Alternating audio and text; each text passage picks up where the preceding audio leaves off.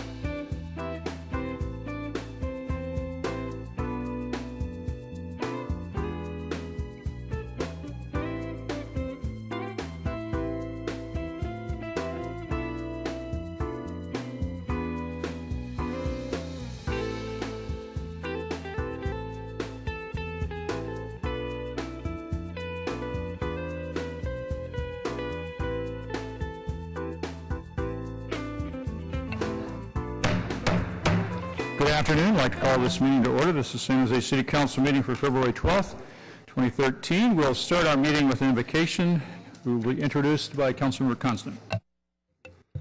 Thank you, Mayor. It's my pleasure to introduce Father Mike Carson. Father Carson is from the Queen of Apostles Church, which is right in the heart of District 1. He's been at Queen of Apostles since July of 2007. He originally studied at the Berkeley School of Theology.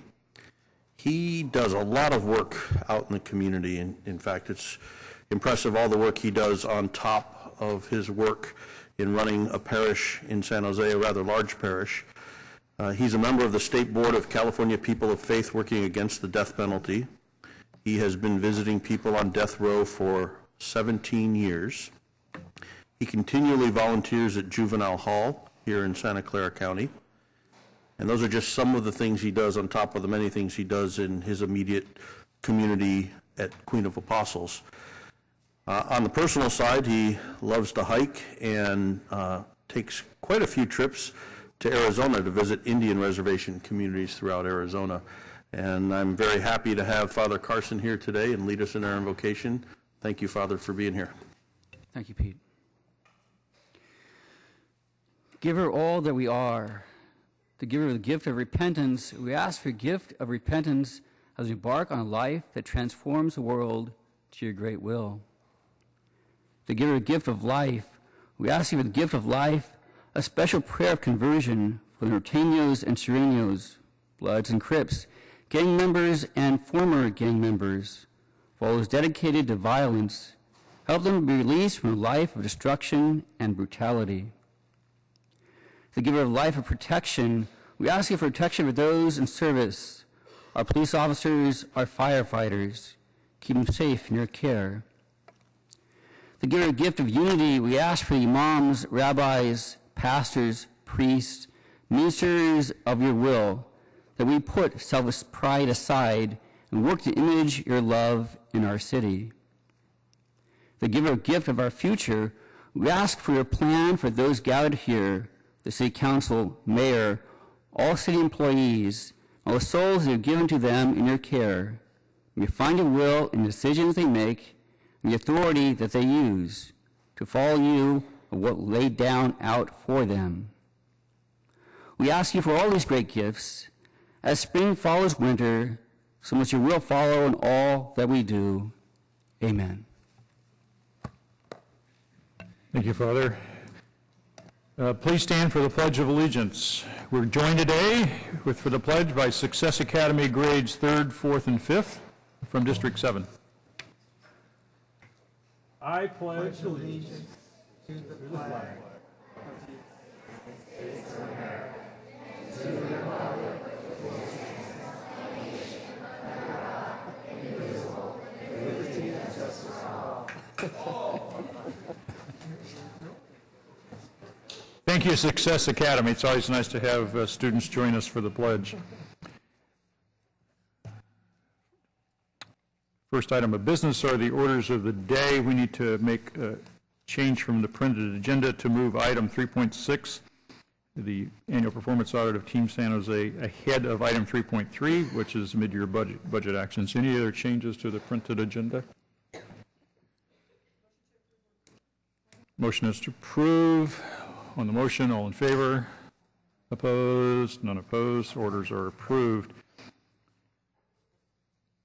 This meeting will be adjourned in memory of brothers Danny Santiago and Michael Wagner, who passed away after years of dedicated service to the Alviso community through the Santa Visits Alviso Foundation. Councilmember Chu has some comments. Thank you, Mayor. It is with deep sadness that we learned about the passing of brothers Danny Santiago and Michael Wagner, who passed away in May 9th and December 2nd. Their mother, Judy Santiago, is in the audience here, is here to join us in memory of her sons. Danny and Michael's were well known in the Alviso community for their years of dedicated service through the Santa Visit Alviso Foundation, which started in 1983 to bring Christmas to families of Alviso displaced by the flood. Danny took over as Santa after his father, Joe San Diego Sr., passed away while Michael served on the board of directors. Danny San Diego was born on July 5, 1963, and passed away at the age of 48 on May 9, 2012. Danny is survived by his wife, Sandy, daughters, Annie, and stepmother, Judy San Diego, siblings, and his niece and nephews. Michael Wagner was born on November 10, 1963, and passed away on December 2, 2012, after a long, courageous battle with heart disease. Michael is survived by his husband of 24 years, Lee, mother Judy Santiago, brother Mark Wagner, half-sister Shannon, stepmothers and sisters, aunts and uncles, and many cousins, nieces, and nephews. Danny and Michaels have been great assets in our community and will be remembered for their generous heart and infectious smiles. They will be missed by all that know them.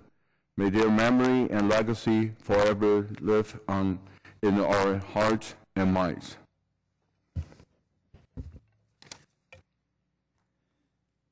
Thank you, Councilmember Chu.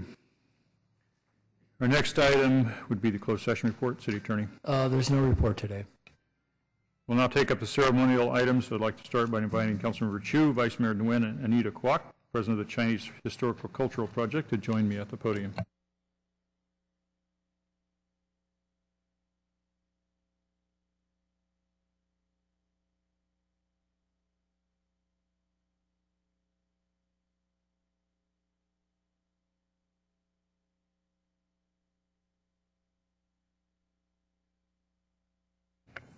Today we're commending the Chinese Historical Cultural Project in recognition of their 25th anniversary and their efforts to preserve Chinese American and Chinese history and culture through community outreach and activities in San Jose. Some of them are joining us here, and Councilmember Chu has some of the details.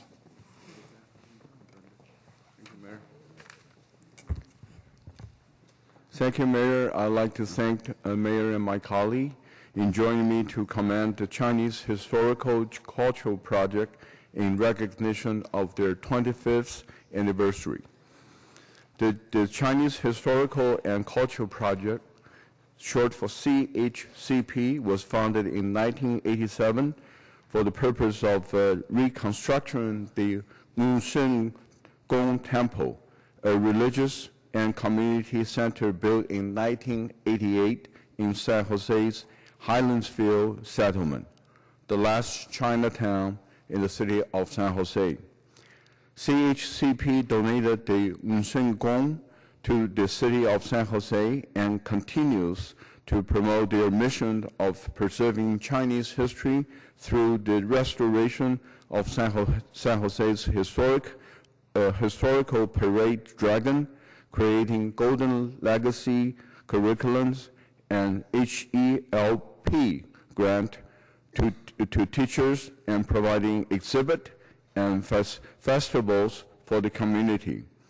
In 1998, the American Association for State and Local History named the CHCP the recipient of Albert B. Corey Award, the most prestigious recognition for achievements in the preservation and interpretation of local, state, and regional history.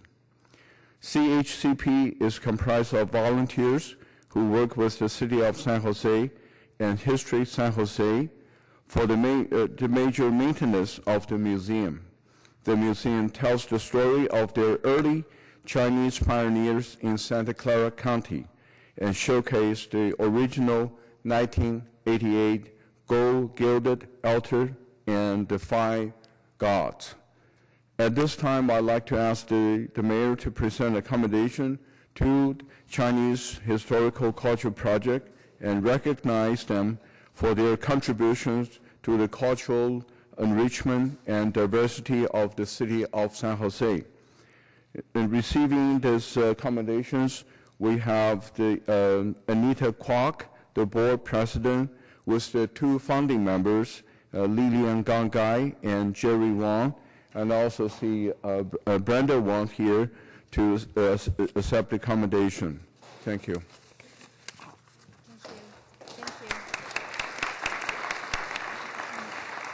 Thank you. On behalf of the Chinese Historical and Cultural Project, our officers and our directors and trustees and members, I want to thank Kansen Chu and Mayor Reed and the City Council for this accommodation. We have a museum at History Park, and I hope that many of you will come and visit us. And we also have a traveling exhibit that extends our museum and brings to light all the pioneers that have been here before us and their contributions to the valley. Thank you very much.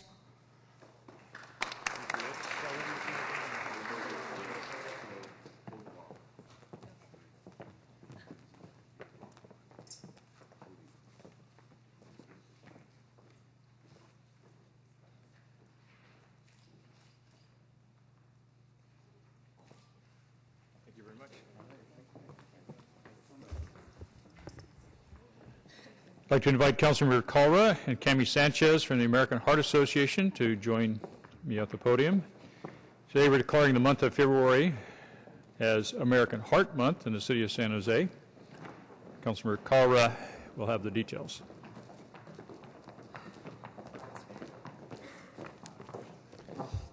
Thank you, Mayor, and it's great to see so many people wearing hearts today as we recognize this month as American Heart Month. And I think it's great symbolism, but more importantly, I think the foundation of why we recognize it is so important for all of our individual and collective health. Cardiovascular diseases, including stroke, are our nation's #1 killer for both men and women, with more than 2,150 Americans dying of cardiovascular disease each day. Cardiovascular disease affects people of all backgrounds and ethnicities in all regions of our country. One thing many may not know is that of the major health issues facing our country, cardiovascular disease is among the most preventable. The American Heart Association's goal is to raise funds for research and education and pass along information about heart disease and stroke.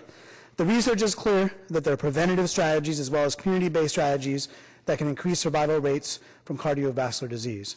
By making the right choices relating to proper nutrition, physical activity, and other healthy lifestyle choices, we all can lead a heart-healthy life. I want to thank the Silicon Valley chapter of the American Heart Association for their tireless work in this important effort. With us today, we do have Carrie Jansen, Executive Director, as well as American Heart Association staff. As many know, heart disease has affected my family, and I think it's something that all of us should certainly do what we can to educate each other, our families, our children, our parents about how we can live a more healthy life. And so at this time, Mayor, I'd ask if you could present the proclamation to Cami Sanchez, who is the Development Director of the Go Red for Women campaign for the American Heart Association, recognizing February as Heart Month here in the city of San Jose. Thank you, Councilmember KALRA and Mayor Reed. The American Heart Association works tirelessly to educate the community about their risk for heart disease and stroke. And I just want to thank you for the support of the City Council and all of the leaders in the community. We generated awareness and raising money for research for this #1 killer of Americans. So thank you so much.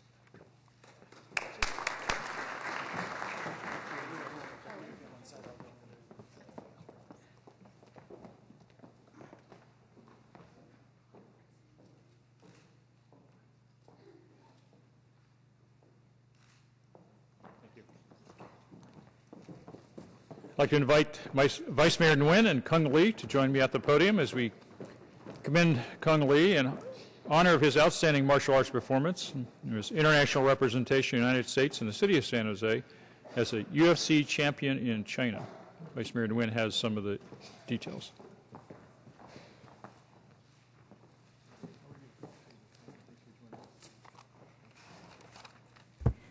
Good afternoon. It is really, truly an honor to recognize Mr. Kung Lee. Today, Kung Lee is one of the best-known names in the martial arts fight world. Not only is he a 4-time world champion, he is also a dedicated father of 3 boys and a role model for thousands. Kung Lee grew up here in San Jose and has given and continues to give back to this wonderful city through his world-renowned Kung Lee's Mixed Martial Arts Gym, which is located in Council District 7. In addition, he has brought an international spotlight to our city by sponsoring the MMA events like his Born to Fight series.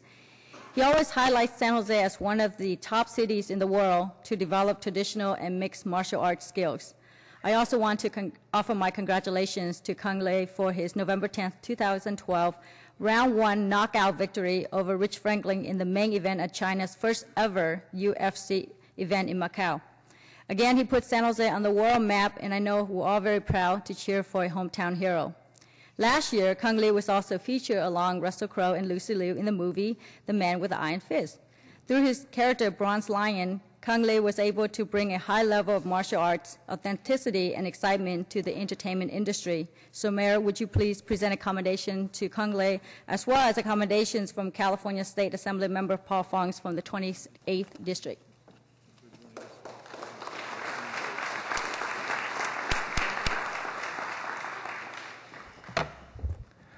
I'm honored to call San Jose my home, and I'm going to make a lot more noise after today, and I promise you guys will hear it.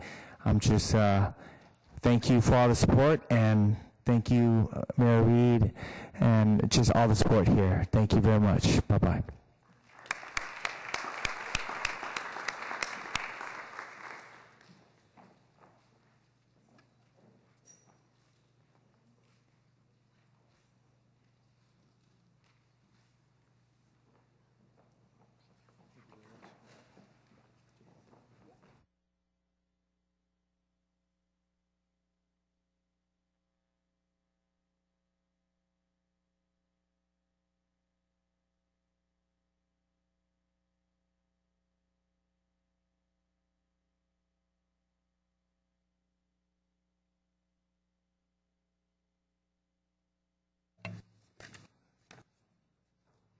Next item is the consent calendar.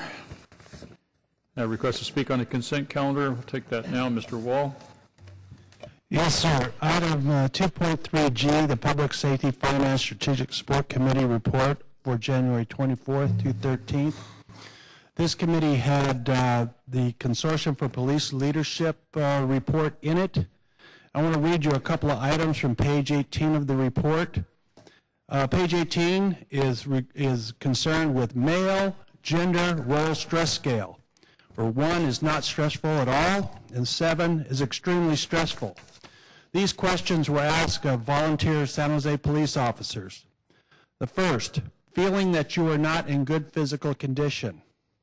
The second, not being able to find a sexual partner. 3, having your lover say that she or he is not satisfied. The report is replete with ridiculous, asinine questions such as these. There are other areas in the report that also needs to be discussed because the independent police auditor is using this report, as well as you will use it, to modify how police officers deal with criminals in the field, specifically sitting down on curbs. There's been much argument about sitting down on curbs as race-based. This is ridiculous. This is a safety issue for San Jose police officers, and they should be encouraged to take all measures to ensure the safety of who they're questioning and, of course, to the police officer. The other issue was raised in conjunction with this report at the budget session, study session yesterday, with the fact that why are Latinos so disproportionately in the judicial system? I contend that all one has to do in this country, anywhere in this country, is simply obey the laws of this country, and therefore you will not be going into the judicial administrative system. This report is garbage, sir. This has been a long-standing invasion of the police department by a racist group known as the Consortium for Police Leadership. Sorry, your time is up. Includes your testimony on the consent calendar. Any items the council would like to pull off for discussion? 2.6. 2.6. Any others? Point of order.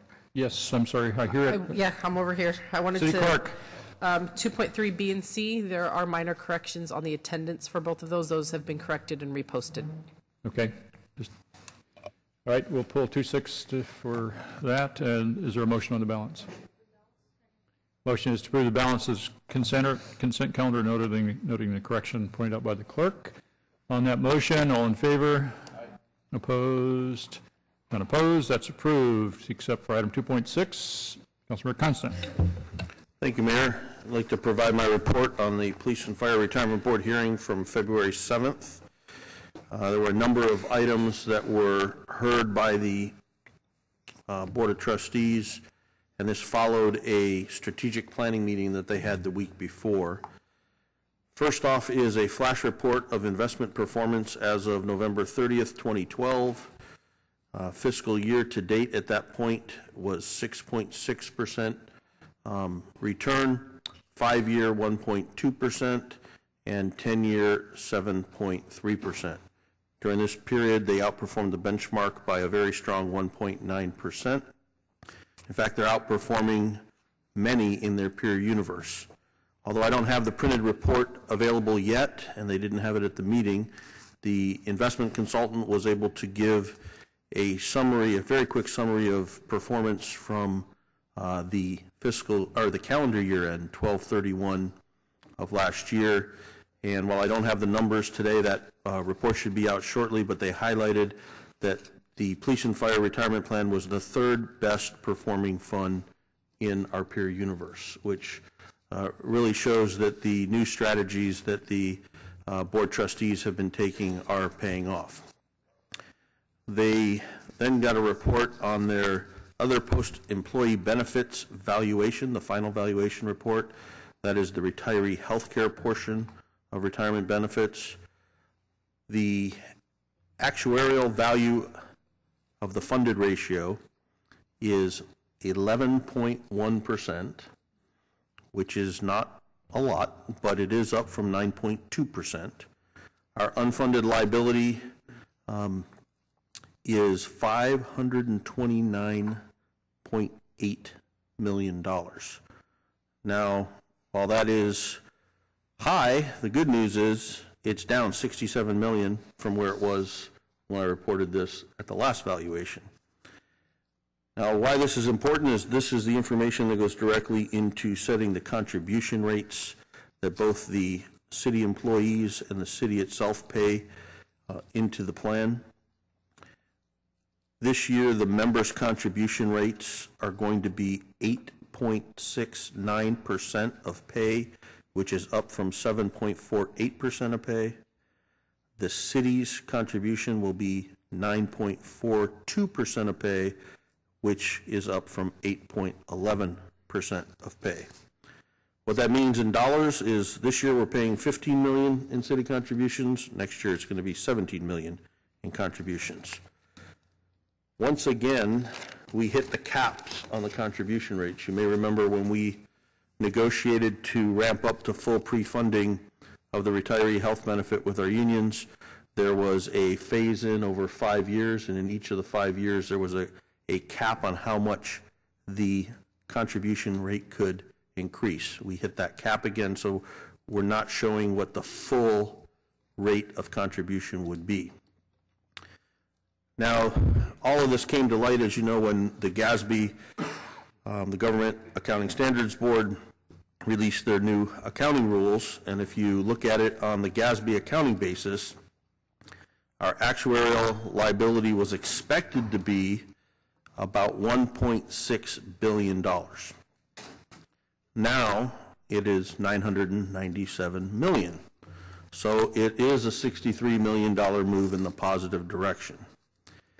There's been considerable movement in the valuation due to a number of factors, but the largest driver in bringing the cost down or the liability down have been the changes to health care plan design that took effect both on 1/1 of 2012 and then again on 1/1 of 2013. In particular, the one that we just experienced, 1/1 of 13, which is the high deductible HMO plan, made a positive change of $86.5 million. So it's considerable, not as big as we saw on the federated side, where, if you may remember, I reported it was about $200 million. The actuary did state, as they were talking about projections, that in regards to the cap, that moving forward, if the cap were raised, the ultimate cap were raised approximately 1% on both sides, we would be able to ultimately bring our contributions to the full annual required contribution, which, by the way, the GASB annually required contribution under those accounting standards would be $55.8 million a year is what we would have to be paying to be on a full pre-funded amortization schedule. So that's it on that part. Moving on, the board has asked their actuary and investment consultants to really analyze how we pay our contributions from the city side. You may remember that we as a council asked them to look at that to see if the benefits that we were getting by pre-funding were having a negative impact or any impact at all on the retirement system. So as they went through the pros and cons of pre-funding, the conclusion was that to date, the pre-funding that the city has been doing has been neutral to the police and fire retirement plan, but as we know, has been very beneficial on the city side in the context of the budget. So the consensus is to continue to allow those type of pre-funding arrangements. Moving on, Chiron, the actuary, also issued their 5-year projections for the pension and other post-employment benefits combined.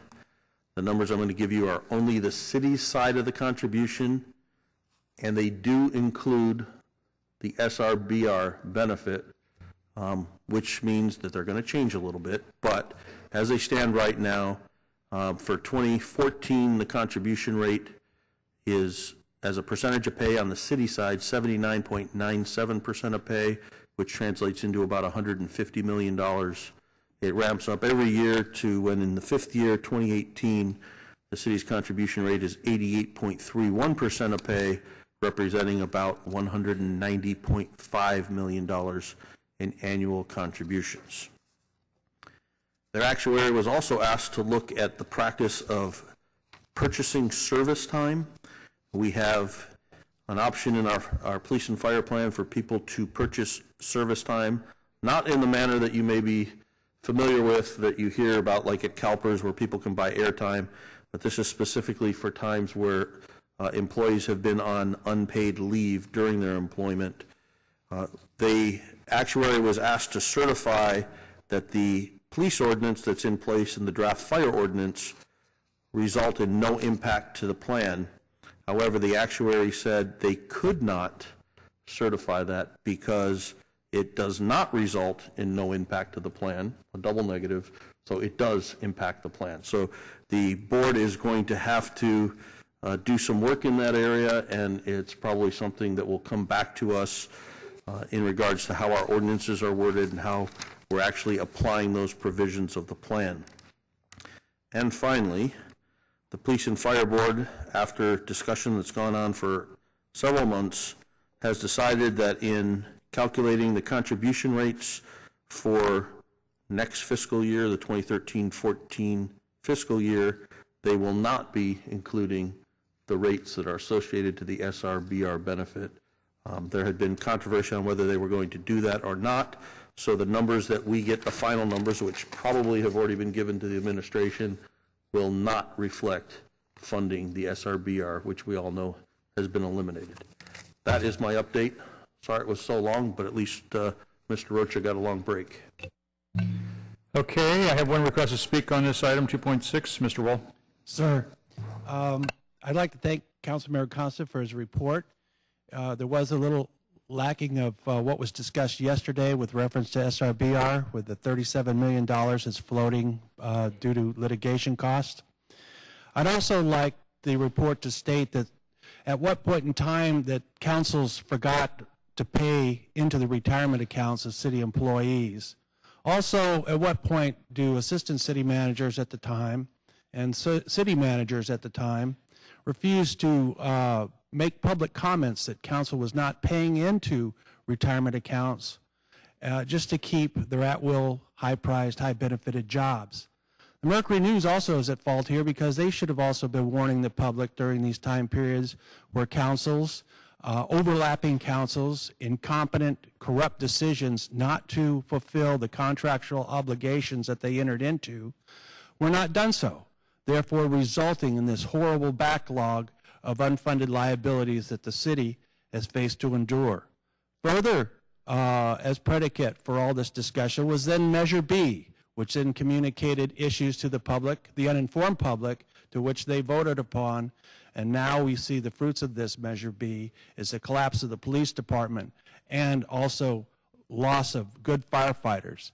So all in all, councils have had fiduciary responsibilities that have been basically thrown down the toilet and not kept pace with what they are supposed to have funded.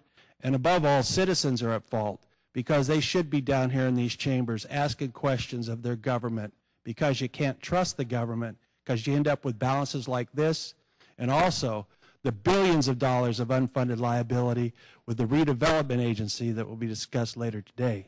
Thank you. That concludes public testimony. Councilor Oliverio. Thank you, Mayor. Although the speaker is eloquent and wise, I think there was one piece of misinformation there, and I see Sharon Erickson in the audience. Sharon, when you did the audit of our pension system, I believe you had a chart that showed that the city made its contributions every year except for one random year where it was like a 1% differential. That's correct. Thank you. Councilor LICCARDO. Thanks, Mayor. Just one quick question, Pete. Thank you for the update, and it's good to hear good news. With regard to the pre-funding, I always operate on the assumption that pre-funding is a nice thing when the market is rising, and it hurts you when it's declining. And I recall we started the pre-funding sometime around 07. Was the conclusion that pre-funding was neutral in police and fire simply because we had a couple bad years in 08 and 09? Or is there something more to it than that? So in this case, you're talking about the pre-funding of contributions, not the pre-funding of retiree health. Exactly. Two different pre-funding issues. Right. You're talking about contributions on the city side. So both plans, police and fire and federated, had both of their actuaries, which happens to be the same actuary, but both of their investment consultants, which are different consultants, do an analysis that included running through different scenarios, different ranges of time in history, our actual performance, everything that they could account for, obviously knowing that we can't account for what the future may hold. And the conclusion all the way around was because of a number of factors, it comes out neutral. Okay, thank you. I think that concludes our report and discussion, concludes the consent calendar. We'll now move to the Joint City Financing Authority Board item, which are actions related to the City of San Jose Financing Authority's commercial paper program. We'll have a presentation from our staff.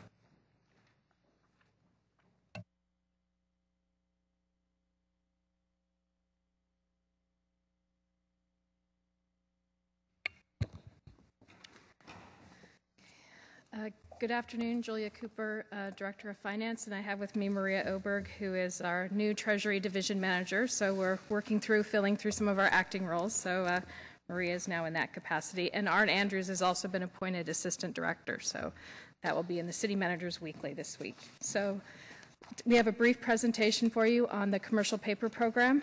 And just as a little refresher for some of you, the commercial paper is a short-term financing vehicle, which it has a fixed maturity up to 270 days. And when it matures, then we essentially roll the paper again. It's a variable rate interest.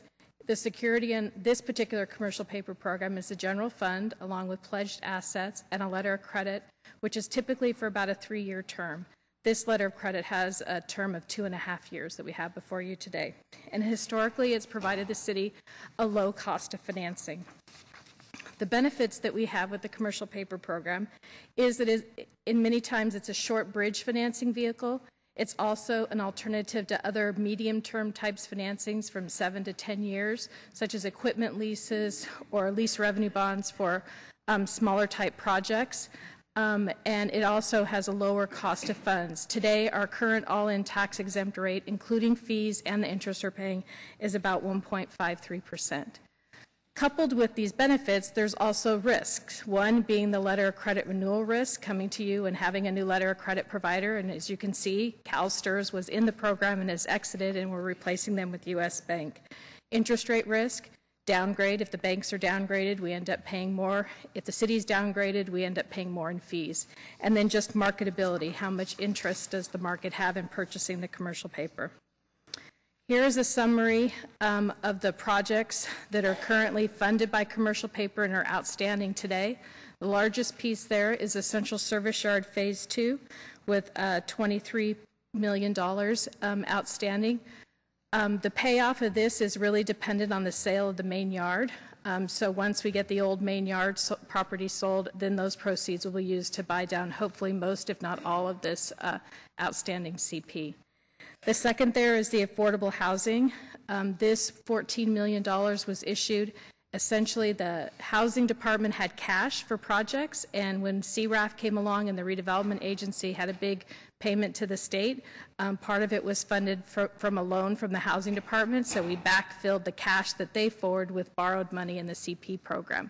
That will be repaid to the extent that tax increment starts coming in and there's cash flow to pay. The convention center, this is additional money that's been set aside, $10 million.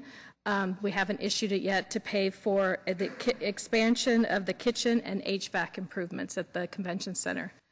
HP Pavilion, there's about a little less than $5 million outstanding. This was issued to pay for the Jumbotron, the big screen over at the HP Pavilion. And then finally, the Consolidated Utility Billing Project, about $3 million still outstanding, and it's expected to be repaid in 15-16. So all in total, there's about $55 million outstanding. So what we have for you today is a renewal of the new letter of credit to take us out for 2.5 years, and also a downsize of the program from $116 million to $85 million. So we believe this still provides the council with some flexibility, still leaving about $30 million of capacity, and to the extent we repay commercial paper notes and pay them off, that will increase the remaining capacity. This also, by reducing it, it will save us in fees about $300,000+ a year to the various funds that pay the debt service on the commercial paper. So with that, I'm available to answer any questions. Councilor Oliverio. Thanks, Julia. Question for you, since we have such a low interest rate right now, 1.53%, and let's say you're going to build a building at $20 million, and a lot of times we've done it through bonds. At this point in time, granted it's a variable rate, is this a better rate than a bonded rate, the lower cost of bonding? It is a lower cost of funds. So sometimes what we'll see is we can sometimes use the commercial paper program as like construction financing and do it in the interim and then pay it off with bonds. And that can save money when we do it in that case. That's a lot of what we did, some of that out at the airport when we were financing the airport program. And then on the question of the $55 million that's currently on the books for the commercial paper and the variety of the things that have been done, remind me why we have debt on the corporation yard. When we vacated the main yard, we had to essentially build and do some improvements at the central service yard in order to vacate that site. So that debt was essentially issued to essentially relocate our main yard. And then the current, is there a current guesstimate or estimate of the sale of that land? Would it, you said, because it may or may not cover our commercial paper debt? Yeah, I mean, I know economic development is working on the sale of that property, so at this point I'm not sure about what the exact dollar amount will be. But to the extent it's not sufficient to pay it off, we'll need to come back to you to determine whether we want to just continue to amortize the commercial paper or we want to do some long-term financing with the remaining balance. Okay, thank you. I'll make a motion to approve. All right, we have a motion to approve. Councilor KHAMIS. Yeah, I want to thank your department for educating me, and I think one thing that the council has to keep in mind is that we're paying the interest on all of it, even though we're not borrowing some of it. It's a line of credit that we're currently paying interest on. I want to thank you for reducing our credit card size, if you will, and I want to thank you for your work, and thank you for educating me personally. Okay. So we do pay the amount that we pay is on the fee. We pay on the unused amount, so that fee is pretty high. It's almost all the interest costs. So that's one of the benefits of reducing the size. Councilor LICCARDO. Thanks, Mayor, and thank you, Julia, for great work of you and your team. I had a question about CalSTRS on page 3. It indicates that CalSTRS, by them pulling out and providing credit support, sort of the impetus for some of this. And I'm curious as to whether that is across the board for municipalities all around the country, Yes. if they're doing that, or just in our case. They're getting out of that line of business. And did they articulate a reason why?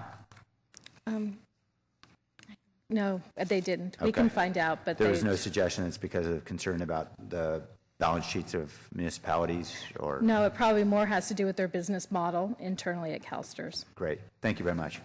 I just want to thank the staff for bringing down the very short-term borrowing. I know we've been on a program to try to do that as interest rates have been down on a long-term basis, opportunities to replace it, although it's hard to beat the interest rate.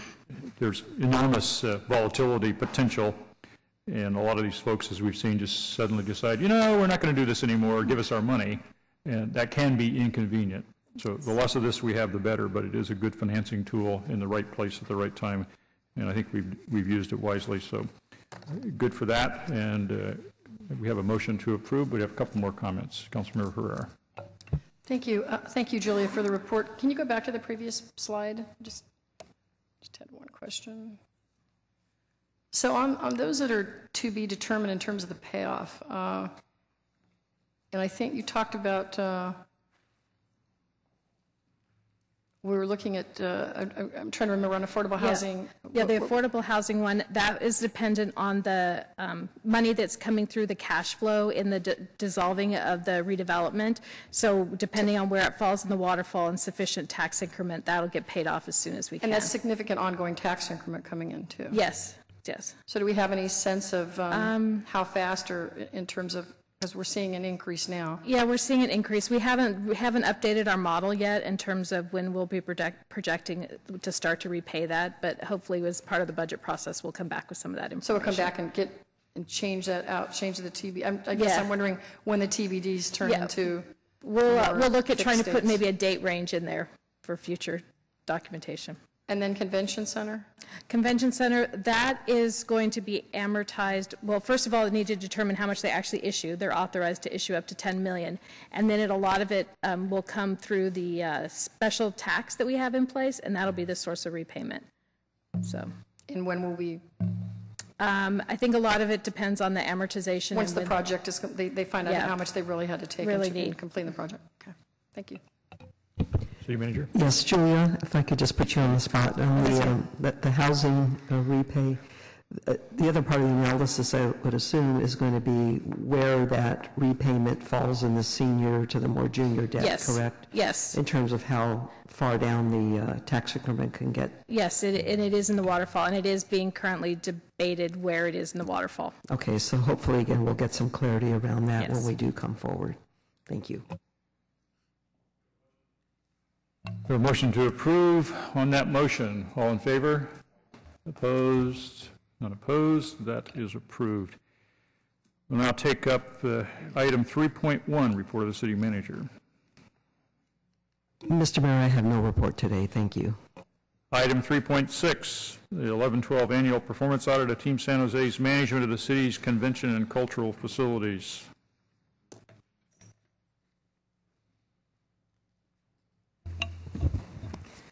Sharon Erickson, City Auditor. Since 2004, the San Jose McHenry Convention Center and several other facilities have been operated on the city's behalf by Team San Jose. Under the terms of the management agreement between Team San Jose and the city auditor annually audits Team San Jose's management of the facilities. Our objective is to determine whether and how well Team San Jose achieved its agreed-upon performance goals and incentive fee targets. Those targets are the basis of the city's incentive payments to Team San Jose. During 2011-12, Team San Jose achieved a weighted incentive fee score of 137%. It met all and in many cases far exceeded economic impact and fiscal performance targets. It achieved its customer service goal, but it did fall short of theater performance goals for the second consecutive year. It achieved only 84% of the target for performance days. A weighted incentive score of nearly 137% would typically earn Team San Jose the maximum incentive fee of $350,000. However, the management agreement stipulates that Team San Jose must achieve at least 90% of each measure to receive the incentive fee. Thus, Team San Jose's performance in 2011-12 did not qualify it to receive an incentive fee. The city administration and the chief executive officer of Team San Jose have reviewed the information in this report. Their response is shown on the attached yellow pages. Thank you, Mayor. If I could just add a few comments. First of all, Sharon, thank you to you and your team for the professional work, as always, that went into the audit. I'd also like to thank Bill Sherry and his team. You know, as we all know, not long ago, these audits had a number of troubling issues, and while there is a focus clearly on one part of the audit because of the amendment, the particular amendment that prevails during the audit period, Bill and his team, by nearly all measures, did a commendable job in 2011-12. As Sharon indicated, achieving 137% of the weighted goal of performance measures is indeed impressive. And Team San Jose grew the fund, and we will call that Fund 536, balance by $2.7 million, $872,000 of which is gross profit to the fund. Most importantly, when the City Council moved forward with the expansion of the Convention Center, the Council directed that Fund 536 sustain the operating losses that would occur, or we anticipated to occur, due to shortages of business during a very disruptive time. The expansion will be complete this September, and Fund 536 not only did not need general fund support, but Team San Jose actually added dollars to the fund. It is my understanding that the incentive fee that cannot be earned because of this measure at this point in time would have been used for costs related to elements of the expansion project and employee pay incentives, although I haven't yet reviewed a detailed list of the costs that were anticipated. So depending on today's council action, as indicated in my response to the audit, it would be my intent to review these expenses with Team San Jose and, if appropriate, fund these requests from Fund 536. And I just wanted to comment on a few considerations that I keep in mind with this recommendation. First and foremost, very clearly, we have to ensure that our agreement with Team San Jose and the intended use of 536 would be appropriate, and the attorney and I have already had some preliminary discussions about that. But from a management and leadership perspective, this has been a very disruptive and transitory period of time. We have interim leadership, and I think that interim leadership with the shared responsibility of our airport director has really been the right move. The board has made substantial changes to their governance structure and their reformulation of how that board operates. Actually, we're in the middle, I think, of our fourth amendment to the contract, so even the agreement continues to evolve. As you know, we have an expansion project underway, and that expansion project has also had other elements, perhaps not directly related, but we've had to renegotiate our Nederlander agreement. The timing of the loss of the redevelopment agency certainly impacted the work at the Civic Center. And I could probably name a few others. But again, we're in a period of transition. And so I do think that all of these circumstances, assuming we have a legal framework to do so, warrant consideration in determining if the allocation, which is really not eligible under the strict terms of the agreement, should be covered in another way. And so let me just say in closing that we've come a long way with Team San Jose, and they have their search for the next CEO underway, and this CEO, I expect, will inherit a great team and a solid structure. And I do envision that Team San Jose will eventually become as independent and successful as our arena has become due to a solid governance structure, a great board, an accountable relationship with the city, and very professional management. So with that, those are some of the thoughts behind my comment to Sharon's audit, and I'd like to thank Team San Jose for a great year. Thank you. Well, it certainly was a great year for Team San Jose. Vast improvement over a few years ago, and our staff and the Team San Jose people are to be commended for all the work that they've done despite a lot of difficulties. So the fact that they're hitting these performance measures and incentive measures greater than 100% generally is really good news, I think, and it's a result of a lot of hard work. And even during this time of construction, I don't think they're struggling as much as we thought they would, and that's a big plus. So a lot of progress has been made. It's reflected in this audit. Good work by the auditor, and we'll just continue to monitor it because there are a lot of challenges there.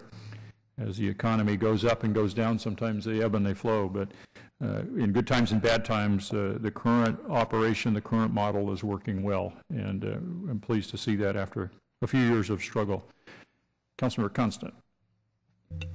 Thank you, Mayor. I've had the opportunity to already discuss this audit at the Public Safety Committee, and Sharon, thanks again for another great audit. More importantly, thanks to those sitting to your right, because I know they did the work, and they continue to produce a large number of good audits that come through our Public Safety Committee.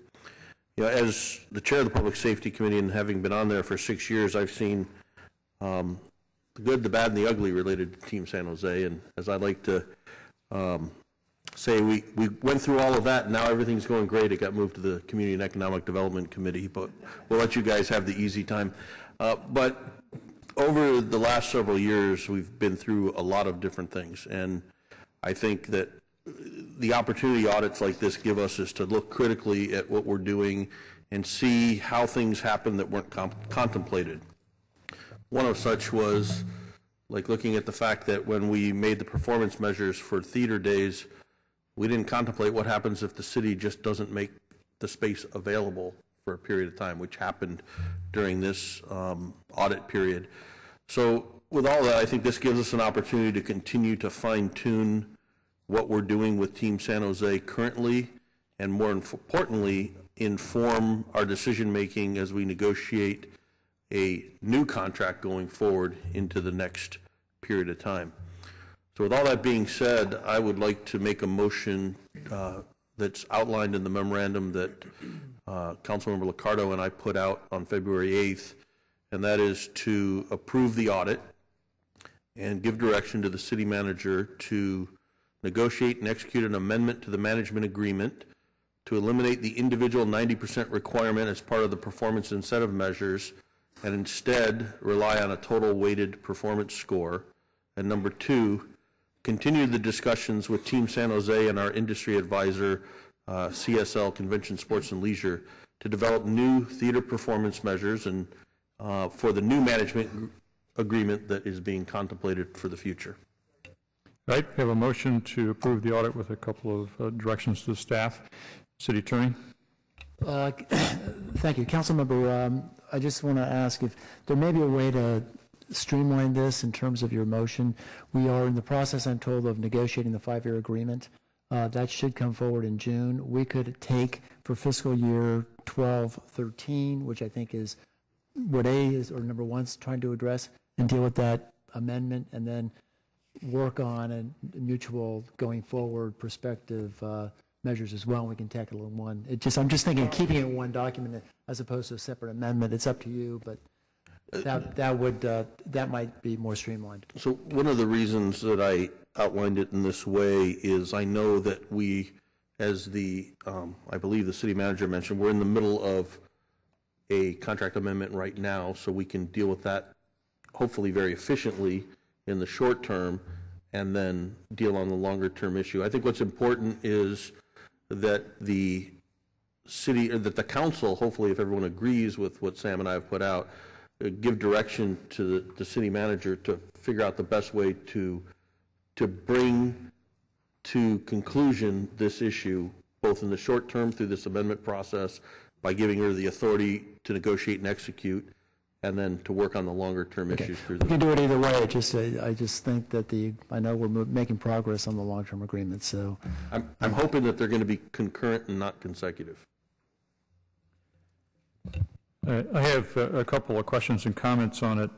As I look at the in performance measures, if we're going to back off from having to meet all of them and just do a weighted average, some are more important than others, and I think way beyond their weight. And I'm particularly interested in the financial performance. I like to watch Fund 536. If it's going up, that's good. If it's going down, that's bad. It's a pretty simple approach, but ultimately this plays out in Fund 536. So what I would like to avoid doing in changing the performance measures is to doing something that takes a focus off of the financial performance. And ultimately, financial performance is what puts our general fund at risk or not. So I wouldn't want it to be possible to have a bad financial performance and yet get an incentive fee. And so somehow the weighting is not the only thing there, and I wondered if you thought about that, Councilor Constant, if there's something additional we could ask staff to do. You know, I did think about that, and I agree, and I think that's one of the reasons when we get to the next item on the agenda, we're going to be talking about that 536, the fund increase, because I think that really is at the core of the issue. I think one of the reasons we got to where we are is there's such a short period of time left in the current agreement, is this is a way to adjust it in the short term. I'm open to other suggestions that the city manager may have in the negotiations. I just don't want to get into something where we're renegotiating all of everything right now for a short period while we're also doing the same thing for the long period. If there's a way to achieve it without dismantling everything and starting from scratch, I don't want to have two big processes. Well, I would agree with that, and your recommendation, which is in the motion to develop new theater performance measures, we're obviously going to be looking at the performance measures. I just like for staff, and as a friendly amendment, to ask them to take a broader look at it to make sure that we're given the appropriate incentive to the appropriate measures to get what we're really trying to accomplish, just to make sure that we are, so that we can look at that when it comes back to us in the new contract. Yes, and I encourage the city manager's office and Team San Jose to look exhaustively at everything they can to make sure we're accurately getting what we want, and that's driving business and economic impact to our city and particularly downtown. So you'll include that as a friendly amendment? Yes. And then one other thing I'd like to ask as a friendly amendment is that we look at the survey. Before a second, I was hoping to have a discussion. But okay. Yeah. The second one is on the survey work that's being done by Team San Jose. We do a survey in the planning department. We use some outside third party to do that, and that's been pretty effective at getting responses. And so I just like to have staff look at that and see if the way we're doing the survey of customer service is the best way to figure that out as we go through these different performances. So would that be okay? And I'll ask the seconder what he wants to think about both of these suggestions. I think as long as it's exploration and not saying you must switch right now, as long as we're looking at it and determining what's best, then I'm fine with it. Yeah, I just don't know what the best model is. We've got more than one here. Councilor LICCARDO? Mayor, just on the issue of the measures, and I know that we've debated this ad nauseum in prior years, but I wanted to clarify whether when you say financial measures, you mean strictly impacts on Fund 536, or in fact, if there are broader economic factors at all as well that you'd be concerned about. Let me explain what my concern is there are events, for instance, a rock and roll half marathon or other major events that we have in our downtown we want Team San Jose to be supportive of, but it may not directly, it may be very difficult to draw the direct links between those events and the bottom line with regard to 536. And so I don't want to be so narrowing the focus of Team San Jose that we're losing sight of some of those broader impacts. No, and that's not my intention. My intention is that we don't get distracted with the broader stuff and forget to focus on the financial piece of this. And understood. When you unweight the performance measures and the incentives, you do things to incentives. That's why they're called incentive measures. I don't want to step too far and say you can focus on activity as opposed to financial results. Agreed. I think, the concern I have with the performance measures in the contract wasn't their weight. It was the fact that we were required, or Team San Jose was required to hit every one of them. I mean, only 10% of the weight is allocated to attendance in these facilities. We think that's important, but not nearly as important, obviously, as the fiscal impacts of the city and the economic impacts. And so I think the weight was appropriate. I think the problem was that we weren't allowed to weight, to pull a weighted average across all the measures, and instead we're confined to having Team San Jose meet each and every one of those measures. I'm okay with the direction of that you're saying. I'm just don't want to take our eye off of the fact that this has to operate financially. Right. No matter how much activity they have, no matter what the economic impact is on the entire community, if they're running 536 dry, that's a problem. And I don't want them to think that they can somehow focus on activity and still get an incentive fee. They got to do maybe not all of the above, but there's some things that are more important than others. Agreed, and I think that is reflected in the weighting, and certainly I'll second the friendly amendment. Vice Mayor Nguyen.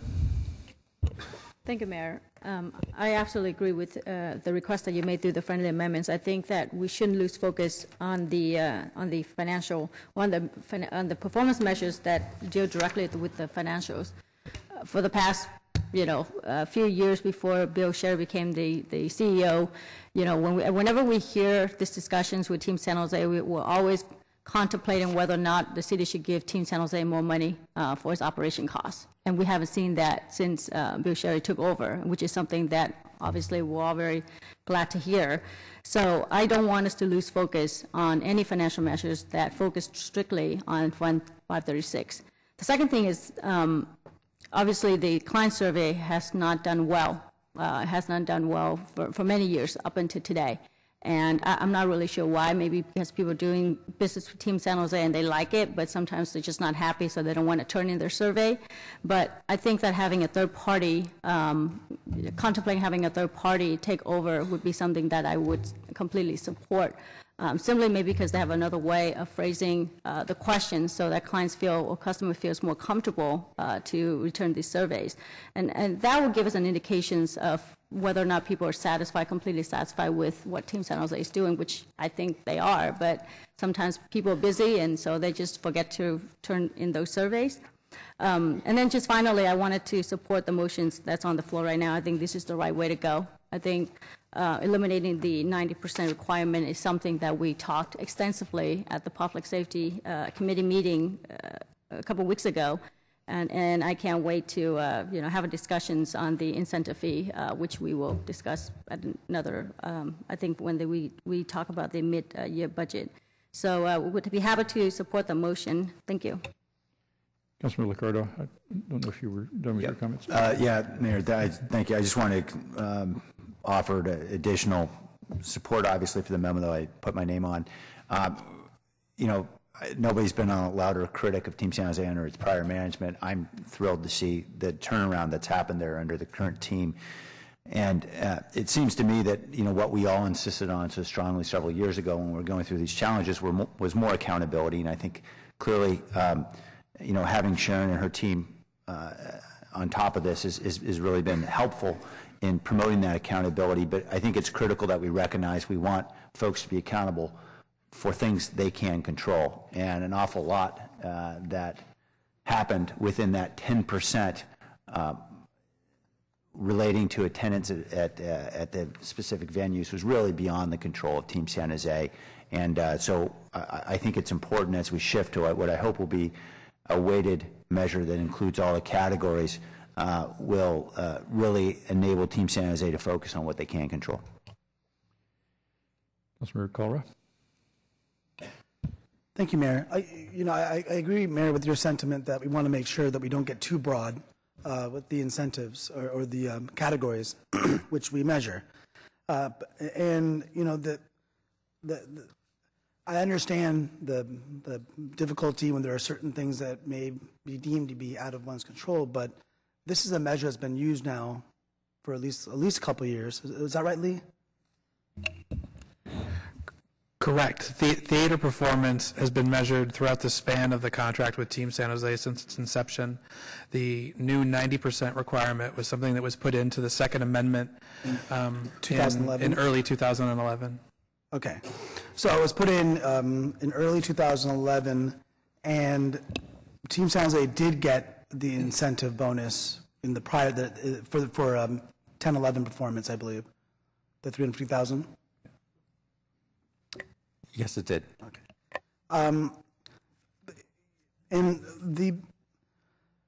In terms of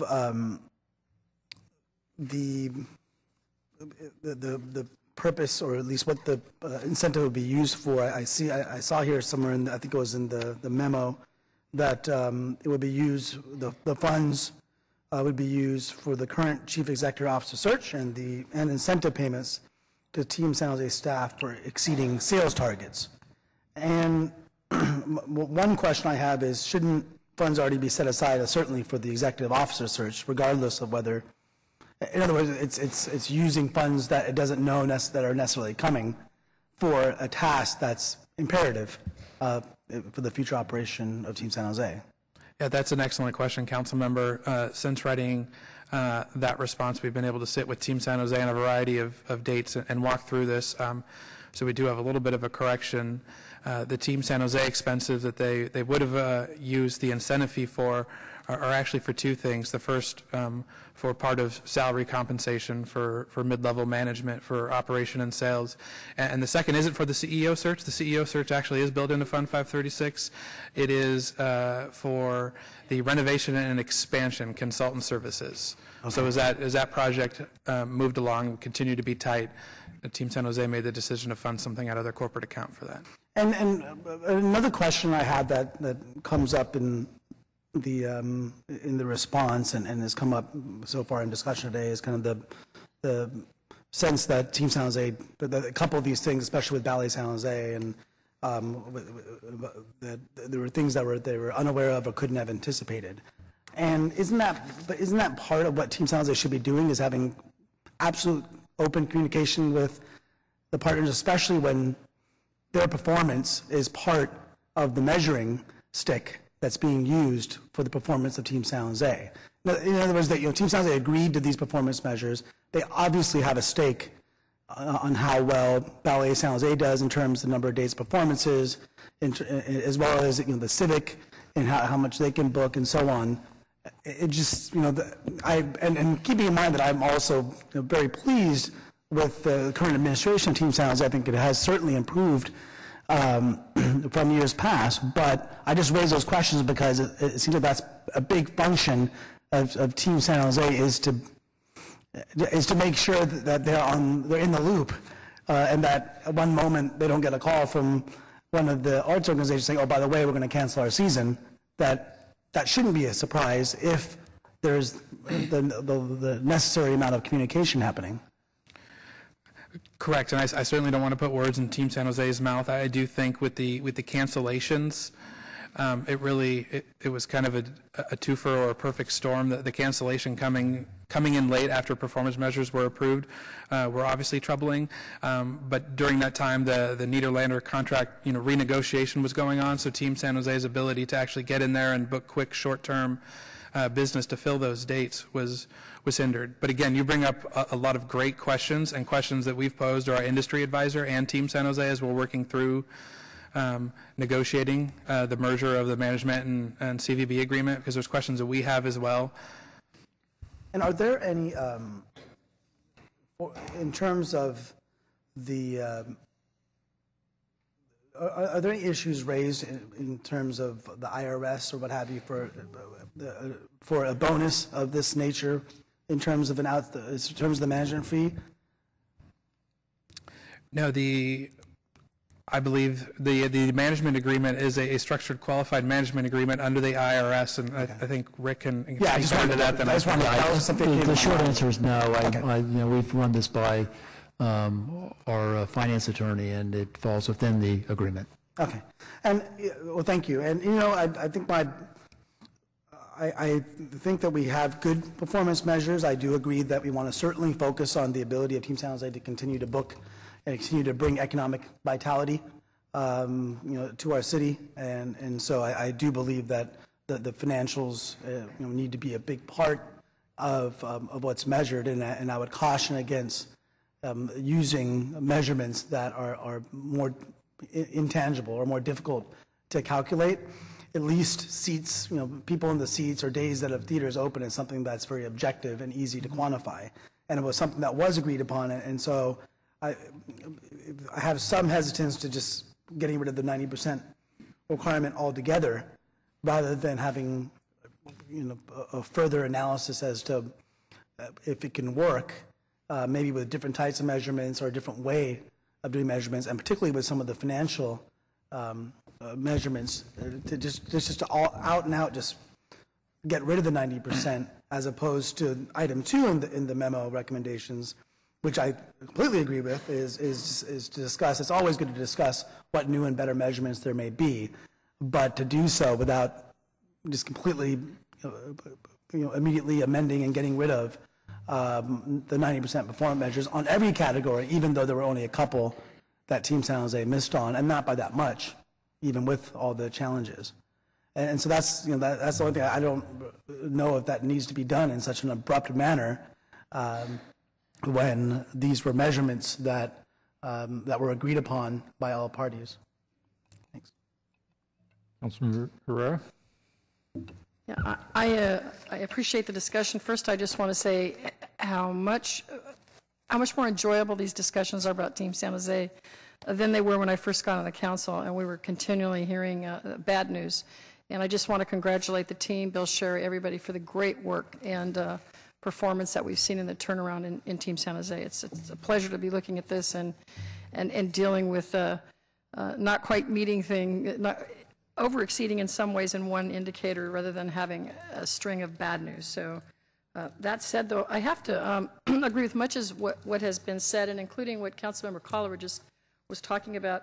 And it was my impression that in the memo, the council members, Consent and LICCARDO, you weren't necessarily talking about changing all of these individual measures, but not necessarily, basing it all on 90%, waiting on that one aspect. So I'd be very concerned about just changing all of these measures. I can agree with the weighting, but I think that we need to look at all of the individual measures that are in there. And over time, these has happened for a reason, because each one of these is an important component in really measuring the performance and effectiveness, not only for 536, but for economic development, et cetera. So I would be supportive of how we handle one individual component, that we're not overweight it, but I think we should keep those individual components. My concern, if we start talking about kind of too general a thing, is it seems like that kind of happened in the past with Team San Jose, and I want the auditor to weigh in on this, because I know you're familiar with history, Sharon. And I don't think we want to go the other direction. I think we've gotten to a place now where we're really looking at good things to measure, and so I think it's more of a tweaking we need to do rather than throw the baby out with the bathwater. I would agree with that statement. So the city and Team San Jose together have been working on establishing good performance measures for some years now. I think we're all anxious to hear what CSL has to say about this as well. And if I could, so the 90% is a minimum threshold. The other thing that happens here is the negotiation of the annual targets. So part of it is where you set the target to begin with, and I think that's where CSL is also going to be helpful in helping to establish what are realistic targets, such that the 90% minimum wouldn't necessarily kick in if the targets were more realistic. But in terms of the different criteria, those categories, I guess I'm asking about that, moving from that to something more general, or to collapsing some of those categories or focusing on one of them as opposed to. While we're still in the middle of negotiations with Team San Jose, I do feel confident in saying that there won't be any wholesale changes in the way performance measures. I think our consultant, the city, and Team San Jose feel comfortable with those 4 categories. I do see tweaks and ways for us to change, specifically around theater performance, that really drive what we're trying to do downtown with the activation, but no wholesale changes to the way the measures are currently set up, because we do feel that they are appropriate for the economic vision that we have for our tourism and downtown industry. Great. And I guess my last question, this is, I've heard a lot of explanation as to how this happened in terms of not being able to fill the theaters and having come up short on that one criteria. When did folks know about that, though? It seems like if there was some notice, maybe that couldn't have happened, but I guess I'm wondering, and maybe it's along the lines of what Councilmember KALRA was talking about in terms of communication. How soon did we know that this was going to be a problem for paying out this incentive? That's an excellent question. A few different things. The cancellation by the arts groups came after performance measures were taken, and at that time both the city and Team San Jose knew that we had a problem related to, well, what happens if an arts group does cancel after performance measures are set, which is why when the council adopted performance measures for this year, we separated out the arts groups and showed those separately. We're still measuring them, but we did show them separately for just illustrative purposes for the council. Related to when we knew this was going to be a problem and they didn't achieve 90%, we really rely on Sharon's audit to validate the numbers at the end of the year for us. So I think we'll be monitoring those a little bit closer, but also revisiting in the new agreement the 90% threshold. I think working with CSL and Sharon's office, that minimal level requirement around performance measures or good performance measure development is really to ensure that a contractor doesn't ignore one area over another, and to achieve that 90% is fairly high. So as we move forward with that, I think we'll be revisiting that number, because they certainly didn't ignore theater performance, they just fell short of that 90% because it was high. And I guess my only question was it because we didn't have good communication and checking in and somehow having an alert system built in to say that, hey, we're doing really well on all these other things, but this looks like it's going to come up short, and had we had enough time, could they have met it? Maybe the answer is no. I'm just curious if that kind of feedback loop was in there and if that's going to be in there in the future. I think the monthly report that Team San Jose generates for us is fairly good, and I think we knew it was going to be a problem. You know, and hindsight's always 20/20, as the mayor mentioned and Deb mentioned in her report. This has been a pretty, the beginning of that year and this year has been difficult with the renovation and expansion, and to not lose money out of that fund and keep business in the building and make sure the lights on was a pretty tricky, complicated task between the mayor's office, our office, and Team San Jose on a regular basis. So. Yeah, I think everyone's done an incredible job. I guess the only reason I'm saying that is because if I were part of that team and we had done such an incredible job exceeding all of these things, and there was this one variable we weren't hitting, I would be racking my brain trying to figure out how to do that, and I just wanted to know how that came about in terms of those discussions. And not speaking for Bill, and if they need to add to this conversation, I think they should do that. As I came to understand the performance measure issue from a practical perspective, it's possible that they could have jammed any act in there, but maybe not the quality we would all have thought, like a trio of us maybe, and have gotten credit. So, I think that's, as we revisit the performance measures, how practical is the application of the measure, and I think that is also going to come into play here. So they could have had a neighborhood group come down there, but that probably wouldn't have been... And have gotten credit. Gotten credit for it. Okay, thank you. Councilmember Rocha. Thank you. There's been a lot of good discussions. Helped me understand a little bit of where folks are coming from on this issue, but I'm still kind of left with the performance measures and our direction to modify those. These performance measures were mutually agreed upon, as I understand it.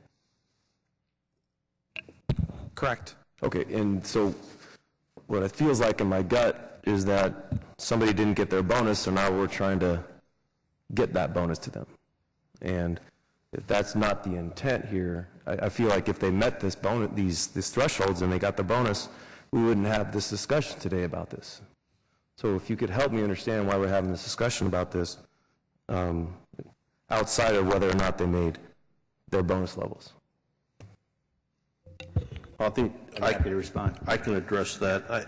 As we, as a city, start to look at these things, and we hired a independent consultant, the CSL, this is one of the areas that was brought up as a concern from them, that this is not the best way to be doing it, and that the target is probably too high. And their indications actually came true in this particular case. And as we talked about the issue with availability, perhaps if we were to look at this with a fresh set of eyes, as I mentioned at the Public Safety Committee, maybe the appropriate performance measure would have used a ratio of time available instead of just a set number of days, because if you have 100 days available and you happen to be closed 12 because of something out of your control, there's no way for you to make that up. But if the performance measure were X% of available days, that would be easier because those things out of your control could be dealt with. So I think what we're doing is what we've done a number of times along the way is finding flaws and finding ways to fix them. Okay, and that's a valid discussion. I think that's why, like as I mentioned when I first started, I got a better sense of where folks are coming from and how we value each performance measure. But I guess I was thinking ahead to the direction under the mid-year budget adjustment item and maybe cheating a little bit and trying to get there. I had a question for the city manager. When you spoke about the Fund 536 and how we can, and how you're going to look at ways to reimburse, can you be a little bit more specific about what the intent is there? Because again, it goes back to my feeling here that I feel like we're trying to get folks money because they didn't meet their bonus. Actually, if there was no such thing as an incentive fee, we wouldn't be having this discussion. And in fact, the costs could be covered, it's my understanding, by 536 anyway.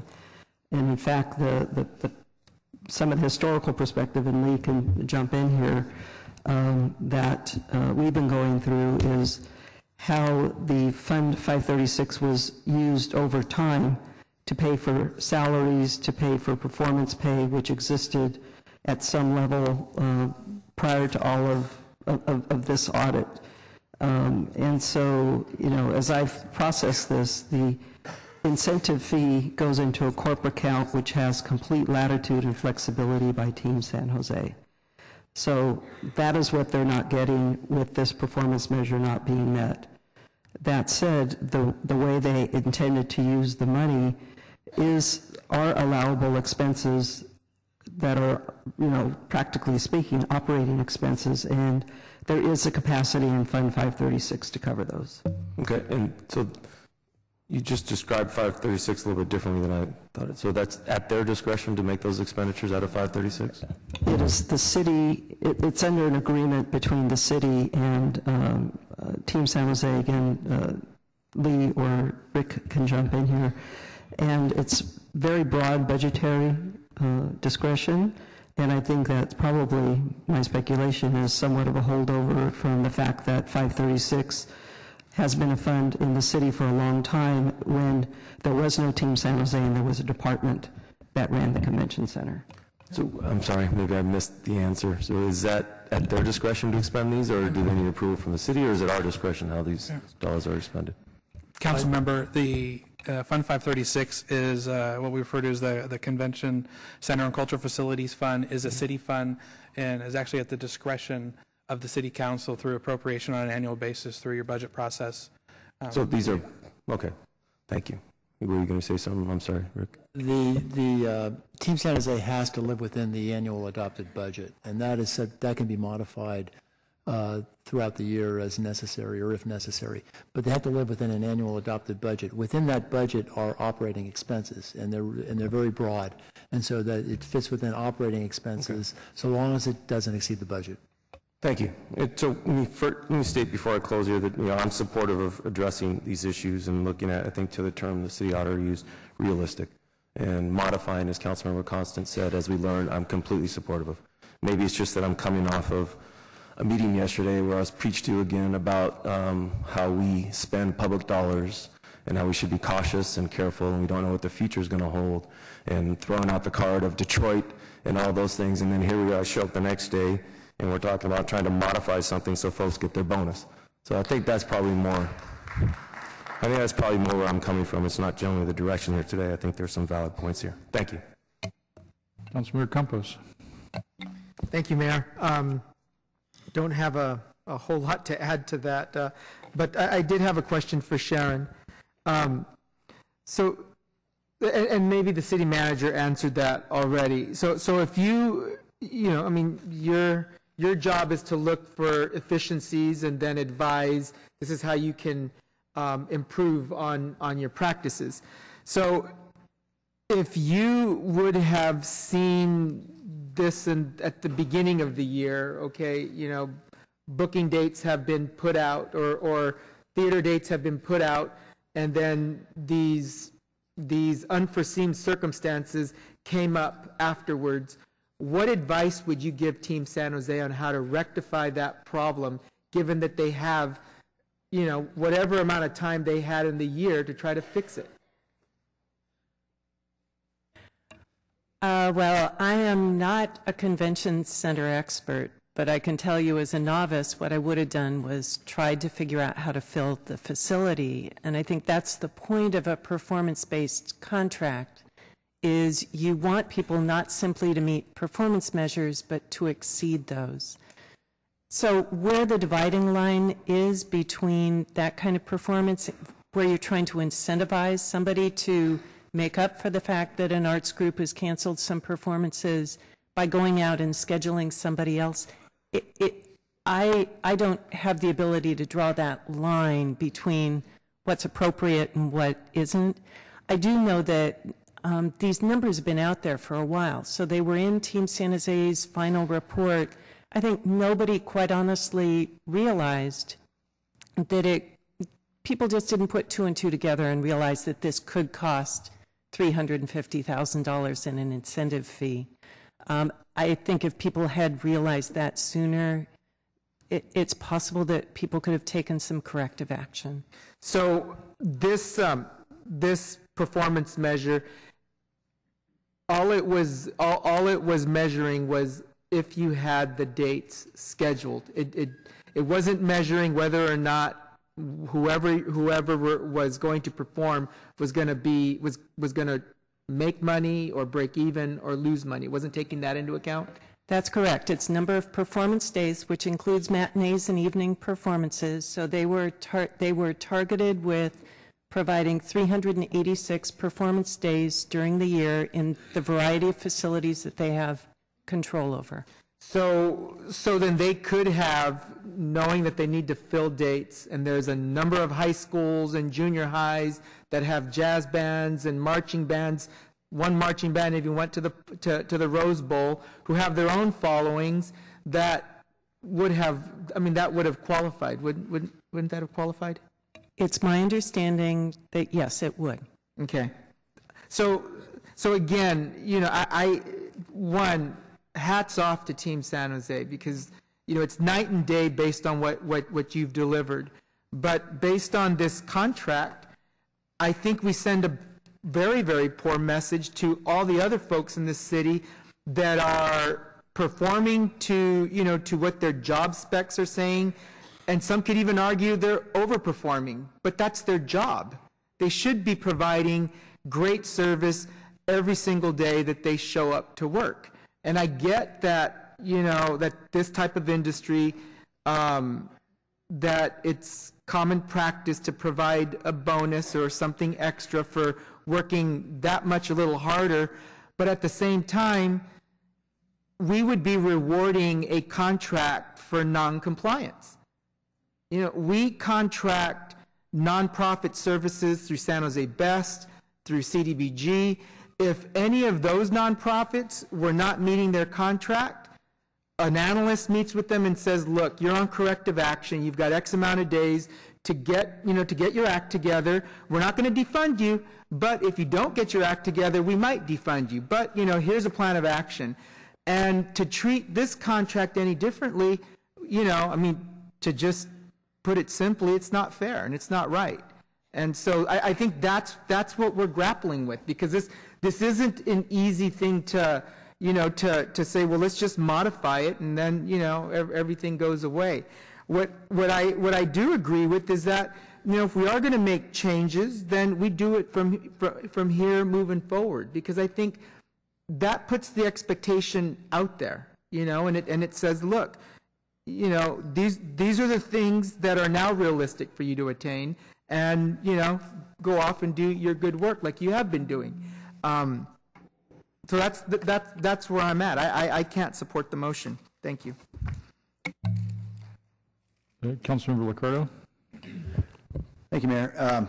First, with regard to Councilmember Campos' concerns, I think your concerns were certainly appropriately raised in the item in which will be coming up. But this item is really focused on attempting to address the measures in the future, so we can have measures that we all believe are reliable indicators of performance, rather than what we have today, where we've got a set of measures. I think we all agree, based on Team San Jose's challenges under prior management, they were not meeting fiscal and financial goals. We were laser focused on those fiscal and financial goals. In fact, under the council weighting, those fiscal and financial goals outweighed the other measure by a measure of 8-1 compared to the theater performance. They hit the ball out of the park on those measures by a margin of more than 30 or 40%, and the one measure that had very little to do with financial or fiscal performance is the one in which they fell short on, largely due to reasons of which they really had very little control, having to do with Ballet San Jose, the timing of the Civic and its construction, and Symphony San Jose and others. So I think it's important to recognize what we're doing on this action is simply trying to tweak this standard in the future so it actually reflects what the council wants. And there is, in the past, over my objection, we have modified and granted money to Team San Jose to account for their excessive losses. Now we've got a situation in which Team San Jose is clearly performing well above expectations that were set by the council, and we want to ensure people are properly rewarded based on their reasonable expectations. By that I mean the salespeople who are out there selling our city every day. And in terms of the rest of the city, and I think you're probably referring to the organization here within City Hall, because Team San Jose is not a city organization, they're a nonprofit, but I'm absolutely supportive of inserting performance pay here at City Hall. I think I would like to see it happen. I think others of my colleagues would like to see it happen. I hope we can get there. I hope that we're all looking at these kinds of measures, ways to induce the best effort from everyone. But in the meantime, we clearly have an organization that is performing well above expectations that we all agreed to. So let's make sure that as we set these measures in future years, they're set at a standard that really reflects performance. Councilor Oliverio.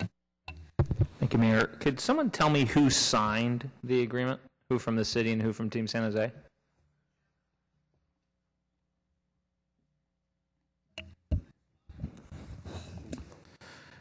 I think we'd want to double check that, but typically city attorney, city manager, and the third party sign the agreement. The reason I asked this in the committee meeting and I wasn't really sure, so I was hoping someone would have the answer since it's been about a month. And are you specifically asking about the Second Amendment that installed the 90%? I mean, we discussed at the committee meeting that everyone said, well, it was Paul Krutko did it, and since he's not here, it sort of leaves that awe in the room. And but in the end, someone did sign it on both sides. But I just wanted to clarify who that was. Was that Dan Fenton on the Team San Jose side? I believe Dan Fenton signed it on the Team San Jose side, and it was negotiated on the city side between Brian Doyle, Scott Johnson, and myself. Okay, thank you. Councilor KHAMIS. I just had a question. Since we're talking about basically like breaching the contract, basically not compliance with contracts, couldn't we be held to the same standards? We didn't allow them to. They were under the assumption that they had 365 days into which they could book these facilities, and some of the facilities were closed. And so they could turn this around on us and say, hey, you didn't live up to your end of the bargain either. Is that a correct assumption that I'm making here, or is that not correct? I'm not aware of any such claim, and there is not a force majeure provision that would cover this. So it's not an excusable event under the contract. I didn't do the audit. I'll look to Sharon to see if that issue came up, but I'm not aware of it.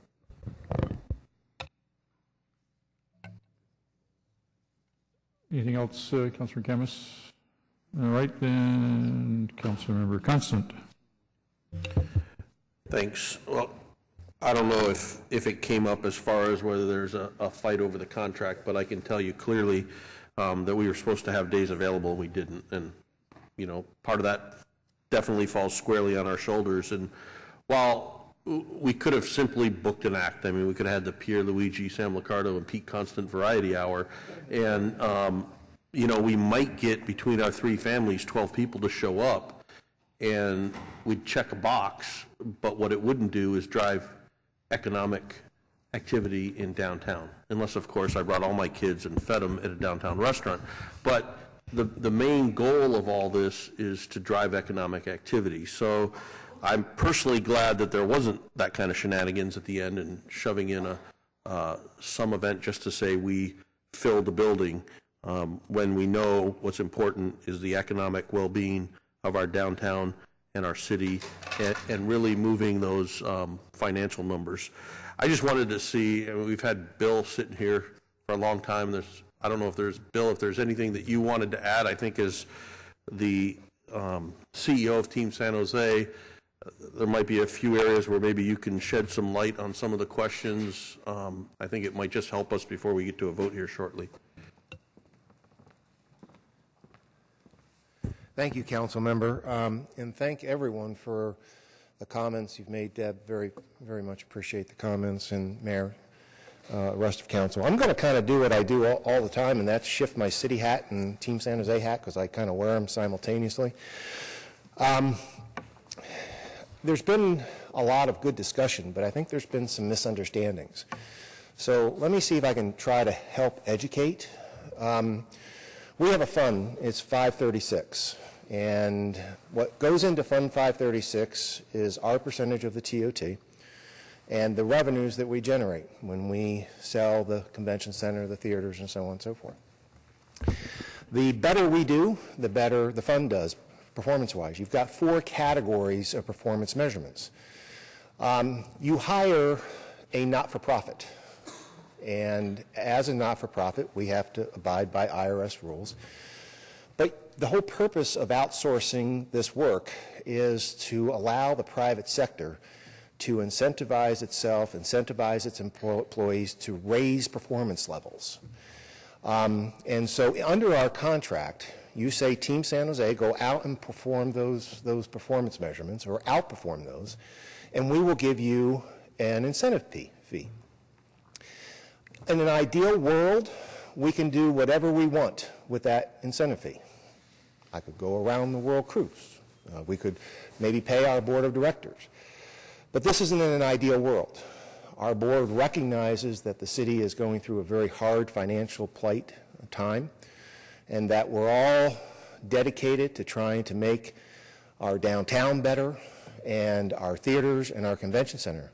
So the board of directors of Team San Jose has allocated 100% of the corporate fund to legitimate city purposes, expenses. Things like hiring a liaison to help us work with our stakeholders between the project and all the people that interact with the convention center and the theaters, hunting for a CEO replacement, incentivizing the employees to outperform. So these are all regular expenses that normally would be funded under Fund 536. But knowing that Fund 536 has its limitations, the Board of Directors of Team San Jose has said, let's use this corporate fund to fund these other expenses. In 2012, we outperformed in every regard except for one, as you've all heard. The Fund 536, is, to my recollection, 1.3 million better than it was budgeted to be.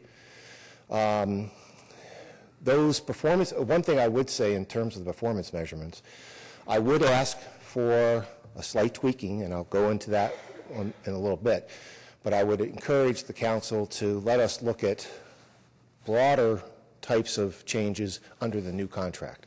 I think, and this is putting my city hat on, There are improvements that can be made to those performance measurements that will benefit the city. They're good the way they're good. We've done a good job evolving them to where they are today, but I think with some tweaking and some improving, we can even do better. Why are we here? A new provision was added in 2011 that, quite frankly, everybody forgot. My staff forgot about it. The city staff forgot about it.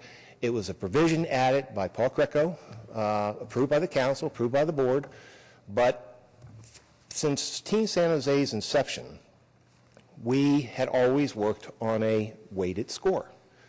Under the Second Amendment, this provision got added, and everybody forgot about it. So as we were going through the course of the year, we're looking at our weighted score, that's 137, and we said we're good. And once we get the incentive pay, we can put it to all these legitimate city expenses and legitimate city actions. Sharon's a good auditor. She caught it. And now suddenly we don't have, by that provision, the 350 to fund these other really important measures that we need to fund. Not sending Bill Sherry on a round-the-world cruise. Putting it back into the convention centers, into the theaters. I think without CSL being here, I will say, based on my conversations with them, that they think the 90% was a wrong added provision. It should be on a weighted, but if you're going to do it on a singular, 90% is way too high, and it doesn't work in your benefit or ours. So, in conclusion to all of that, we have a board of directors and 1,000 employees that are working very hard on your behalf. And I think that they have done, I get the pleasure of standing here, but they're the ones that did the work.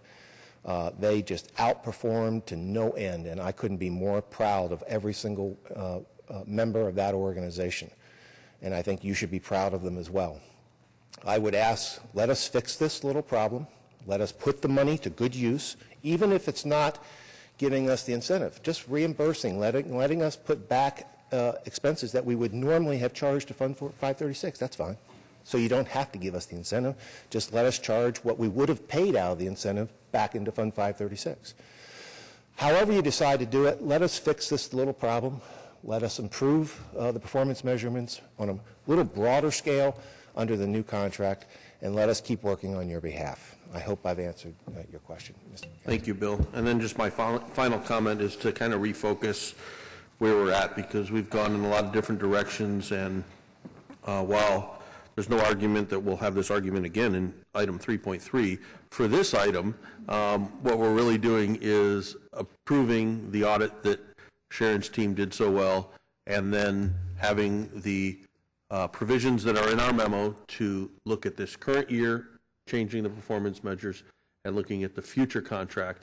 And of course, it included the friendly amendment from the mayor. So that's all that we're doing in this particular vote, and we'll live for another fight in a couple of minutes. Councilor KALRA. Thank you. Lee, the $350,000 through the incentive program, where does that come from? What source of funds? It's budgeted in Fund 536. Okay. So it's budgeted as a potential incentive. Correct. It comes from TOT funds and revenues that Team San Jose adds to the account. Okay.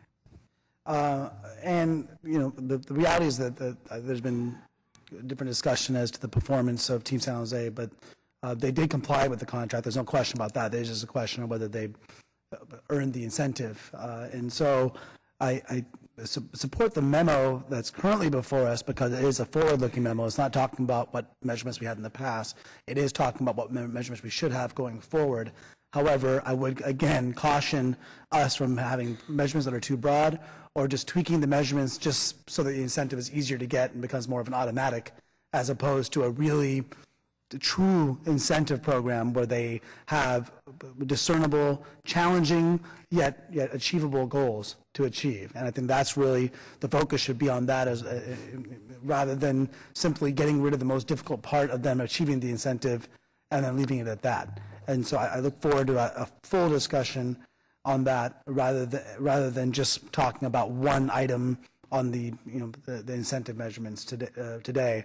Let's have a more full discussion based on what's working and what may not be working, but let's not in any way reduce the challenge and the incentive for Team San Jose to continue to hit some of these impressive goals. Councilmember LICCARDO. Mr. Mayor, just a follow-up question, Lee. How much above the projected or budgeted amount did Team San Jose's performance add to Fund 536 this year? For in the year which we were discussing, 11 and 12? Yes. Roughly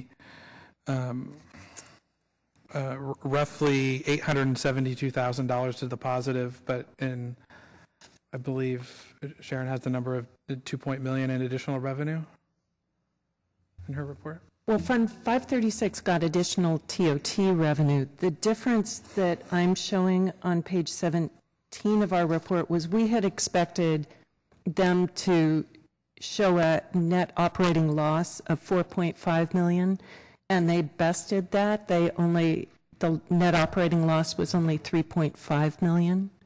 So the difference between those is, somebody will do the math for me, $1 million. Right.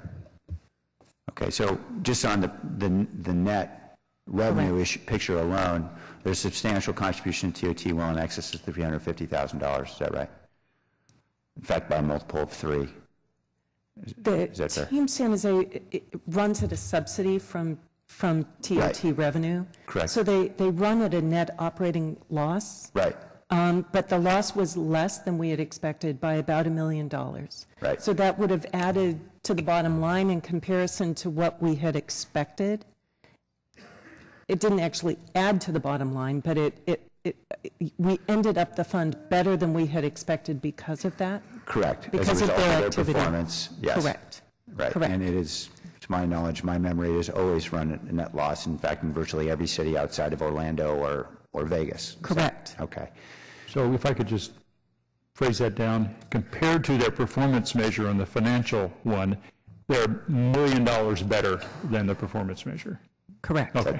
That's exactly what I was getting at. Thank you very much, Mayor. And then, of course, the additional TOT revenue from hotel nights, while may have been indirectly associated with their activity, was not directly, and there was a couple million to our benefit there as well. Is that right? Correct. Okay. Thank you. Take some public testimony at this time. Please come on down when I call your name. Michael Mulcahy, Aurelia Sanchez, David Wall.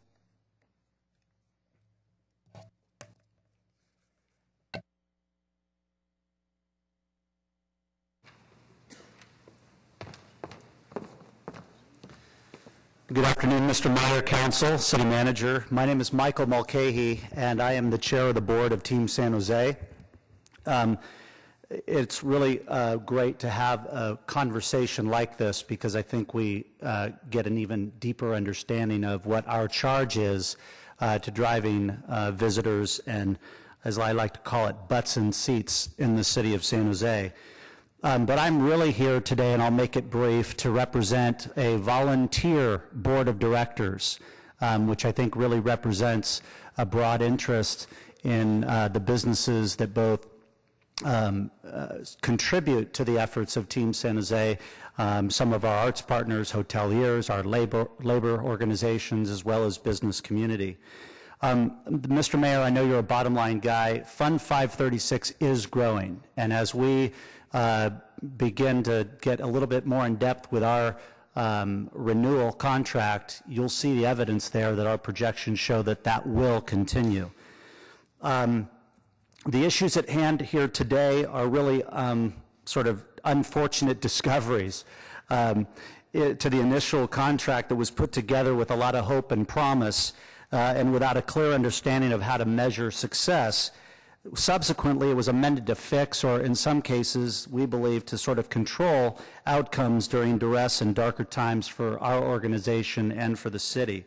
But I'm hopeful that we now know a lot more. So as Team San Jose and City Manager's Office and the able hands of Lee over here, that we'll continue to make progress towards a 5+ year renewal. We think we've earned it. We think we have incredible relations with the City of San Jose and the City Manager's Office.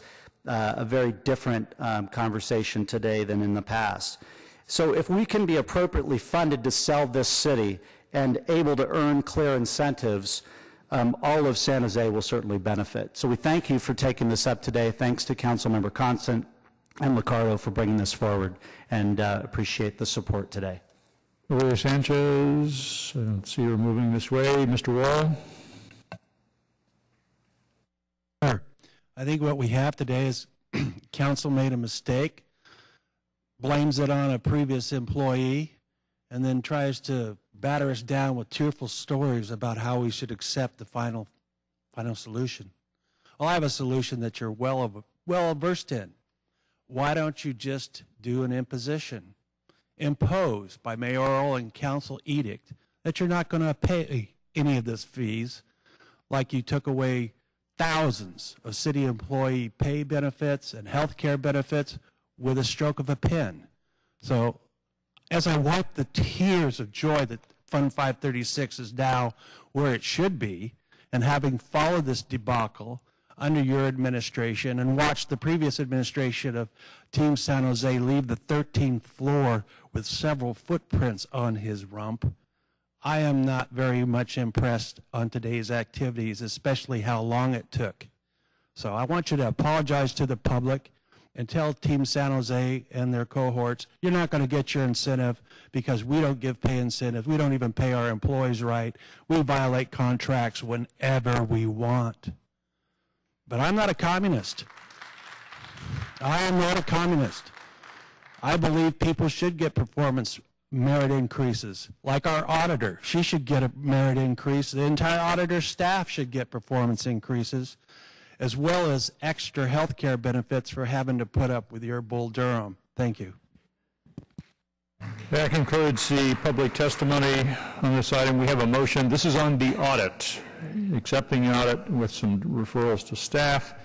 We will return, I'm sure, to the topic of money in a few minutes when we get into the mid-year budget actions, but this is on the audit only. On the motion, all in favor? Aye. Opposed?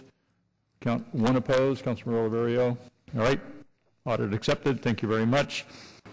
We are going to take up the Elections Commission interviews, which we noticed were not before 3 o'clock. We certainly managed to get past 3 o'clock.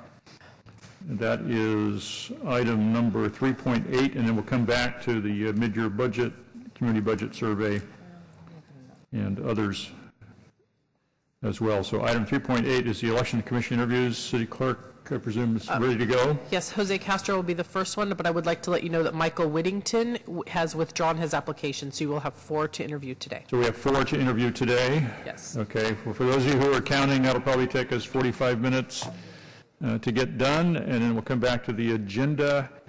And as noted on the agenda, the item regarding Proposition 8 amicus brief is to be heard last.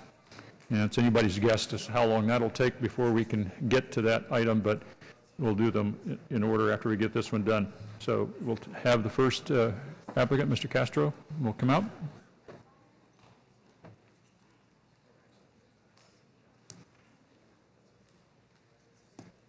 Welcome, Mr. Castro. Thank you for your interest in this commission. What we do is to let you speak for a couple of minutes as to why you're interested in the commission, why we should appoint you, and then we'll have some questions for you, and then we'll take the next one. Go ahead. First of all, good afternoon, Mr. Mayor and members of this august chamber, and good afternoon, everyone. My name is Jose Castro Jr., no relation to Fidel. I am 69 years old, and I am a member of the Commission on Parks and Recreation. And I am here because I would like also to contribute to the Commission on Elections. I come from a country where election is a very, very good business. So I think with my knowledge of more than 30 years as a candidate, and with my experiences in local, provincial, and national elections, I think I can contribute a lot. Thank you. We'll have a couple of questions. I'd like to start just by asking you, how do you deal with the conflicts that come when you're making a decision and you have friends on one side that say do this, friends on the other side that say do that, how do you resolve the conflict? How do you go about figuring out what the right answer is? When it comes to election, Mr. Mayor, the Commission normally functions as neutral, and you have to base it on the legal matters depending upon the presentation, because probably one party is cheating, the other party is not cheating.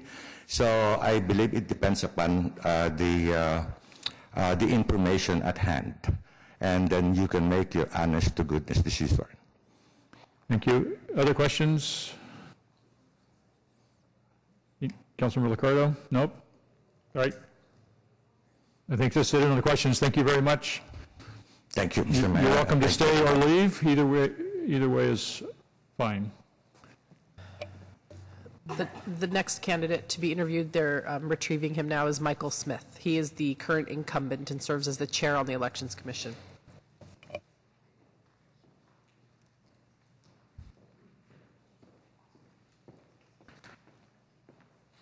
Welcome, Mr. Smith. Thank you for your service on our commission, and thanks for your interest in reapplying for the position. We'll give you a couple of minutes to talk about why you want to reapply and why we should put you back there, and then we'll have some questions. Okay. I've served on the Elections Commission for almost 6 years now. I've been the chair for the last 2 years. During those 6 years, I've served on a number of different subcommittees. I've been a very active member. I'll leave it at that. As far as my general background, I have bachelor's and master's degrees in engineering. I worked for 33 years in industry as an engineer and manager. After that, after I retired, I served 2 terms on the Santa Clara County Civil Grand Jury and served as foreperson the second time. And from that, I developed a real interest in local government and in issues involving ethics and financial oversight in particular.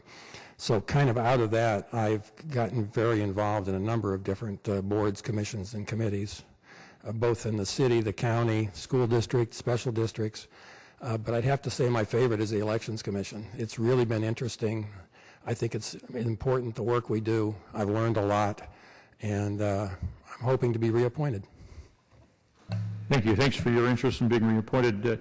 Well, you have some experience grappling with conflicting points of view, so I'm curious as to how you go through that decision-making process when you have competing claims. You may have people on one side saying one thing and people on the other side saying something completely different. How do you resolve that? What's your mental process for getting to the right answer?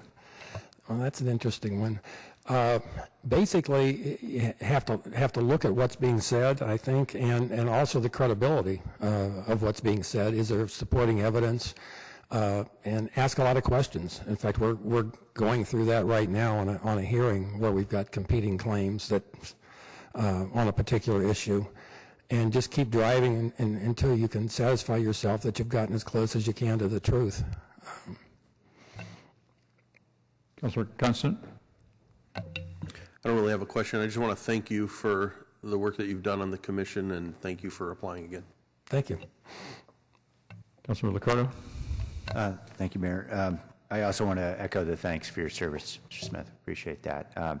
If there was, given your past experience on the commission, if there's anything you would change about either the scope, the jurisdiction of the commission, its operations, anything like that, what would you suggest as advice to the council?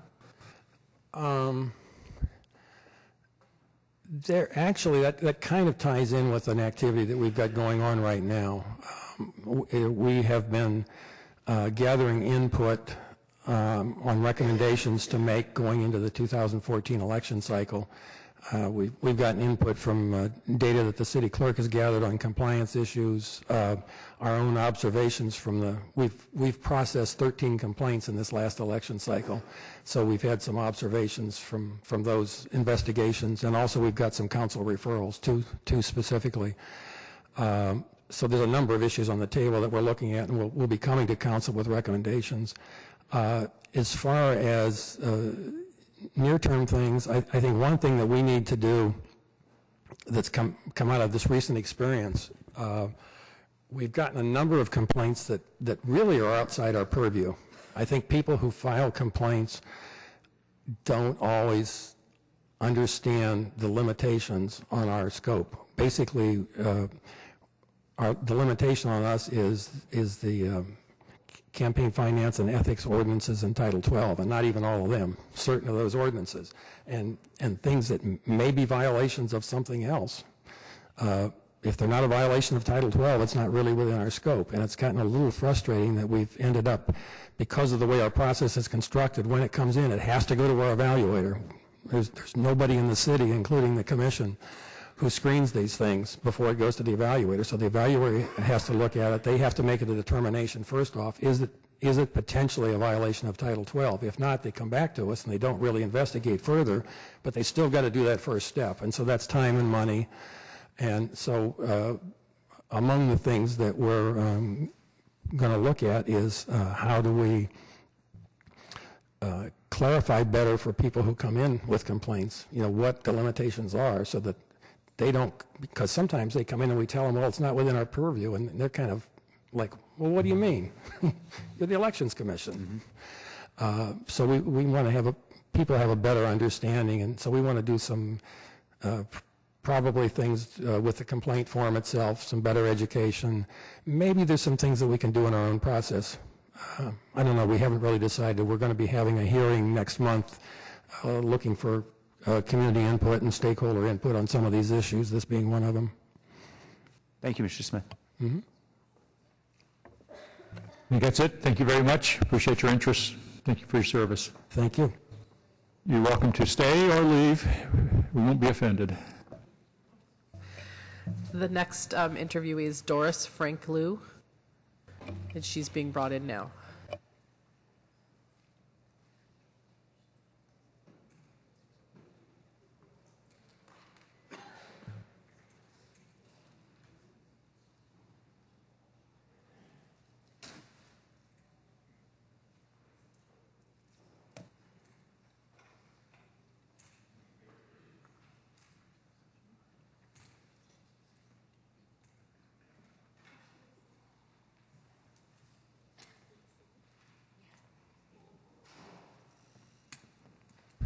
Ms. Liu, Frank Liu, Doris Frank Liu. Got that right, I guess. Welcome. Thank you for your interest in this commission. We'll give you a couple of minutes to tell us why we should appoint you, why you want to be on it, and we'll have some questions. Go ahead. What did you want me to say? It's up to you. You got 2 minutes. Or 3. I didn't plan on saying anything. I just, what I could say is that I did run for office. I know what it's all about. And with all that knowledge, I figured, well, why waste it? I might as well use that knowledge and help other people who could use it. And that's why I applied, because I do have that the skill to look for any discrepancies or non-compliance. Thank you. I have a question to start with, and that is, could you just tell us how you go about making decisions when you have conflicting claims? You get one side on one issue and a completely different version of the facts or something on the other side. How do you sort that out? What's your decision-making process? I can hardly understand what you're saying. Well, I'm sorry, the acoustics in here are not perfect. My apologies. So how do you make decisions is really the question. How do I make decisions? You mean if I was... If you're on the commission. You got to look at both sides. You got to see why there's a problem, why the issue came up in the first place. You have to really do a little research. And then from when you weigh it all, then you make the decision. Okay, thank you. Any other questions? No other questions at this time. Thank you very much. You can stay or you can leave now. It won't offend us. Thank you. That's all. Okay. We have one more person to interview. Yes, Chris Peacock will be coming in.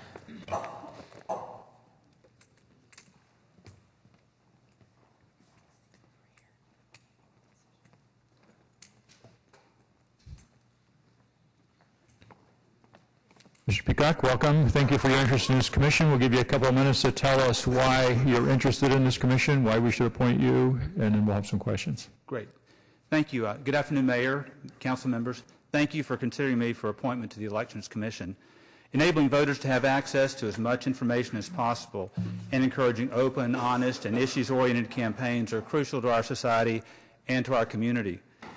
Elections have fascinated me my whole life. I remember as a kid going to the voting booth with my father, but having to wait outside the curtain while he voted and dreaming about the day that I'd get to vote. Today, my wife and I take our children with us when we vote. They really get excited about going, and they like the little stickers that you get to say I voted, but they also like putting stickers on cars and staying up late to see who won the elections that night.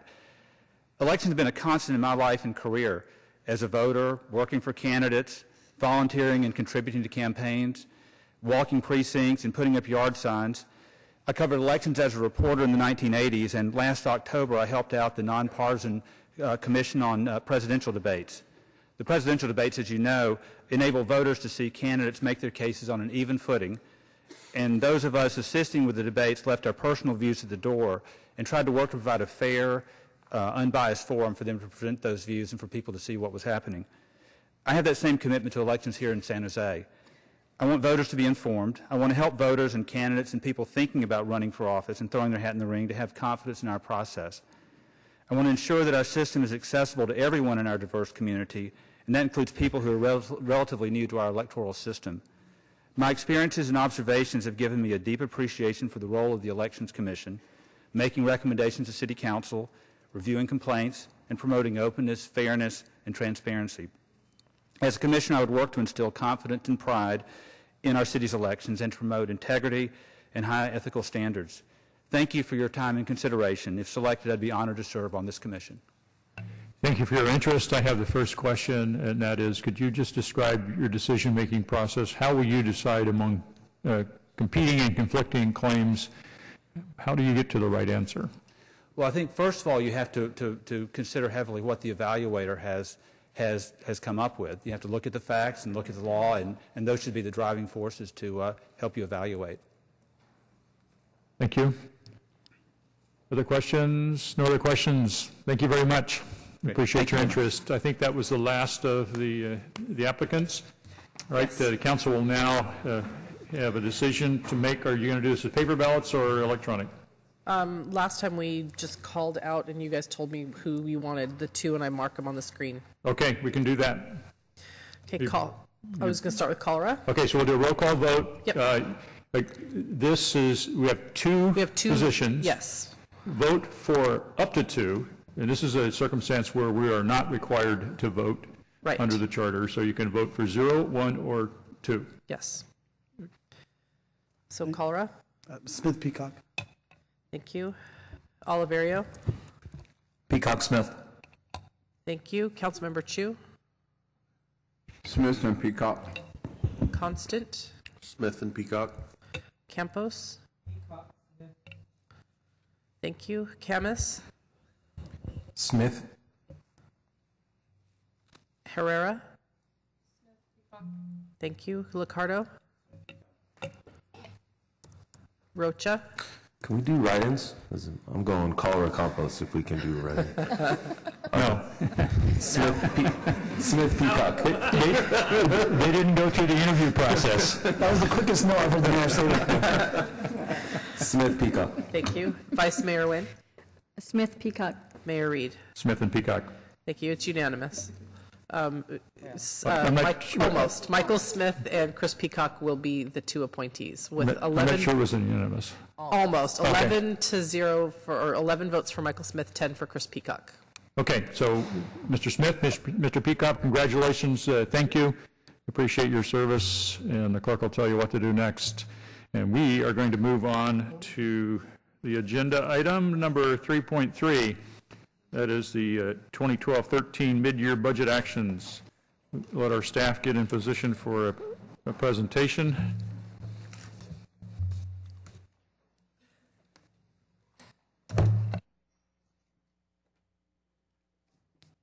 City Manager or Jennifer McGuire, one or the other will take this.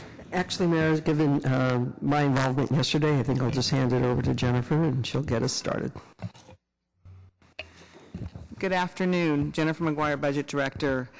Through its budget policies, the City Council has designated the mid-year as the appropriate time to perform a comprehensive review of the current year's budget, and the mid-year budget review document as the appropriate vehicle for consideration of any comprehensive budget revisions.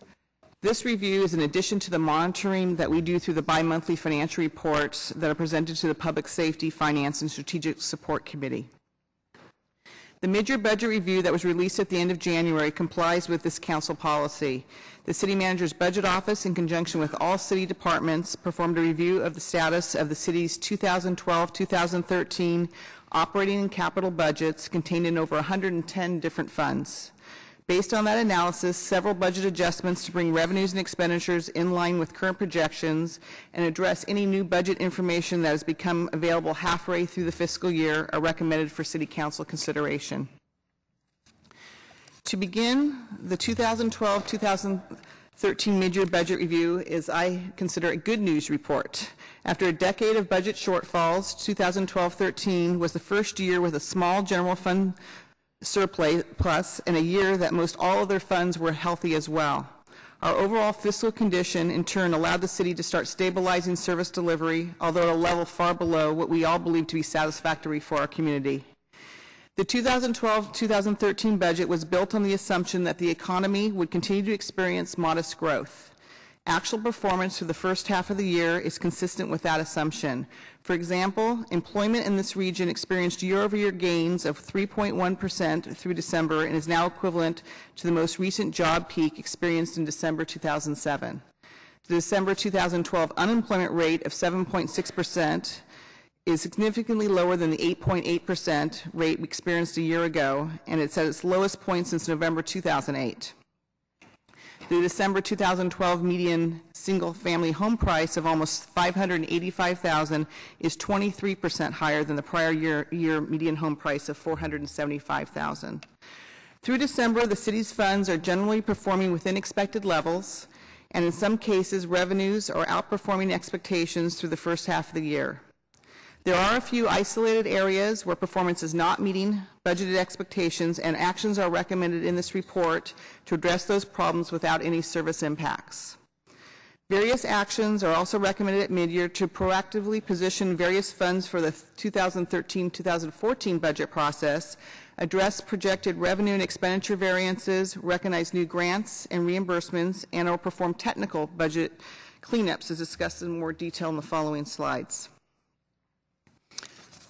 Looking more specifically at the general fund, I am very happy to report that overall the general fund is tracking within 2012-2013 approved levels, and a positive fund balance is expected by year end.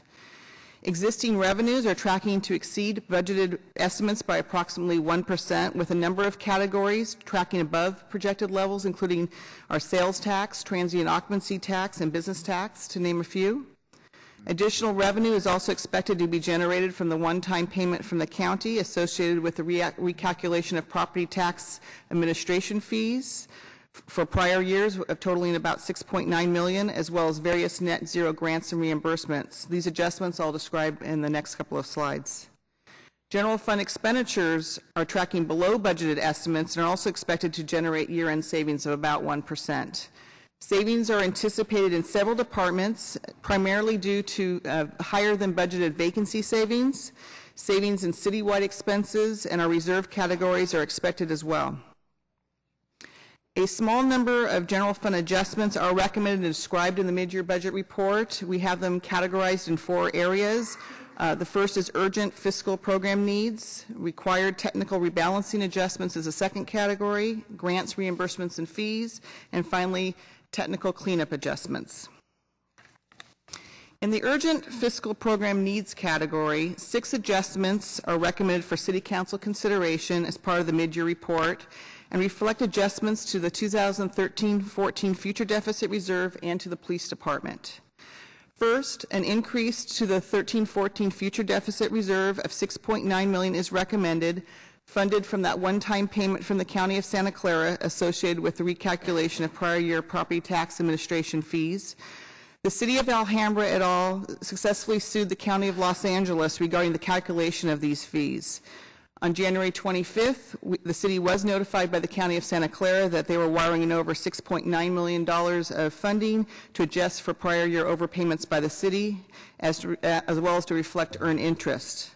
This additional funding is recommended to be set aside in our 13-14 future deficit reserve, bringing that reserve to $29.4 million for next year.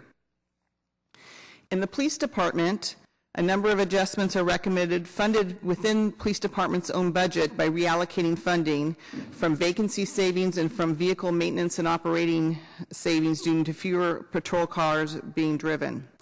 Most significantly, we are recommending the establishment of a new police department overtime reserve of $4 million. It is anticipated that as we enter into the 13-14 fiscal year, that we will have at least 80 street-ready sworn vacancies.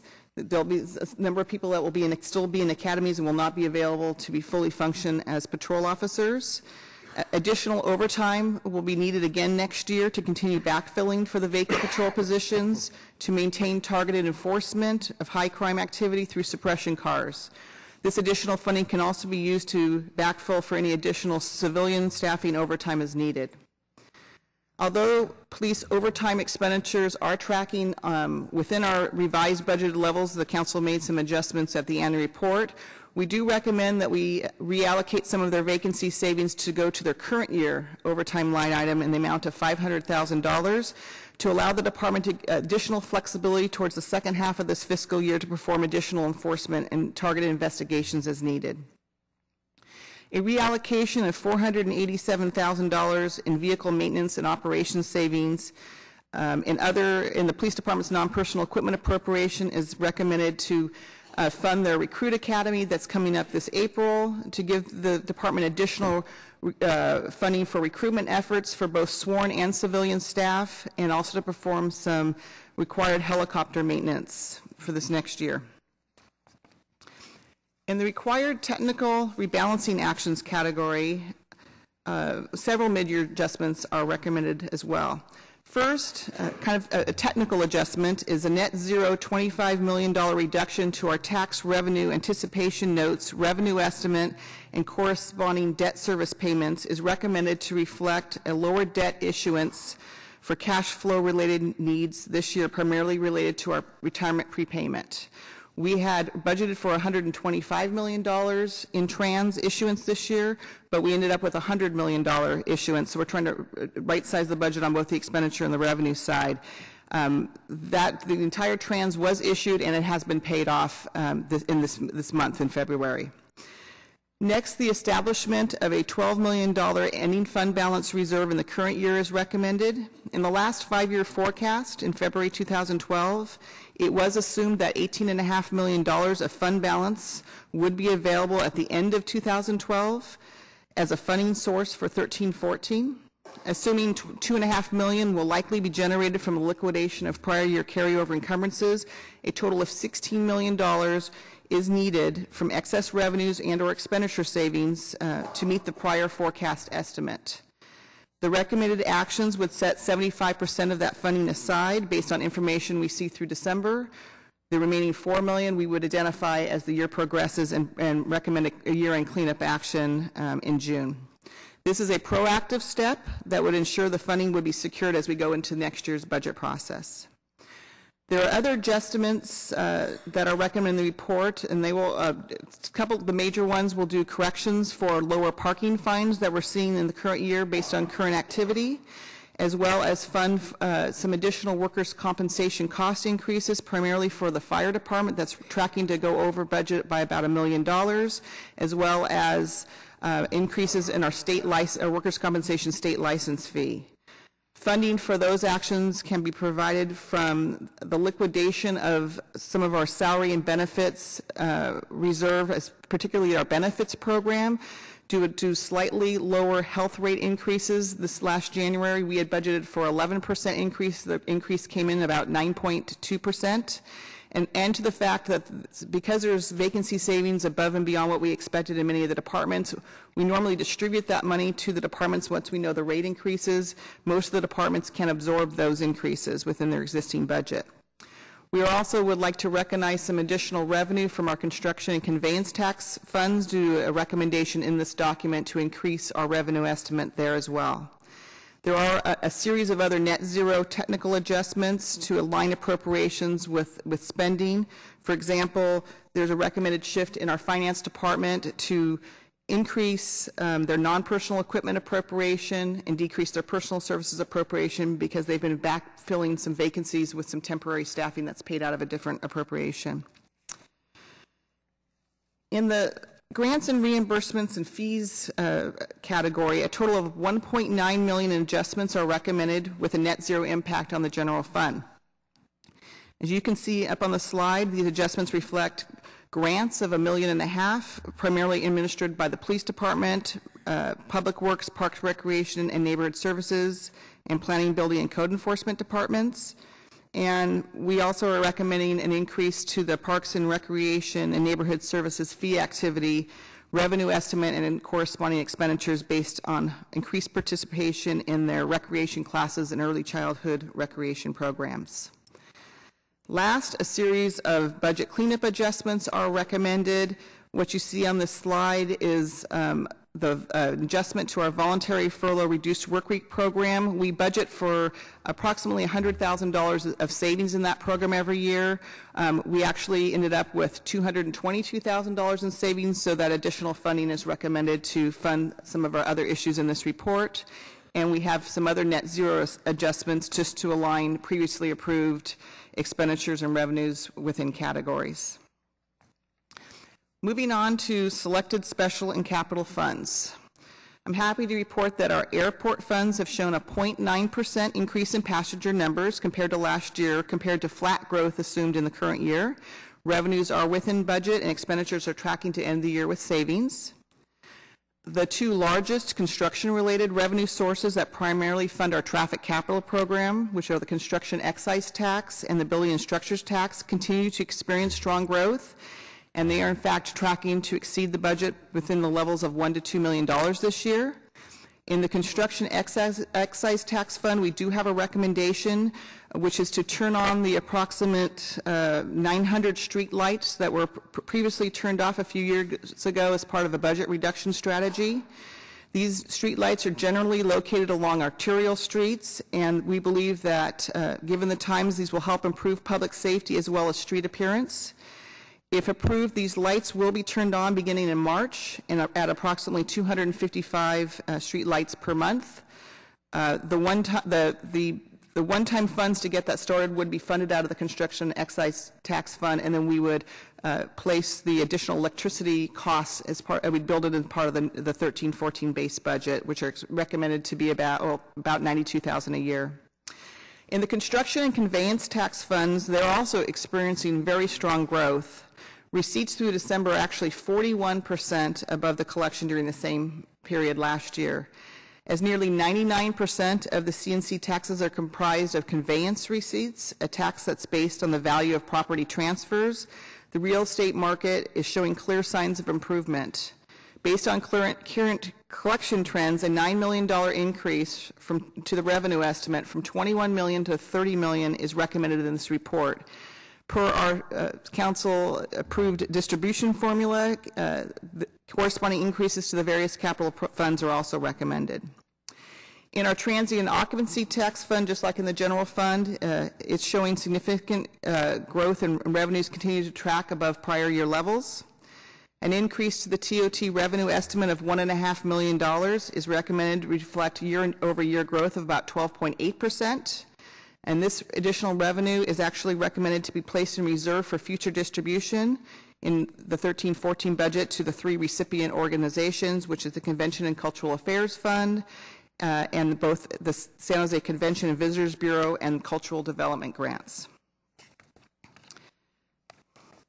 Convention and Cultural Affairs Fund revenues are tracking well above anticipated levels and are expected to exceed budgeted estimates by the end of the year. As you can see on this slide, we have a series of recommended adjustments to that fund based on higher activity levels. We have recommended a revenue increase for contract labor, food, and beverage of $6.3 million, with a corresponding increase of related expenditures of $5.1 million. We're recommending a revenue increase to recognize the naming rights, to fund capital improvements at the Civic Auditorium, and as well as to provide for the naming rights incentive fee. We are recommending some funding for some miscellaneous capital improvements as well as for an RFP process. We are recommending the elimination of the Team San Jose incentive fee, which was budgeted at the lowest level, how it was budgeted, of $200,000 based on the audit, and we also are recommending an increase to the fund balance of $750,000. In the municipal golf course fund, as I said, there are a few areas that are where performance is not meeting budgeted expectations. Revenues are tracking slightly below the budget at the Los Lagos Golf Course. Additionally, at the Los Lagos Golf Course expenditure appropriation of $115,000, which was established to cover months where costs outpace revenues, is tracking to end the year at double the budgeted estimate. These additional costs will be offset by available ending fund balance in the golf course fund. This trend has most recently started in October. The fund was looking okay for the first 3 months of the fiscal year, but the October, November, December months, rounds of golf significantly declined, and a lot of it we believe to be hopefully weather related. To conclude, based on our comprehensive review of the city's over 110 funds in general, again, all funds are performing within City Council approved levels. As we enter into the 13-14 budget process, this slide provides the key upcoming activities that will take place over the next several months. As we develop both the proposed 13-14 capital and operating budget recommendations for the City Council, we will also continue to monitor both revenues and expenditures in the current year, and any necessary revisions to the 12-13 budget will be brought forward later in the fiscal year in June to make sure we're in the strongest and best fiscal position as we enter next year. Thank you very much, and I am able to answer questions as well as staff from the different departments. Thank you. I'm sure we'll have a series of questions.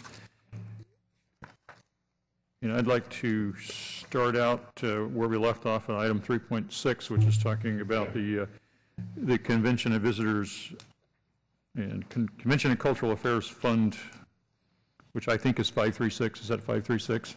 Fund 536. That's Fund 536. So if I understand, netting it all out here, you're suggesting that we increase the funding by $750,000 because the taxes are going up and the TOT, the transient occupancy tax, is going up, generating additional revenues. So we put additional money into that fund, which is what typically we do.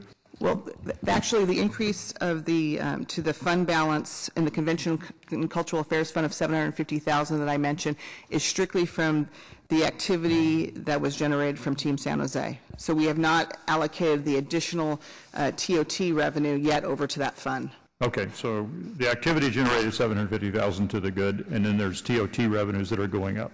So there's additional money going into that fund. That's correct. Well, that's good. As I've said, I like to watch that fund. Whether it goes up or down is really important to me. And then $375,000 for the Commission and Visitors Bureau. Does that go into the fund as well? Or is that a separate allocation? That's a separate allocation. That's out of the Transient Occupancy Tax Fund. Right.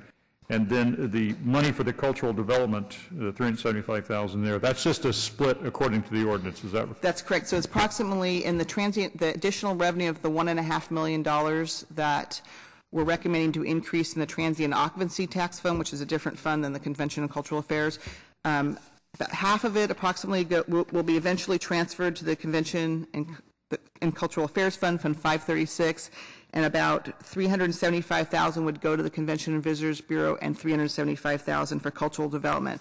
We're recommending to put it into reserve right now because that can be a volatile revenue source. I'd like to set it aside and make sure we have that revenue in hand before we start distributing it. All right. Then the next paragraph down, there's a discussion of the TOT receipts and hotels, and that makes me want to ask a question about the blinker tax, which is part of the financing mechanism for the renovation and construction of the expansion of the convention center. Mm-hmm. And that blinks on and off depending upon how things are going. So with TOT revenues going up, I'm assuming that revenues from the tax that is funding the construction is also going up. So do we have the blinker tax now, or is it going to blink off? Where are we with the blinker tax? Has it ever blinked on, I guess, is the question. Julia, can you help with that? It's never blinked on. Okay, so the blinker tax has never blinked on. That's good, because it only blinks on when we're not doing so well with the revenues on the base tax. I had another question regarding the golf courses, municipal golf course fund, which is on page 14 of the transmittal letter. I know the weather was bad and wet and cold, and some people like to play golf in that weather, but not many. So the report says you're going to work with the operators to identify and implement expenditure reduction strategies at the courses. I hope that includes working with them to increase the activity at the courses, because the economy is getting better, and typically that results in better activity at golf courses, and hopefully that revenues will also come up as well as watching expenditure reductions.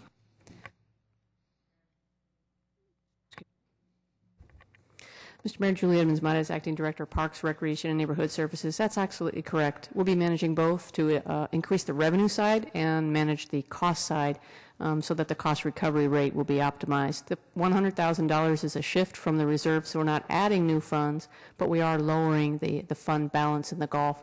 But we are optimistic that a month like this weekend coming up, we'll be able to rebound by the end of the year. Okay, we're talking about some shifts of 100,000 here, 100,000 here, there, but the total budget that goes into the golf courses is like $1 million still? Well, this year it was $1.8 million subsidy from the general fund. So it's very important that we watch any takeaways from the fund balance, because if it gets too low, we need to, again, have to increase the subsidy from the general fund. Thank you. One other question on traffic capital program, page 16 of the transmittal memorandum on the traffic capital program at the bottom. It's great. We're going to be able to turn on some street lights. We appreciate that. We're going to spend some money for $44,000 for equipment, materials, and overtime to replace various lamps and fuses. How does this fit in with the possibility of replacing traditional yellow street lights with the LEDs? Are we going to be replacing the stuff that we're going to turn around and want to replace soon, or not going to get a lot for $44,000, but I just wondered if we'll take advantage of the opportunity to replace them with LEDs instead of traditional. And if nobody here is here to answer that, I can take the answer offline. That's fine. Okay, Councilor Constant. Thank you, Mayor. First off, can you go to the slide where you had the numbers related to the police department? It was one of the early on ones. So as we look at this, the one area that I've been hoping that we could invest a little more in is in the recruitment activities, and 200,000 seems like a very small drop in the bucket. And I know we've had this discussion at the Public Safety Committee about how much we are spending recruiting versus how much other agencies in our area are recruiting. And I'm not suggesting we make a change to this right now, but I'm hoping that as we go forward, we can look at that number really critically, because I think it's going to be very important. We all know that we need to hire officers not only to fill the vacancies that we have, but hopefully as we go forward in the budget process, we'll be increasing the number of authorized positions. And we have the other categories like community service officers, non-sworn staff, all the different areas. And I think it's going to be really important that we invest in that area. So not looking for an answer right now, just saying I think that's something we all have to be conscious of, because I know there are departments that have millions of dollars in that one area. And just to put the number in perspective, their current year recruitment budget is $351,000. So this will be a $200,000 on top of that. But your point is well taken. We haven't spent all of that $351,000, but we're trying to proactively position so they don't run out of funds. But we'll take a look at that in the upcoming budget process. Great, thank you. And just overall, I just wanted to say thanks to the budget team, because I'm always amazed at all the work you guys do with 115 funds or however many funds it happens to be, and all the work that goes into, number one, making the estimates, which we forget how much work goes into those estimates and how close you are when you look at how minimal the number of adjustments are across a huge budget. And we'll get at the end of the year and we'll have ending fund balances that are a really small percentage of the overall budget. It's because you guys put so much work on the front end to make sure we're not scrambling at the back end. I just want to acknowledge that. And then finally, we need to finish the conversation we started in the first half when we were talking about item number 3.6. So I'm going to take a stab at an early motion here, and I know there'll be continued discussion, but I'd like to make a motion that we approve 3.3A and B as noted in the recommendations, with the addition of the memorandum that Councilmember LICCARDO and I authored on February 8th. And let me say what this is and what this isn't. All right, we have a motion on the floor. I just assumed he had seconded. I didn't even hear it, so thanks. A little slow, Pete. I just want to say what this isn't and what this isn't. And, you know, we're hearing these two items on the same day, and they are linked in some ways, and they're not linked in other ways. I think what's important to know is that our current contract that we have with Team San Jose, in particular with the operation of the convention center side of things, allows for us to visit the expenses and revenues and make changes on a quarterly basis. And that's something that we've done regularly on a routine basis. Specifically, we've had the fortunate experience of doing it because we've had revenue that exceeded what we had expected, and in order to keep the revenues and expenses in line with actual the movement of sales, we've done that on a regular basis. We heard in the previous item about items that have been paid out of the Team San Jose side of things that are ongoing city-related expenses, those that are related to the convention center expansion and others that are related to other areas. These are all items that are able to be funded through Fund 536. They're items that we continually in the past have funded through 536. What Sam and I are asking for in this memorandum is an appropriation of $350,000 and authorization to delegate to the city manager the ability to review expenses that have been incurred that are legitimate city expenses related to either the expansion or specifically other city-related expenses, and then to determine if she believes those items are appropriate for city reimbursement, and giving her the authority to reimburse those city-related, and I want to underscore the city-related expenses in an amount not to exceed that appropriation. And I think it's important that we do that for a number of reasons. One is we've heard over and over the positive impact that we've had in Fund 536. And if you now can slip over to slide number 6. Let's see if what I remember seeing there. If you look at the last bullet, oops, you slid past it there. You look at the last bullet, this funding from the transit occupancy tax is specifically reserved for distribution in these areas that are related to the Convention Cultural Affairs Fund, the Convention and Visitor Bureau, Cultural Development. These are all areas that we're able to fund because of the large increases that we have seen in Fund 536. We've heard the numbers a number of times, so I'm not going to keep going over them, but what we're seeing is performance that has, by Team San Jose and our convention center, that have been continuing to drive our numbers up, which allow us the opportunity to fund those items that we have stated as a council that are a priority in our downtown. And I think it's in our best interest to use some of the money that we have seen in these increases to reinvest in Team San Jose, giving them the ability to really work hard and drive the booking of our new facility that's going to be ready to be open shortly. We've put a lot of money on the line with this expansion. We all expected that we would be watching 536 on the edge of our seats, making sure, wondering if there would be enough money to carry us through the construction period.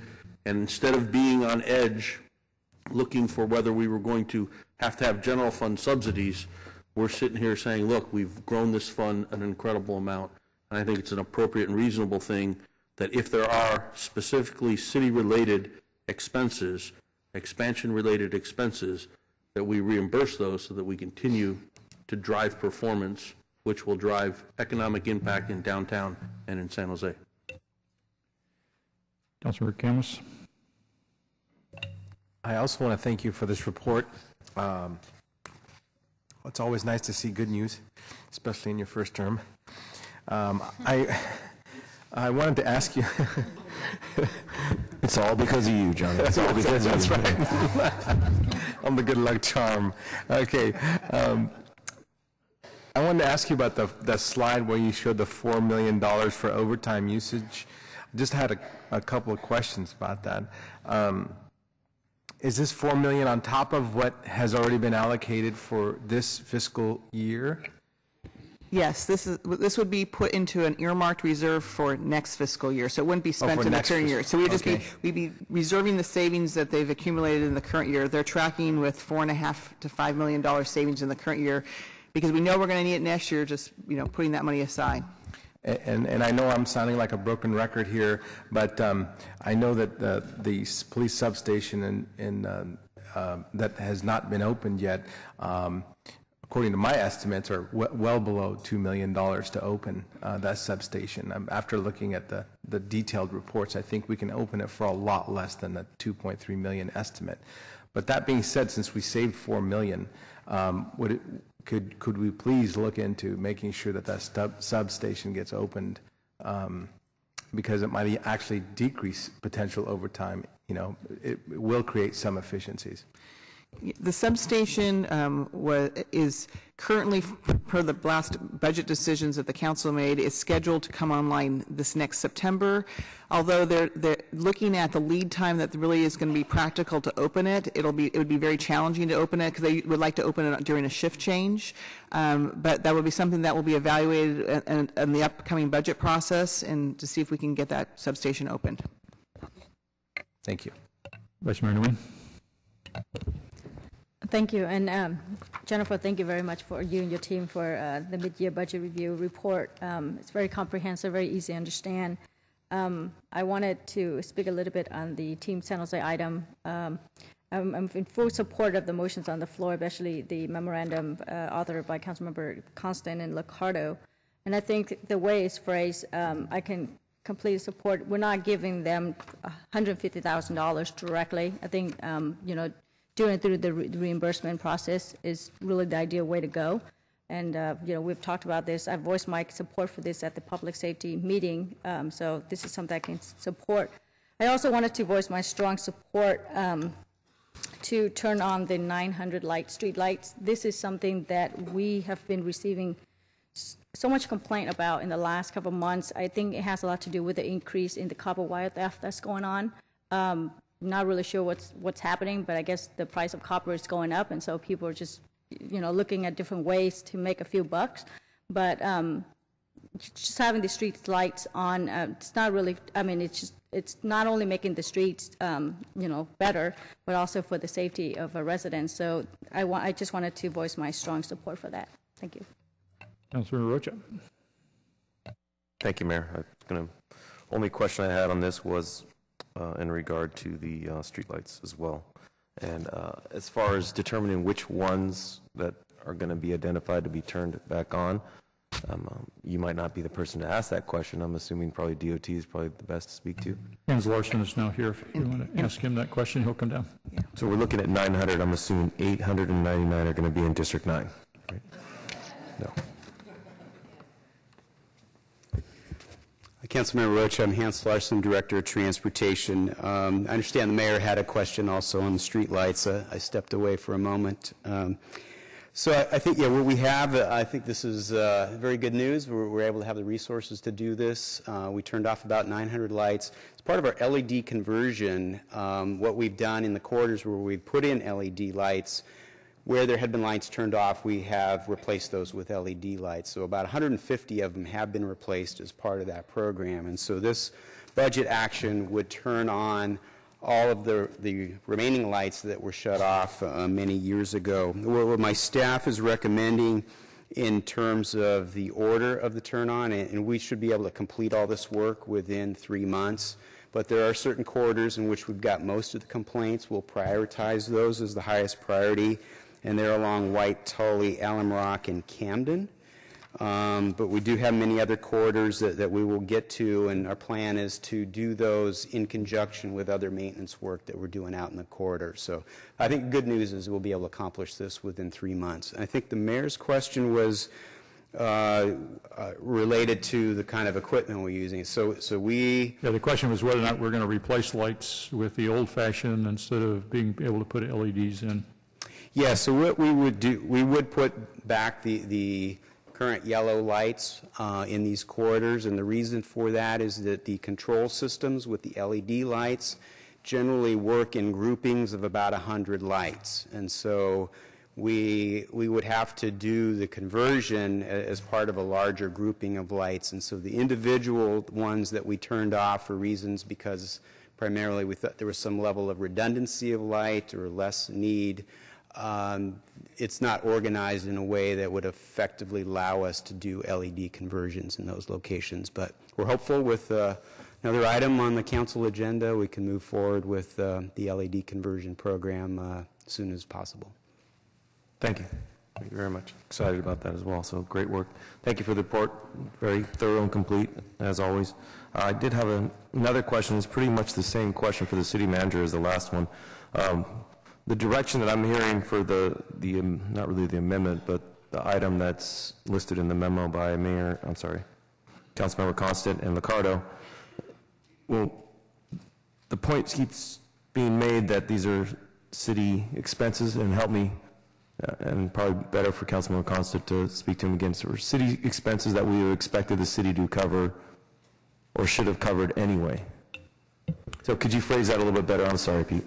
So Team San Jose, when they run into expenses that are city-related, they have the opportunity to discuss with the city manager asking for an adjustment. We do that on a quarterly basis.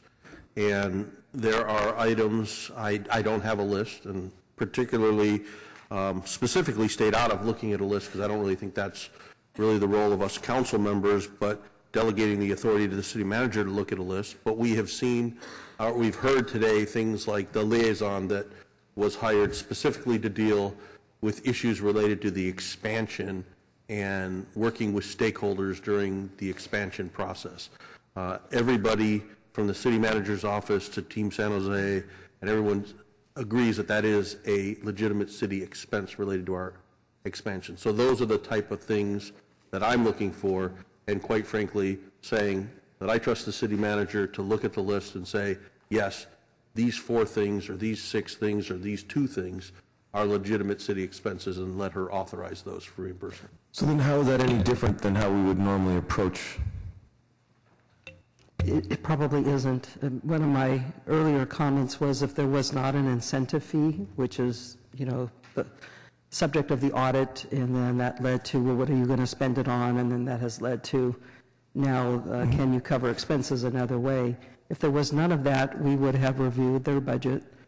We would have evaluated a request for a contract for a liaison, or the salary that we already pay the salaries out of 536, and part of that would have just been their performance pay. Just like when we had civil service employees over there, still their step increases were all part of the salary package. So what I think what's being described, if there had not been an incentive fee at play that they had planned to use for some of those operating expenses, we would have probably approved that in the budget anyhow. So I've not seen a list. I've been told that it's this incentive component as well as this liaison to help facilitate between the hoteliers and the city throughout this construction project. And if there are other costs, then I'll know about that, and we'll certainly evaluate whether or not they're related to the operations, they're important, as well as are they covered under the current ability to pay through the purpose of the fund as well as the agreement. So then the necessity, I'm sorry. I just wanted to add, Don, I think The difference here is bad timing. The audit came out right in line with a quarterly, or with our mid-year, and in cycle with our quarterly review, where we would have been potentially doing this otherwise. Okay, thank you. It still kind of left with the necessity for this additional direction isn't there for me. And I'm a bit uncomfortable if the necessity is not there and these are normal business operations that we would expect to consider and fund, then I'm struggling to find why we're doing this additional direction. Yes, and it just looks, as to Councilmember Constant's point, I'm sorry to interrupt, it just looks, I mean, again, if we're willing to consider this and look at it, that I'm left with a difficult decision here. I think the question is really one for Jennifer, and that would be more from the standpoint of the appropriation. These are funds that are now, I would assume we need to draw from ending fund balance, and so an appropriation adjustment is necessary technically to move from one category to another. So basically, as I read the memo, and what this would do, because the incentive fee has been removed from the budget actions that we've put into the mid-year budget review. This action increases the operations appropriation and would provide more flexibility for reimbursements of expenses if they brought them forward through their normal expense report reimbursement mechanism through the finance department that reviews the expenses. So it provides more flexibility in that appropriation. And all of their expenses are submitted for reimbursement, and the finance department, through Julia Cooper's direction, reviews that and it pays them out appropriately. So more flexibility, or we would be doing this anyway? I mean, that's two different things, in my opinion. More flexibility for you to pick which items we should fund that we normally wouldn't fund?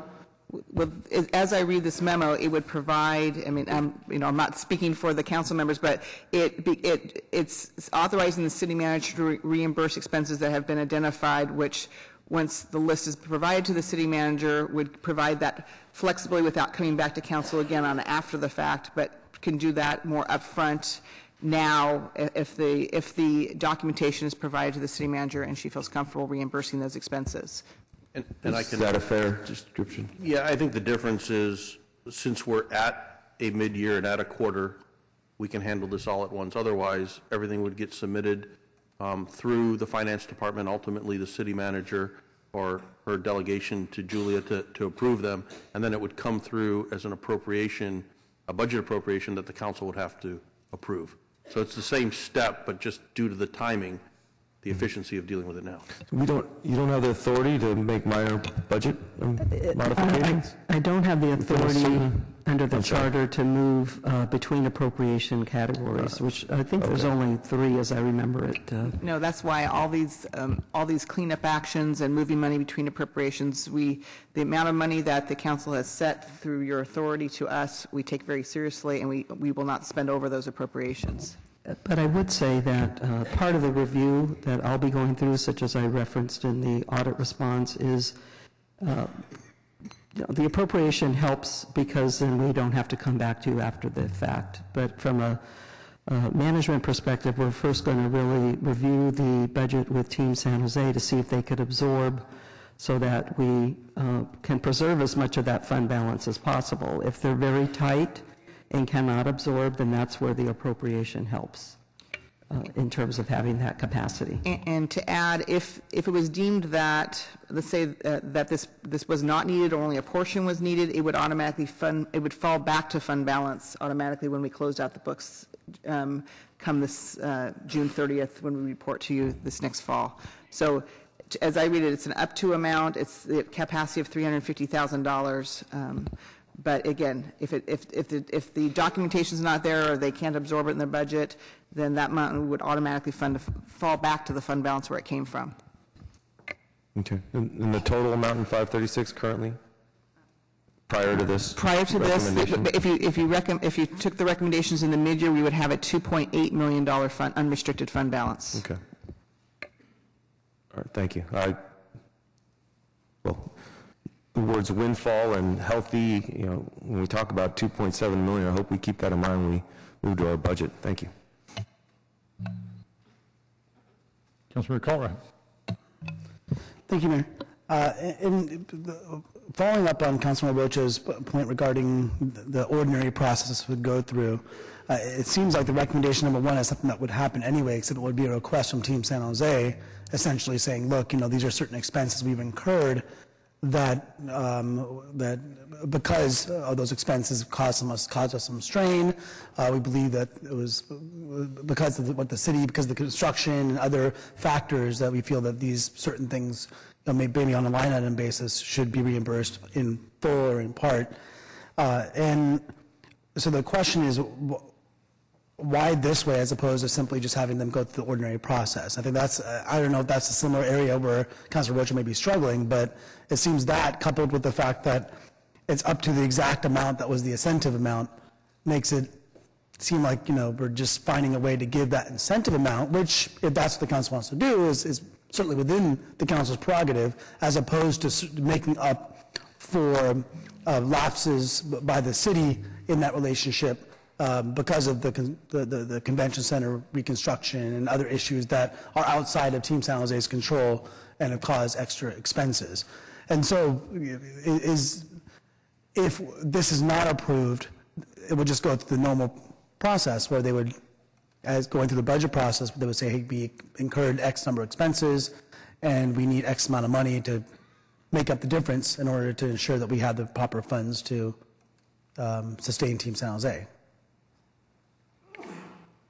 Well, not knowing where they're at in the cash flow, and if, for example, a consultant has already been paid or committed to, that's where I'm kind of at a loss. But in the normal course, this is what, if a department spent beyond their appropriations, I'm just talking theoretically, that is where, Jennifer, if we missed it, and we all kind of got surprised, which sometimes happens, it usually happens at the cleanup at the end of the year, so that you end the year in balance. But sometimes that is, actually we don't like doing that because it's after the fact, and we really don't like it when the council has to ratify expenses that have already been incurred. So I don't know, Jennifer, if you want to add to that. We avoid that at all costs.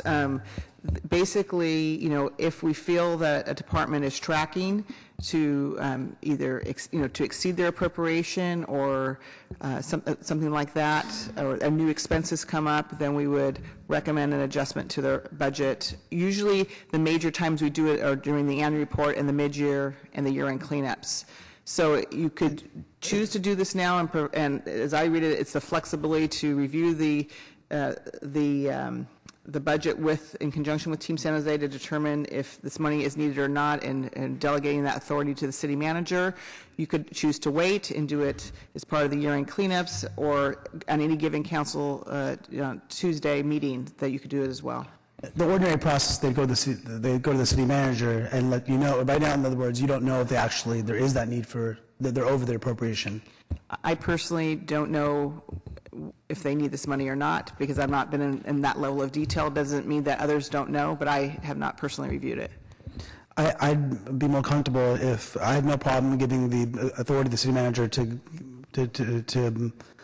basically in discussions with Team San Jose about what costs may have been incurred that require reimbursement or should require a reimbursement because they've gone above authorization based upon factors that are the city's fault or out of their control. But I'd feel more comfortable if it came back to us after the city manager and Team San Jose had kind of put that list together so we have some sense.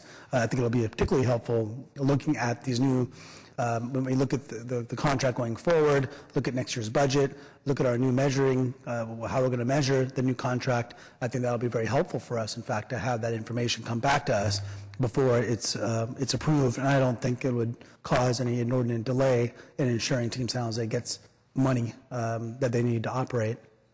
And so if that were changed by the makers of the motion, I would certainly support that. In regards to the rest of the report, thank you for it. In terms of policing and recruitment, certainly, I think we have to do what we can to have a full recruitment kind of outreach to folks interested in working in the police department. I however, feel that we should focus more on being a competitive employer rather than just looking like a competitive employer. And that's going to require a lot more than just putting money into outreach or into recruitment by itself. I am also happy about the streetlights being turned back on, and would suggest that we've seen the copper wire that's been happening for quite a few years, but I think due to the fact that our police resources have been depleted and we've lost the capacity to follow up with investigation, that we may have seen an increase in the last 12 months to 18 months based upon that fact, because I think that the copper wire theft has been going on for quite a few years, but certainly become more noticeable with the depletion of our police department. And finally, with the substation, I certainly agree that it would be great to get it open, and I am hopeful that it'll be open this next fiscal year as planned, if not in September because of the shift change issue. And I think it's really important for us to rely as much as possible on the command staff, both in terms of timing as well as what their needs are, because opening this new building, which will be fantastic, but however, if we do so while reducing our policing capacity, I think then we'll be all smiles at the ribbon cutting. But if it's not actually creating a better policing environment in the neighborhoods, it's certainly not something we should go forward with. I do think that we can get that balance where it will make sense to open it, reduce some of the response times, potentially reduce some costs in terms of efficiencies. Obviously, the administrative costs of having it open are going to be quite high. But I think all in all, there will be a benefit in opening it, but I certainly want to lean heavily on the command staff as to when the right time is, beyond just, we'll all be looking at the budget numbers, but in terms of what the right timing is for the police department to do it so that we can maintain and hopefully improve our policing in the neighborhoods. Councilman Oliverio. Thank you, Vice Mayor. Jennifer, thank you for the report. I just want to appreciate the response and detail and customer service your department gives. It's a great work. I'm really appreciative of it. And on sales tax, it seemed as though it was 25% of that was a category called transportation. And I'm curious what percentage of that roughly is based on just simply buying gas versus buying a muffler. The transportation category, yes, it was up for the July through September timeframe, up 9.1% year over year. It's now 25% of our total revenue, which is pretty high. It primarily is car sales as well as gas. I don't have the breakdown between the two. Okay, appreciate that, and I'll look into that later. And it just struck my mind, we approved approximately 8,000 housing units in North San Jose, and something I brought up from time to time as we approved these developments was, do we plan on putting a gas station there? Because from my familiarity, I can only really think of one, and the rest are in Milpitas and Santa Clara. And certainly, and I know the notion was that everyone was going to have an electric car, but the reality is there's a lot of people driving, and maybe at some point that'll come forward to us as a planning option. I noticed on the Hayes Mansion would be a $4.6 million this year from the general fund, and then there's talk about them making a payment on the second half of the year. And is there any understanding if they have the ability to come through with that payment?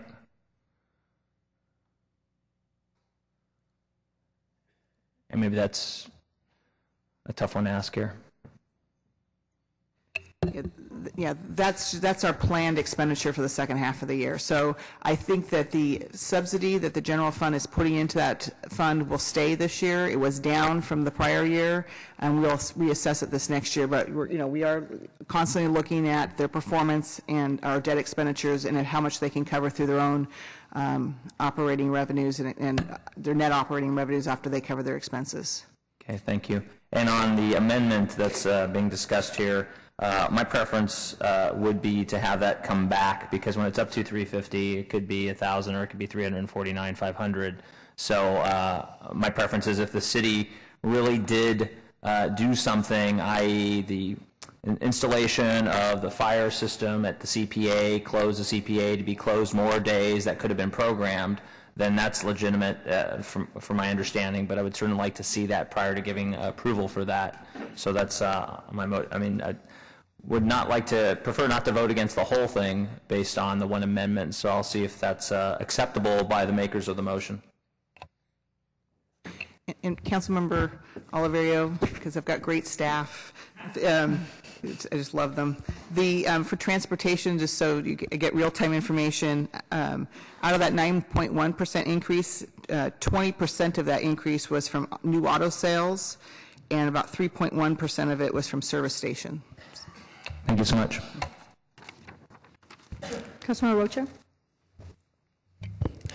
Thank you, Vice Mayor. So as far as some of the comments made by some of my colleagues, the folks who made the motion haven't really responded to any interest or willingness to consider how this would return, and I honestly don't know what kind of form that would be, whether it would be just an info memo to the council when this work's completed, or for actual approval by this full council. I'm not sure that that's necessary, and I don't think that's really where this rest of the council is going. That may not be the case. I'd be happy to entertain a friendly amendment, assuming the maker of the motion would be as well, that come back to us in the form of an information memo that details which expenditures the city will be compensating, and whether or not that is consistent with our historic practice. I don't know if Councilmember Oliverio, Councilmember KALRA, if that meets what your interest is. I mean, in an ideal world, Councilmember Rocha, I would sort of like the ability to say yay, nay, you know, if I felt it was inappropriate. But again, that gets down to the micromanagement, being not familiar with these reimbursements that go on from time to time. I mean, clearly, if it was an information memo, I would just certainly take the prerogative to share with the constituents on what happened. I think that's comfortable with me too as well, if the maker of the motion is comfortable with that. Thank you. Is that a yes? Councilmember Consent? Yes. Okay. Councilmember LICCARDO? Thank you, Vice Mayor. Jennifer, I had a quick question about sales tax receipts. It looks like that we're funding the reserve in part with this $5.4 million assumed growth in sales tax. We're under the assumption we're going to have 3% growth over the remaining 3 quarters of the fiscal year. And I'm wondering, at the time you made that estimate, I'm not sure if the GDP figures for the last quarter of 2012 had been out yet or not. And I'm wondering, in light of the negative GDP, would that cause you to be concerned at all about that 3% assumption? You know, we did see those GDP. I still feel comfortable with this 3% because we've had. We not only look at what we actually get in receipts, for example, like we had over 6% in that last quarter, but we look at the economic activity of that receipt, which was around a little over 4% for that last quarter. When you say last, do you mean the first quarter? The first quarter, which was the July through September. It's always lagging. Right. Yeah. So it'll be something that, you know, we will carefully monitor. The money, the additional money is not being spent. It's putting in reserve. If we had to substitute it out, I'm pretty conservative. I feel like I think that we should be able to get to the 3% by the end of the year, but I would immediately come back and make a corrective course action if I felt like the tides were turning by the next quarter's results. Great, thank you. And then I guess a question for Hans, if he's still around, or anybody over in DOT. Hans, on the decision we made on the 900 streetlights, obviously we'd all love to get them all on as quickly as possible. But my particular concern is the lengthy lags we have right now in repairing the lights that are out due, particularly the copper wire thefts. And my question would be, you know, had we considered, given whatever the cost is on those 900 lights, whether that instead could be utilized in the form of having another electrician or somebody else on staff to help us really reduce that backlog of getting the broken lights fixed. Councilmember LICCARDO, I mean, all of these issues, yeah, we're kind of working through with staff an efficient way to deal with the copper wire theft issue, light bulbs that burn out on a regular basis, and then turning on the street lights. In order to get these lights back on, the budget proposal does contemplate use of overtime for our staff so that we can expedite the work, and it doesn't affect our service levels in the other areas. So I think, you know, the issue in terms of our resources for kind of electrical services, whether it's street lights or traffic signals, is something, you know, consider as part of sort of the budget process that we would go into for next year. Well, I guess help me understand the thinking, though. I guess if the places where the lights remained on were the places we believed were most urgent for safety reasons, presumably, right, for traffic or pedestrians, and there are many of those areas now that lack lights because of the challenges, and I know there are substantial challenges in getting the copper wire repairs up and running. Wouldn't it make sense for us to focus our resources in those areas that we had prioritized previously to make sure we've got lights on where we know that the safety is most crucial before we start turning on lights elsewhere? Well, I think all of those are important. I think one of the things that, why we support this proposal and doing it, and that there's actually quite a bit of time spent working with the community in terms of which lights are out because they're burnt out, they're wire theft, or we purposely turned them off. And so there's actually quite a bit of efficiency that we get by having these lights back on, and then we can more simply deal with some of the other more challenging issues. Okay. Is there an easy way to describe why the efficiency increases by having these lights on rather than trying to repair the ones that are? Well, I think there's just the kind of the communications with the community in terms of why the light is out. And I think when we have the copper wire theft is something that came up in the last couple of years more significantly. I think we shut these other lights off approximately 4 years ago. So the efficiency is more just eliminating some of the complexity around why the lights are out, whether it's a burnout, purposely shut off, or wire theft. Okay. So I think, our goal is to be able, for lights that are just burnt out, our service response is we're able to get to those within 7 days of notification that the light is out. So I think we have a good service level in dealing with those. The more challenging issue is really the copper wire theft, where there's a significant cost associated with just the labor and materials to get those lights back on. Okay. Thank you, Hans. Mr. Campos. Thank you, Mayor. Hans, back on the lights, or not to turn the lights back on, but right now. So the lights.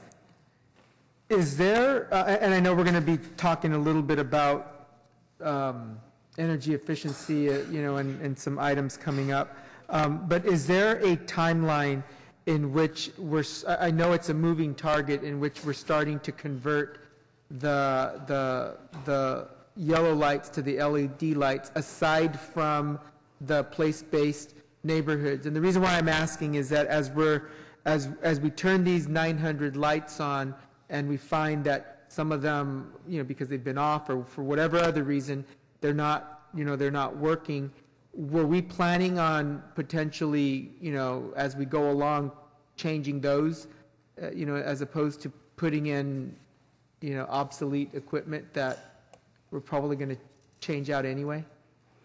Well, I think when we do a conversion to LED lights, we need to do those in a corridor basis. So a lot of the lights that have been shut off are kind of single lights here or there. Part of the criteria was based on there was a level of redundancy of light that we had either within the public system, or there's adjoining property uses that are well lit, and so the need for the public street lighting is less. So that was part of the decisions that went into where we would shut off the lights. The process of turning them on, they are our standard street lights that we have, and it's a matter of just the wiring has been disconnected on it or the fuses removed. So it's not, the lights are still there. It's a matter of just disconnecting it and then reconnecting it. So it's not like we pulled out the bulbs and are not having to put in a new one. So it's a fairly kind of low-cost operation to get the existing street lights back on. And since they haven't been sitting idle that long, the likelihood of the bulbs not being any good is probably low. So we probably don't have to. That's correct. Okay. Yeah. Okay. So then my other, actually I can ask the question on timeline for conversion when that other item comes up. Getting back onto golf courses, I'm pleased. I'm more pleased about the performance at this juncture this year than in years past. We have been doing something right, and I am confident and hopeful that, with the adjustments that PRNS staff will be making, we'll be able to end the year balanced there. I think we need to keep in mind that, you know, we've spent so much time talking about the performance of Team San Jose, and that's great because it brings much needed business to downtown and revenue, but we can't get lost on the fact that Los Lagos and Rancho, the service that they're providing to folks that other words, you know, it would not be able to, you know, play golf, you know, and I'm talking kids, seniors. This is a service that I think our city should be proud that it can provide. You know, it can provide a municipal course for folks to, you know, spend a few hours playing golf and getting a little exercise. And, you know, I look at our 3 municipal golf courses as a huge extension of our PRNS department.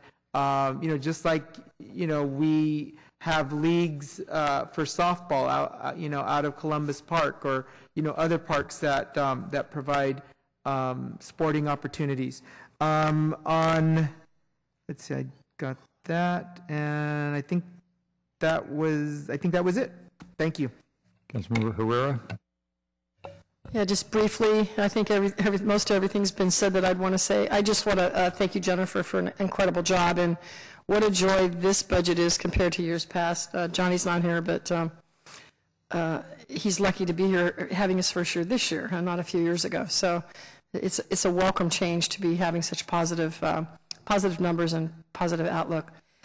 In terms of the memo from the council members, I support the motion now. I'm glad for the discussion and for the additions. I think it is good for us to get an info memo to take a look at how that's been spent. But I'm glad we are going to be proactive in making sure that Team San Jose is able to get some of these expenses covered. I think there was some significant hurdles that have been placed in front of them. And again, I want to congratulate them for doing an outstanding job. And I just hope that all of those employees that work so hard and the folks that are out selling San Jose will continue to do so with the same vigor and enthusiasm, notwithstanding the glitch this year in terms of this bonus payment, because they've done an incredible job, and look forward to the same kind of performance next year. We have some requests to speak on this item. I'm going to take that testimony at this time. Please come on down when I call your name so you're close to the microphone. Claudia Shope, Ross Signorino, David Wall.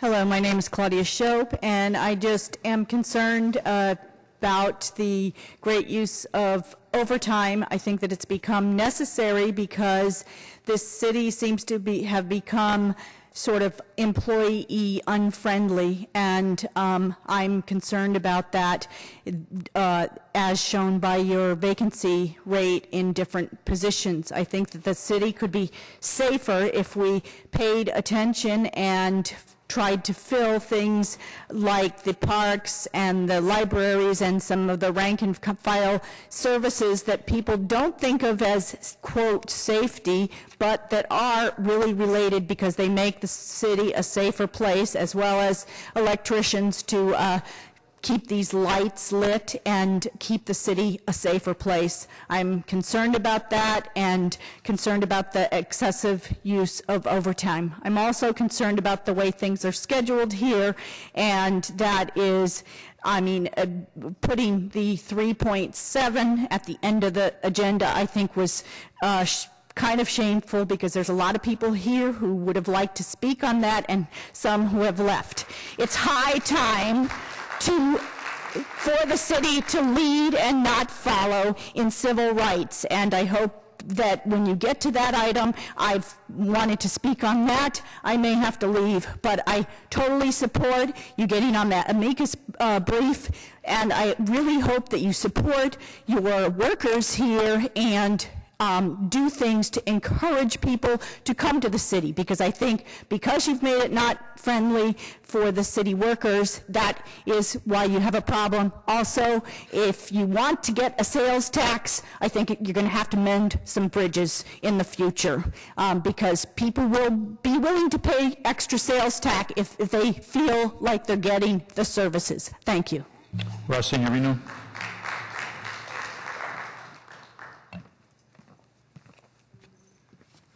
Thank you, Mr. Mayor, members of the council. I think one thing we're overlooking here, and I think a name should be mentioned here since we're talking about lighting so much. The name is Jim Helms, a man who helped develop this type of lighting that we want to put in.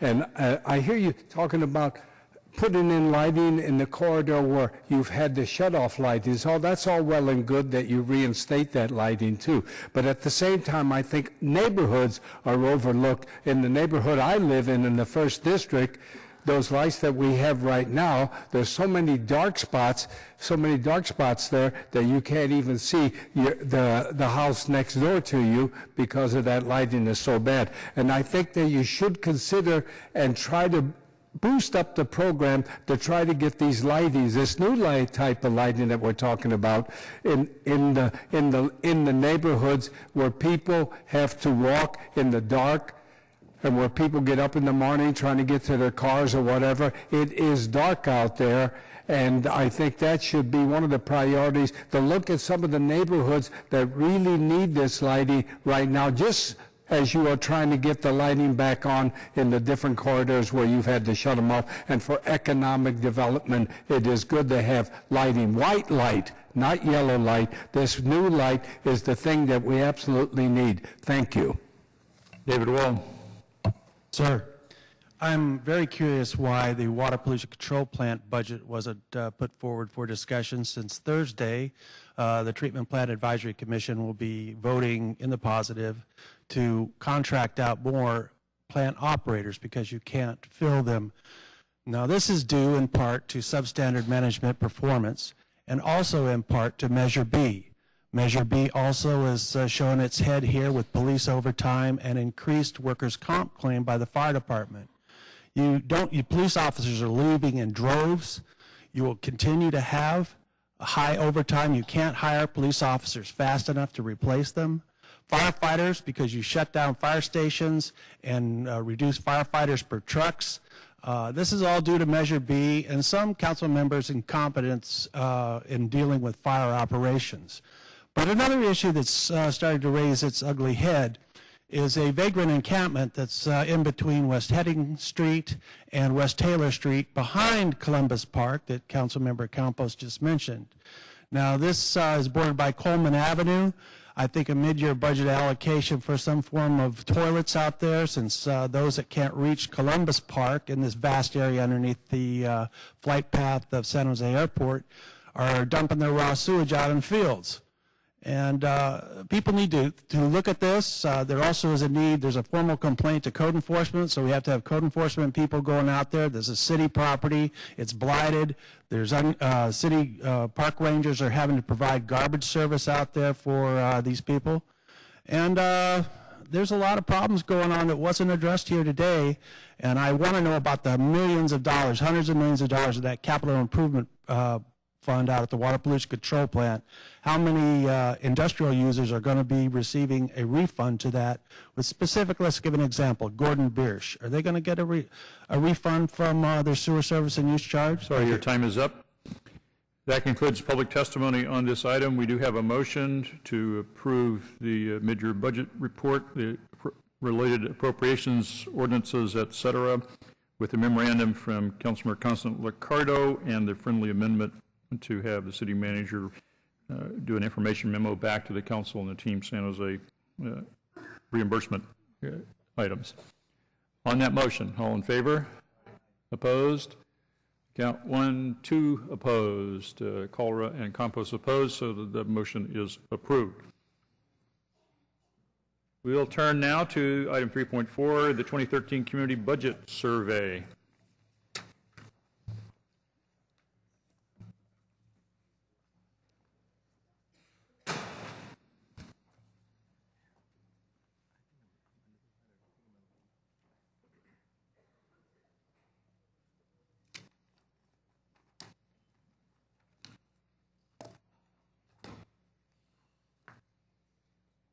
All right, we'll have a presentation from our consultant to handle the polling as soon as we can get everybody in place and get the equipment so we can get the slides moving. All right, thank you, Mr. Mayor, members of the council, members of the public. I'm David Metz, a partner with Fairbank, Maslin, Mullen, Metz & Associates. And I'm here today to present the results of the 2013 Budget Priorities Survey. We've submitted a full report to you under separate cover. I'm going to go through a very brief summary of some of the key findings, and then would be happy to answer any questions that you have. The methodology of the survey this year, as in prior years,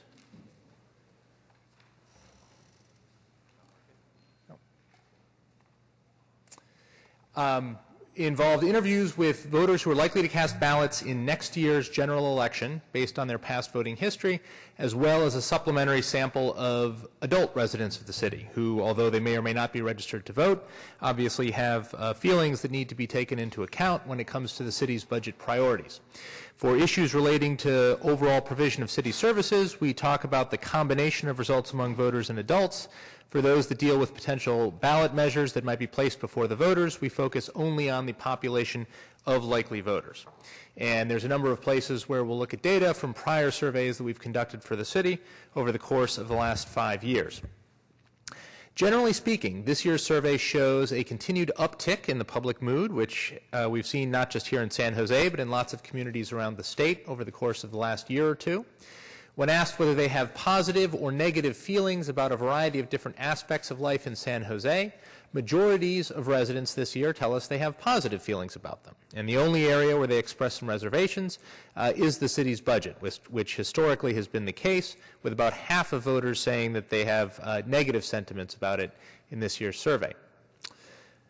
As they look toward the future, however, they are generally optimistic, with more voters indicating that they expect the local economy, their personal financial situation, and public safety in various parts of the community to get better as opposed to get worse over the course of the next 12 months.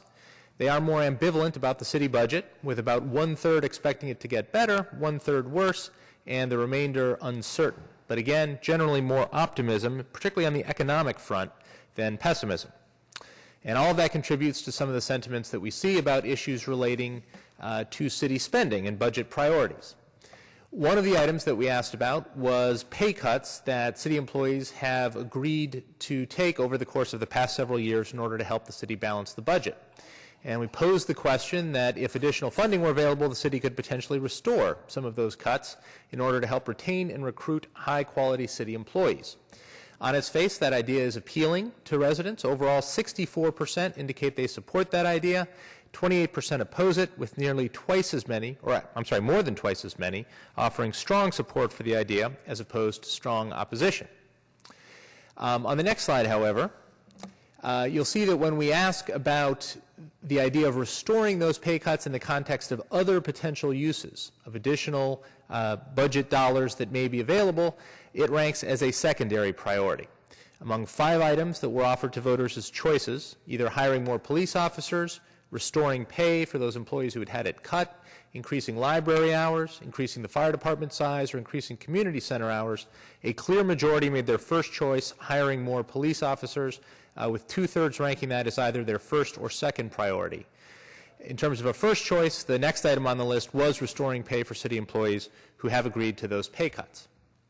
Now, further on the subject of the police department, we asked another follow-up question about potential additional funding that may be available, and focused here on pay for experienced as opposed to new police officers, and asked whether, in order to encourage experienced officers to stay with the department and help maintain effective staffing levels and address unusually high recent rates of retirement and resignation, pay should be increased for some of those experienced police officers. And again, a roughly similar proportion indicated that they would support this idea, 63 to 30, with again twice as many strongly in favor as strongly opposed. Now, for each of these items, we then had some follow-up questions which delved into the issue of how these enhancements might be paid for, where additional revenue or funding might come from. And when we talked about increasing pay for experienced police officers, we offered the respondents 3 different choices and asked which they thought would be the best way of generating that additional revenue, either through new revenue like taxes or fees, through reductions to community center hours, or reductions to the number of library branches. And by roughly a 2-to-1 margin, voters made the idea of additional revenue their first choice out of those 3 options. So on the subject of additional revenue, we also had some more detailed exploration of potential revenue measures that might be presented to the voters here in the city of San Jose in order to generate that revenue. And I apologize in the formatting here. It looks like the totals are a little bit skewed off of the numbers. But essentially, we presented our respondents with a total of 7 different options for raising additional revenue for the city.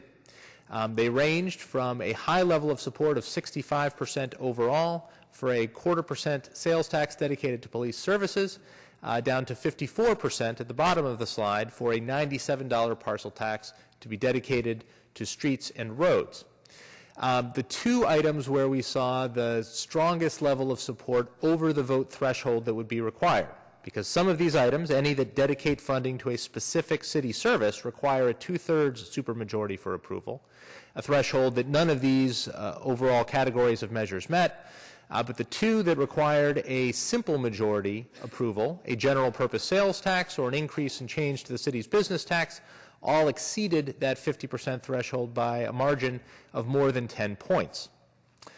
Now, for a number of these potential ballot measures, we had separate questions that assessed different ways that they might be structured. On the subject of a sales tax, we asked voters about 2 potentially different tax rates that might be presented to them, a 1/2-cent sales tax or a 1/4-cent sales tax. These taxes are ones that we have asked about in a variety of prior surveys we've conducted for the city, with variations in descriptions of the rate, the term that the measure would be in place, and the services to which it would be dedicated. But relative to what we've seen in past surveys, this is a higher level of support than we've experienced in the past. There's also more of a divergence than we've seen in the past in support for a 1/4-cent sales tax and a 1/2-cent sales tax, with 70% indicating they would back the 1/4-cent proposal, 57% the 1/2-cent. And much of that difference, critically, comes in that top category of those who indicate that they would definitely vote yes on the sales tax, as opposed to just probably voting yes or leaning in that direction.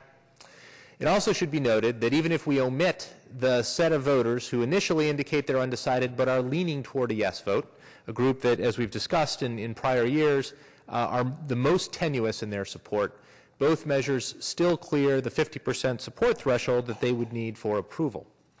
I'll just note parenthetically here that the stronger support that we're seeing for a sales tax in San Jose reflects trends that we are seeing across the state. In the November 2012 elections, according to data gathered by the League of California Cities, 79% of the general tax majority vote measures placed before voters were approved. That's higher than the cumulative approval rate of 66% that those measures had had over the prior decade. And of majority vote sales tax measures that were placed before city voters, 25 of 28 were approved last November. The 3 that were rejected were in largely very small and rural communities. Obviously, last November's electorate is very different than the one that would be casting ballots in 2014, but it does indicate that openness to more revenue seems to be something of a gathering trend among California voters.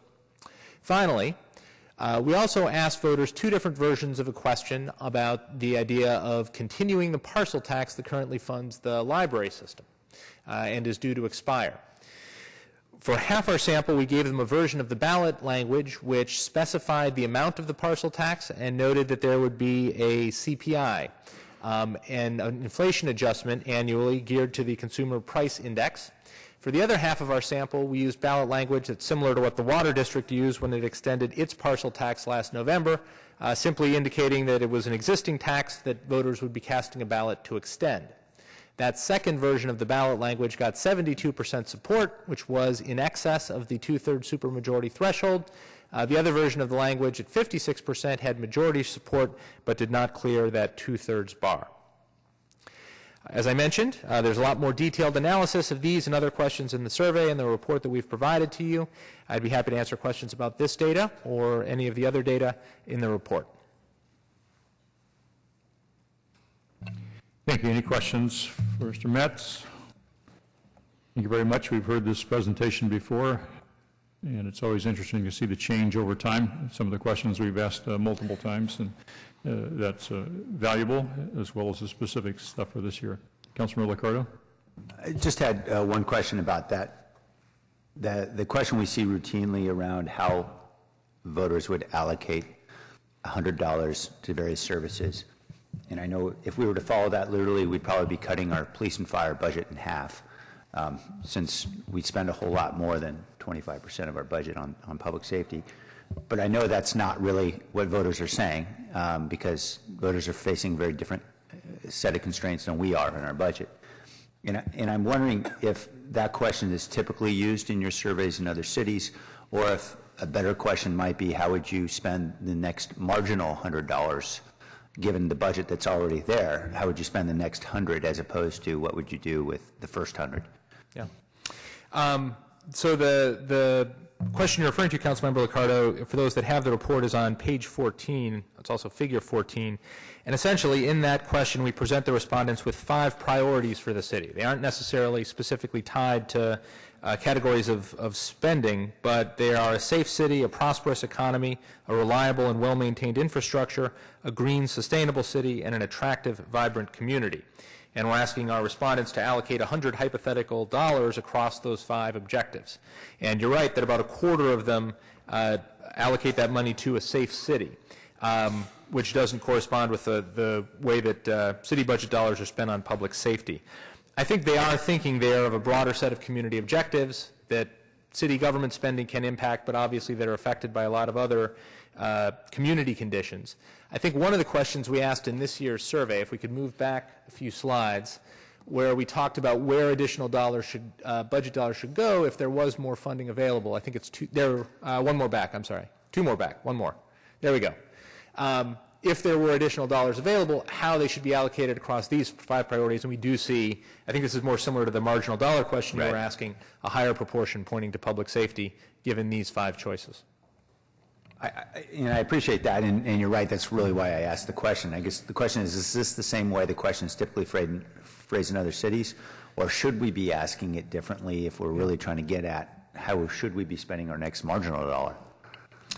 The question where we're allocating the $100 is actually one that we developed specifically at the request of San Jose. Other cities haven't asked a question about 5 broad community priorities in quite the same way, so it's something of a unique question.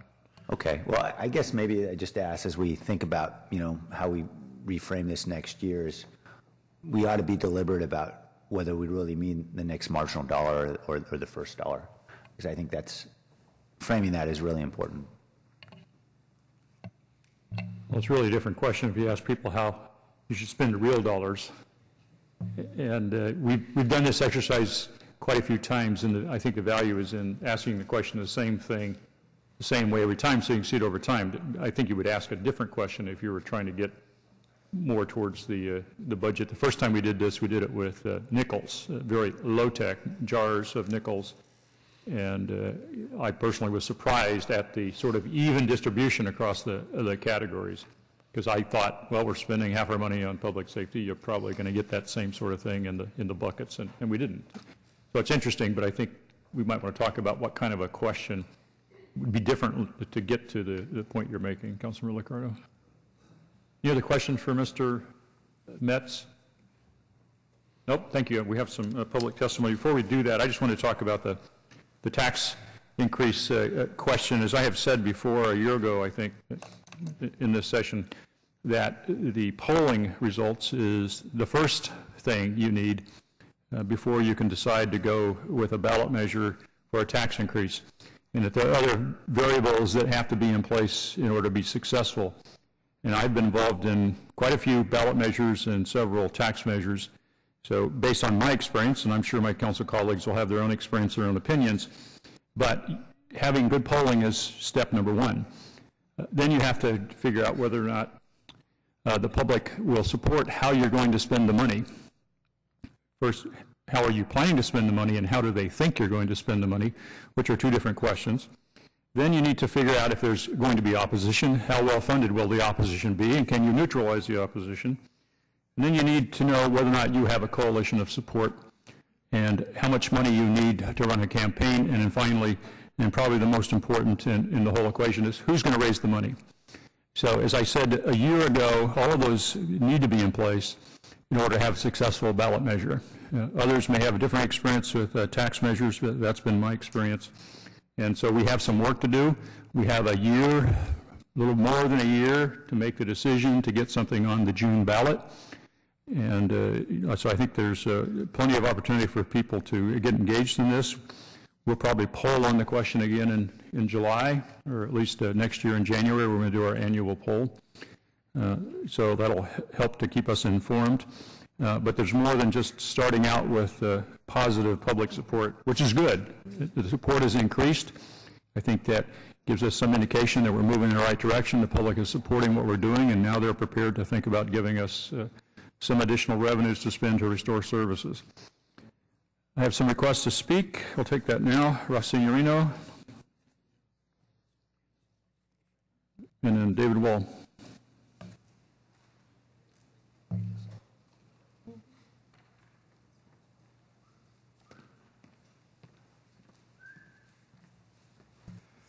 Thank you, Mr. Mayor, members of the council. I think like anybody else, a normal person, I hope I'm a normal person, I hate paying taxes, or at least paying more taxes, but I realize you have to pay taxes in order to get the services we need. In the case of Governor Brown, what he did when he increased the tax there, it seems like it's working and it's balancing the budget here in California.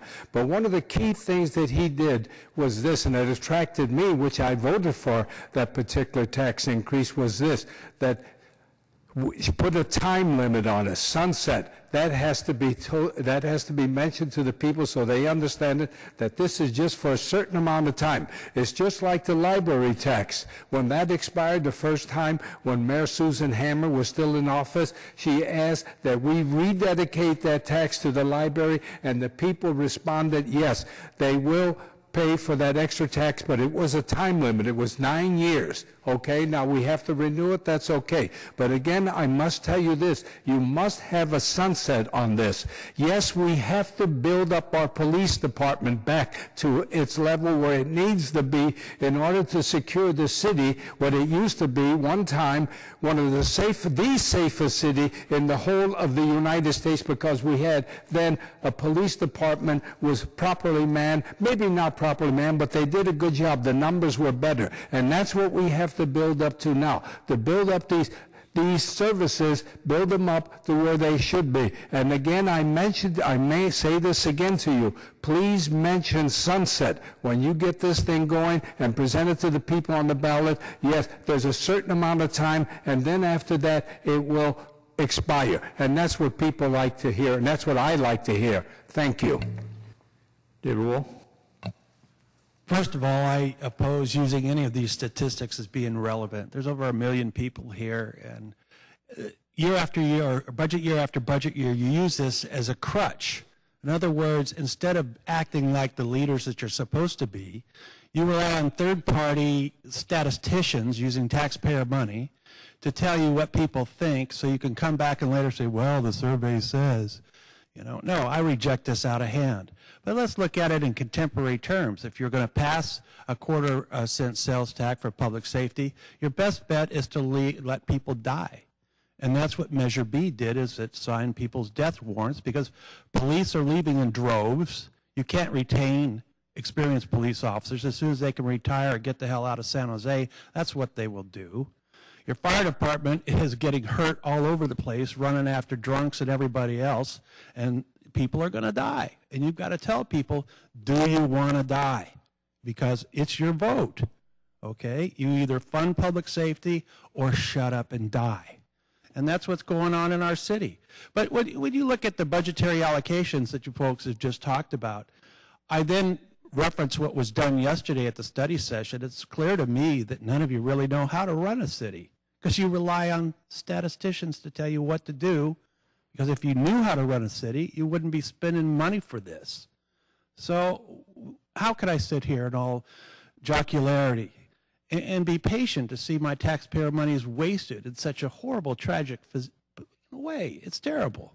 But as I go out on the streets tonight, I wonder if I'm going to live long enough to vote for a quarter-cent sales tax to fund public safety. Because getting shot in the city, getting mugged, gangbanger violence is rampant. You don't even deport the illegal alien gangbangers that are causing the problems in all over the city. So who are you kidding? But shame on you for even spending a penny for this type of survey. Sorry, your time is up. Sean Cartwright, Joseph Rosas, James Lee.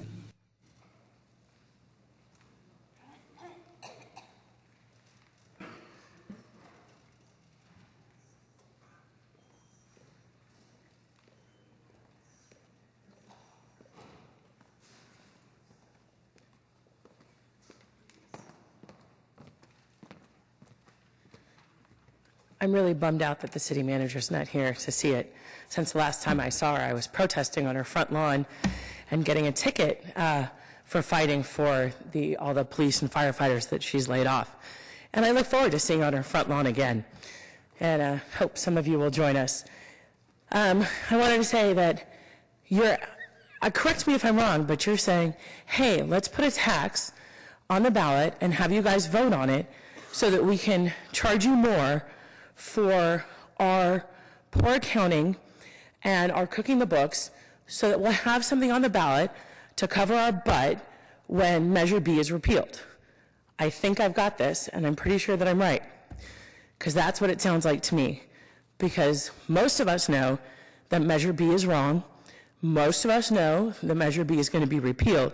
And you need something so that your butt's not hanging in the wind.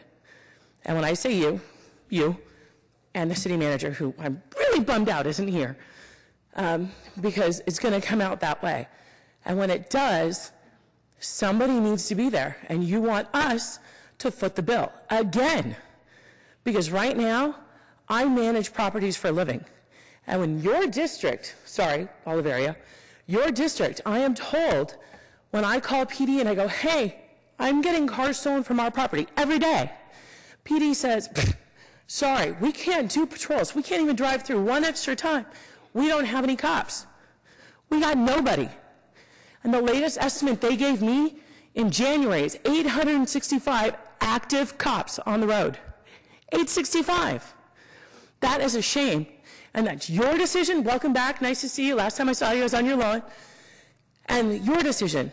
And this is to cover your butt. Right now, there's no cops. There's no cops in my neighborhood, which is a block away from here. And the crime rate has gone up.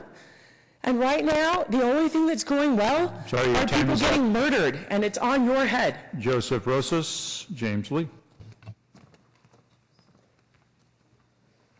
Good evening. I just wanted to emphasize a point in this proposal, that the monies come with a defined purpose, hopefully in the law or what is proposed specifically. I do not want to see what is currently happening in San Mateo County to happen here in San Jose. They passed a sales tax in the county under the guise that it would be used for county services. This money is now being used in order to build a new jail, which organization after organization, including the ACLU, said is not required. They are also using this money to restore their county hospital, which has already been in talks to be sold to Sutter Health. So they are using this money to ensure that they have a nice, shiny facility to sell to their corporate friends. So I beg you, implore you, and as a resident of the South Bay who will be affected by this when I spend time in San Jose or do business in San Jose, I demand that these monies come with specific purposes. Thank you. James Lee.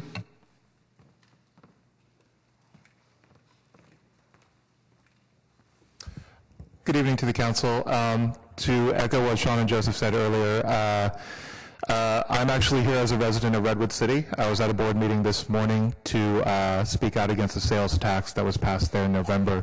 We mobilized quite a few people to that meeting, despite it being a Tuesday morning, despite it being a bad time for working folks, kind of like this meeting here.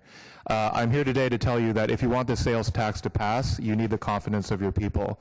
And by lying about the numbers to get Measure B passed, by basically creating a crisis where there was none, to pass something that hurts cops, firefighters, public safety, public workers, is really not the way to win the confidence of your city. And the reason why I'm concerned is because small cities like mine, my hometown, look to big cities for ideas, for things to take on themselves. This is a bad idea. I do not want it exported out of San Jose to my city, and I think you guys are basically asking taxpayers to foot the bill for your mistake. Sales taxes are the most regressive tax you can put onto your population. They disproportionately hit working class people, low income people, people of color. These are the people who do not need to be paying for your mistakes. I'd like to thank Council members KALRA, Chu, and one other whom I'm forgetting right now for voting against Measure B. Thank you very much. That concludes the public testimony on this item. I had one comment to close with. This survey is one step in our community-based budgeting process, which we've started doing since I've been mayor. It's only one step. There will be a couple of dozen hearings and public meetings between now and the time the council makes the decision on the budget. Welcome all of your participation. Hope you'll come to one of the meetings. There will be at least one in every council district, an opportunity for everybody to weigh into the budget process. And of course, many study sessions here in this room where you have a chance to testify. So it's a community-based budget process, and one of the reasons we do this poll, as well as having our neighborhood setting priorities session we had a couple of weeks ago with over 100 neighborhood leaders, is we want to make sure that when we get done with the budget process, that the budget reflects the values and the priorities of our community. And that's the reason we asked some of the questions in here about the community's priorities for spending. And I'm grateful that this year we're asking about priorities for spending instead of priorities for cutting, because this council has had the unwelcome job of cutting a lot because we didn't have enough money to do all of the services that we wanted to do. And there are some comments made today about the police department. In the decade before we started our fiscal reform efforts, we had an increase in the police department budget by nearly $100 million, and yet we have less police officers than we had 10 years ago, and that's because costs have been going up. So we're fortunate this year that we don't have to have this discussion about cutting or setting priorities for cutting because of the work that this council has done over the last couple of years, the decisions this council has made that have put us in a position where we have a balanced budget this year, and we'll be able to balance the budget next year without layoffs and severe service reductions. We've been through that. Our budget isn't great, but the fact that we're not cutting is much of an improvement. We do appreciate the community's participation. You're all welcome to come. We'll have a lot of meetings. They'll be posted on the website, noticed. Come on out. We appreciate it. Is there a motion on this? I don't think we have a motion to approve the report. On that motion, all in favor? Opposed? None opposed. Report is approved. Our next item, 3.5, report on request for proposal contract with Chevron Energy Solutions for city facilities and lands.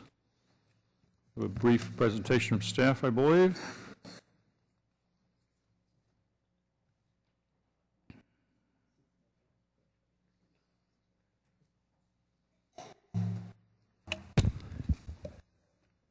Thanks, Mr. Mayor. Dave Sykes, Director of Public Works. I'm joined by Matt Morley, Deputy Director of Public Works. We'll just provide a brief overview. Today we have for your approval an agreement with Chevron to perform energy-related services for the city. As background, you're all aware that we've been performing energy efficiency improvement projects in city buildings. We've been installing solar on city sites, and we've been converting streetlights to LED. Much of that work has been funded by outside sources, and those sources of revenue are drying up. And so last spring, the council recognized that we needed to be more creative in how we fulfill our goals, our energy-related green vision goals, and directed us to go out with an RFP and select an ESCO. And ESCO is a energy services company. And that's what we have here today. With a recommendation to approve an agreement with Chevron. This is a program development agreement. And in this particular agreement, Chevron will be performing an analysis and audits on city facilities and identifying energy saving measures that can be bundled into projects, packaged for construction. And that's what you have before you today. Subsequent or later on, once we've identified packages for construction, we will be back to the council with individual energy services contracts to implement these projects. And those projects need to be paid for by the utility savings that those particular energy efficiency elements gain. So we'll leave it at that for now. Matt and I are here, and others are in the audience to answer any questions that you have. Thank you. I want to congratulate the staff for getting it this far. I know this has been difficult and complicated, but as we have seen with our solar efforts, that it took us a while to figure out exactly how to do it, but we have done several solar projects that are completely paying for themselves out of the energy savings. So we aspire to do that with these other energy efficiencies, and then to get rid of the, as I call them, the ugly yellow lights that we have now on our streets and replace them with LED lights. This is a means to do that, and as we've said many times with our Green Vision, we don't have the money just to go out and implement our Green Vision plan. We have to figure out creative ways to finance it.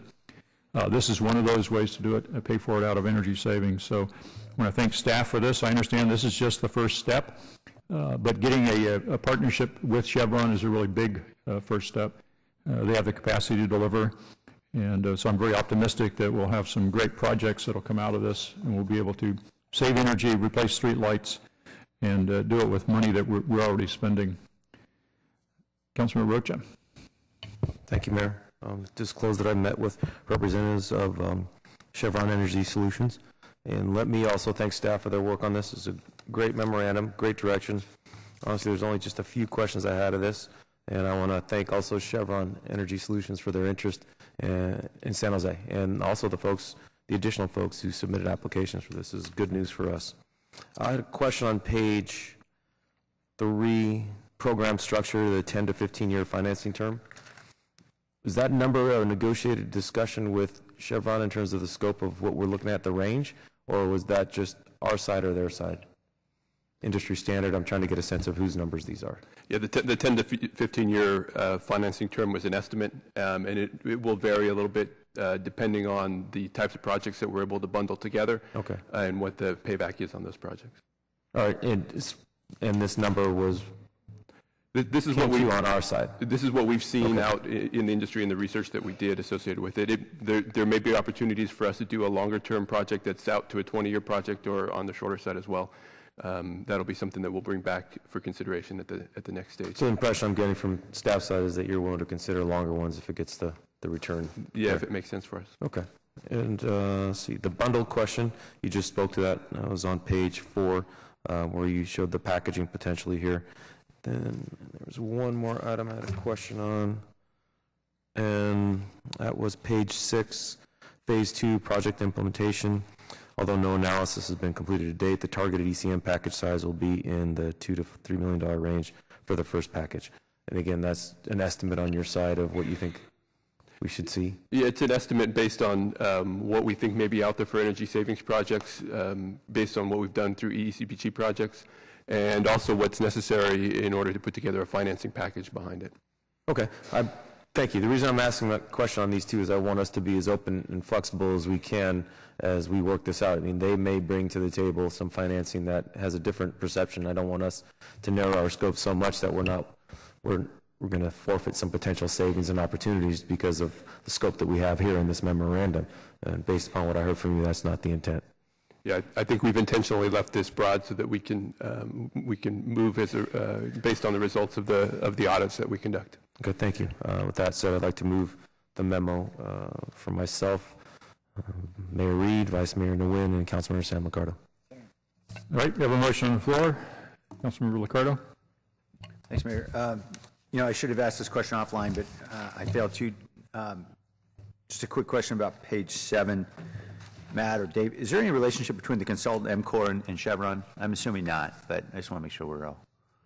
The consultant, the economists who are doing the. There's no relationship between MCOR and Chevron. Great, wonderful. And I just want to disclose I solicited Chevron in the past for support of citywide events. But I'm very enthusiastic about this, and I'm really looking forward to seeing the first set of projects come down the pike. I know we've all been hoping for something like this for several years, and it's great to see a partner like Chevron stepping up. Councilmember Herrera. Yeah, this is exciting. I just had a couple of questions. And on page 5, looking at the cost items there, So the 38.5% construction cost, which is Chevron's project delivery cost associated with bidding, managing the ECM packages.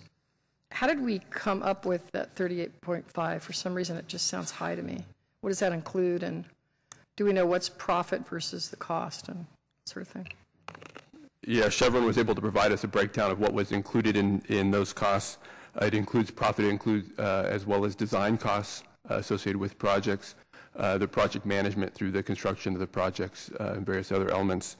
It was a negotiated number. We worked hard to get to this number. It was a little bit higher than that when we started, and we were able to bring it down to something that we were a little bit more comfortable with. How does it compare to industry average, or do we know?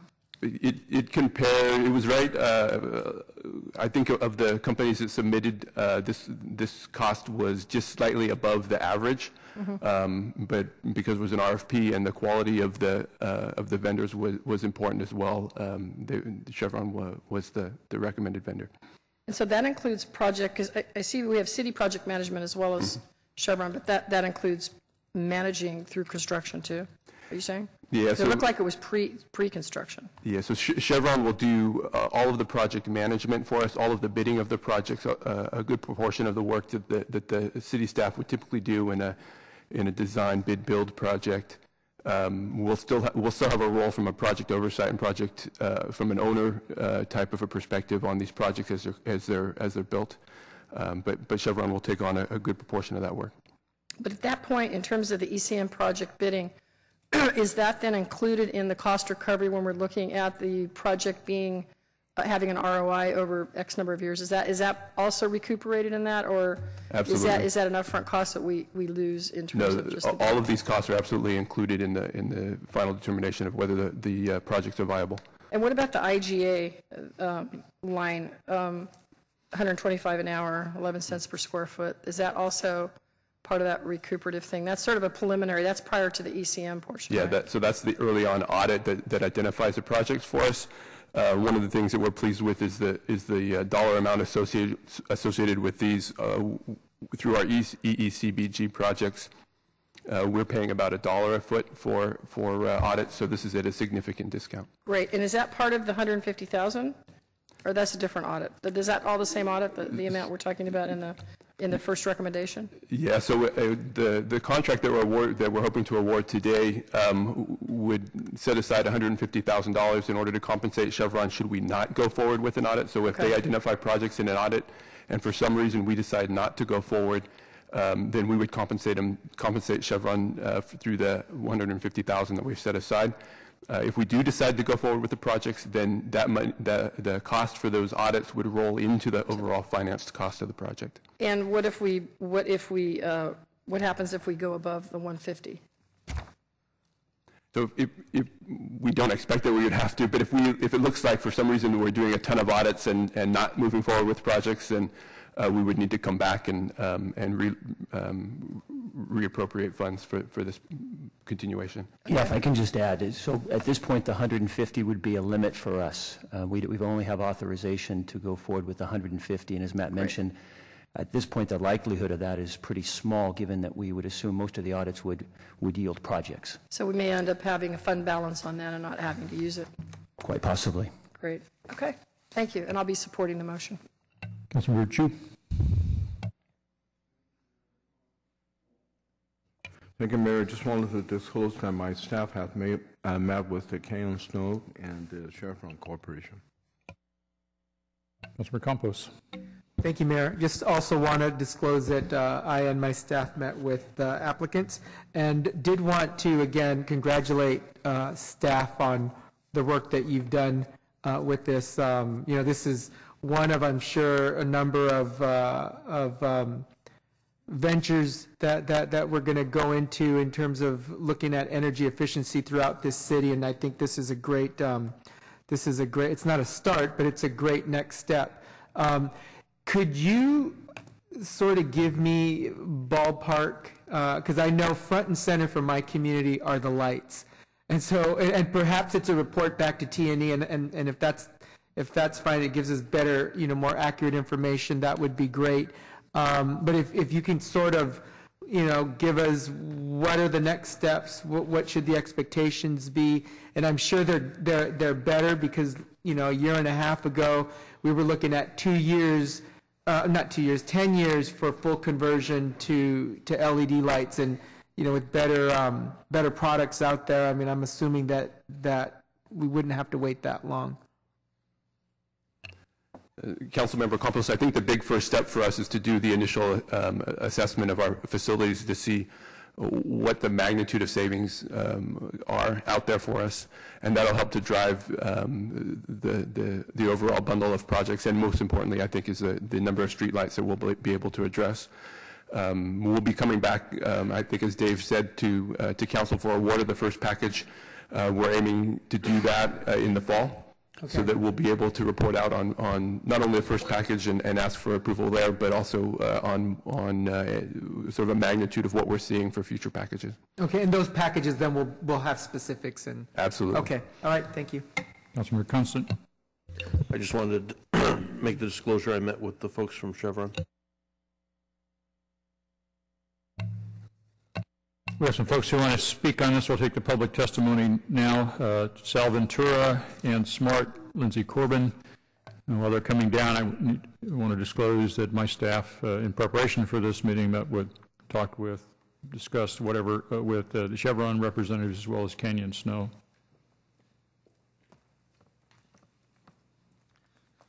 Good evening, Mr. Mayor and City Council. My name is Sal Ventura. I'm the Assistant Business Manager of IBW 332.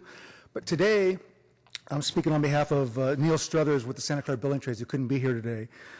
So hopefully the mayor and the council received the letter from Neil concerning the agenda item.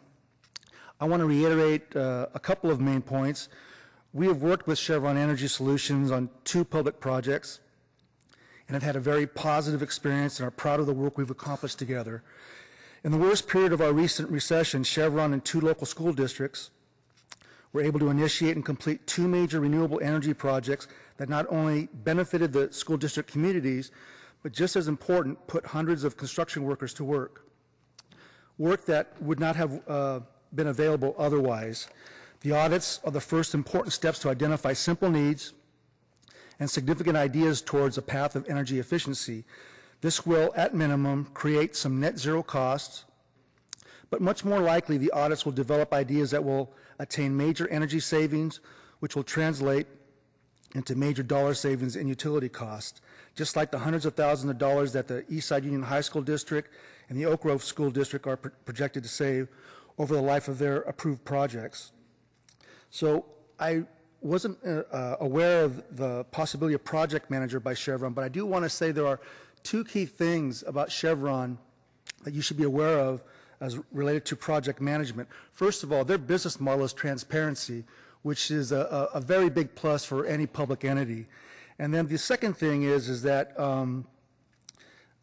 they really respond to issues in a timely and in a manner that gets the job done. So I want to make you aware of that. So we hope that you approve this program development agreement, and thank you for your time. Ann Smart, Lindsay Corbin, Benjamin Marchand.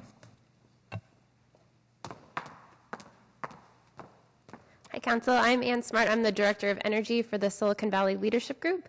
And on behalf of our members, we support the efforts of the city to do an energy audit on your facilities and find opportunities to save both energy and money for the city. We also support the efforts of the Green Vision and think that this fully aligns with those goals. We ask that the Council now approve the program development agreement with Chevron Energy Solutions and allow CES to move forward with developing a feasible, cost-effective package of energy conservation measures. This might include facilities retrofits, LED streetlights, and of course other energy efficiency measures. Therefore, we support the city and look forward to working with you on implementation. Thank you. Lindsay Corbin, Benjamin Marchand, Dan Rodriguez. Lindsay Corbin, Director at Chevron Energy Solutions. I just want to thank the mayor, the council, the mayor's staff, and Matt Morley and his team for the incredible leadership and effort that it has taken to get to this point. We are incredibly honored and thrilled to have been selected through the competitive process, and we look forward to working closely with the city to continue to advance progress on the Green Vision goals. Thank you very much. Benjamin Marchand, Dan Rodriguez, David Wall. Both Ben Marchand and Dan Rodriguez had to return back to work. So they were going to speak on behalf of IBW 332 in favor of this agenda item. David Wall. An energy company doing energy audits, okay? Let's look at page 7 of the report. Quote, ultimately, the general fund will be responsible for paying for the finance cost of an energy conservation measure package, whether or not the energy conservation measures package actually achieves savings, period, close quotes. This $150,000 out of the general fund is a step on a slippery slope with reference to each ECM package roughly coming in at $2 to $3 million a piece, and this is just estimates. We have to ask ourselves the question, how many energy audits the Environmental Services Department has done using a whole host of different funding sources?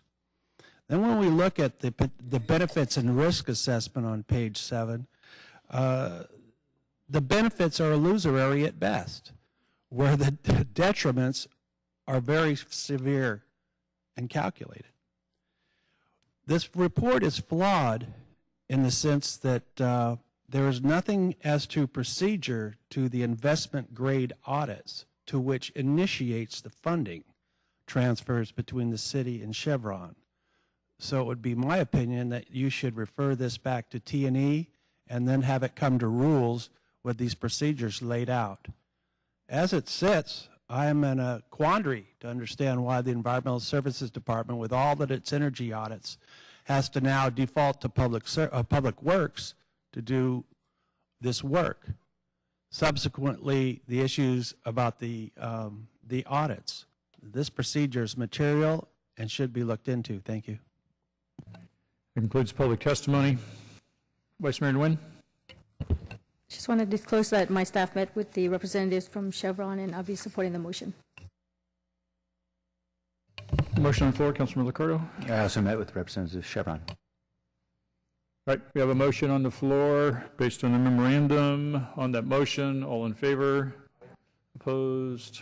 Not opposed. That's approved. Congratulations, staff. Good luck.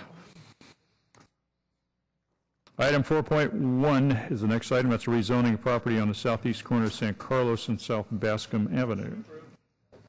We have a motion to approve. I have some requests to speak. We'll take that now. Dennis Mayer, Anthony Sacco,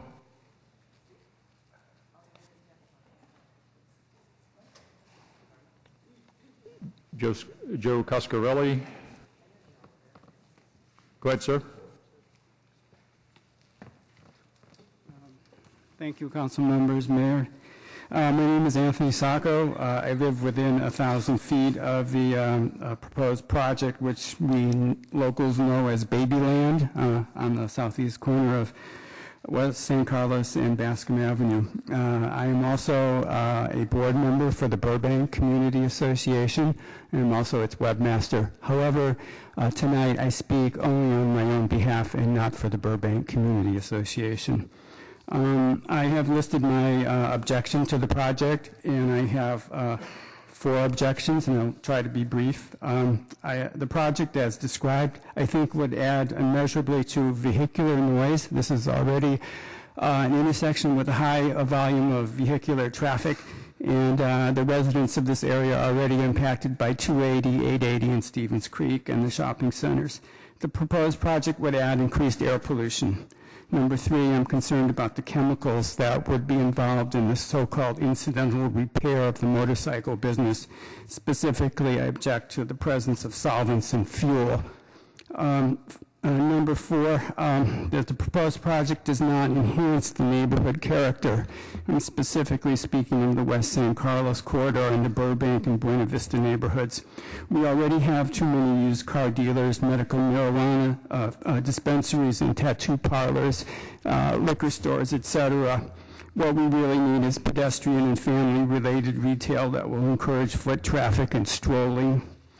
Finally, whatever is done on the project, whatever use is ultimately made of the subject property, I would like to see benches, landscaping, and shade trees. Currently, this area is a concrete jungle. It is inhospitable to pedestrian traffic. It does not encourage good and friendly use of the environment. Finally, I would just like to take a second to say that I will not be... Your time is up. May I have just finished my one sentence? Your time is up. Thank you, sir. I called Dennis Mayer earlier. Joe Coscarelli. How about Jeffrey Nidar?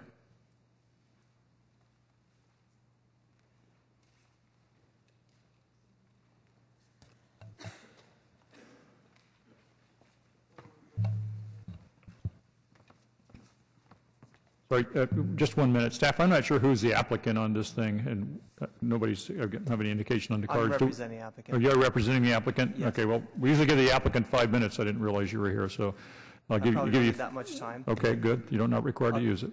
Thank you. I'm Joe Coscarelli. I work at San Jose BMW. The company has been there for 37 years. We're currently located on West San Carlos, about 2 blocks from the proposed site where we'd like to move. It's been a family-run and owned business for most of that time. The current owners, Chris and Kathleen Hodgson, have had the shop for 20 years. Their son, who's with me now, Willie Hodgson, is the general manager.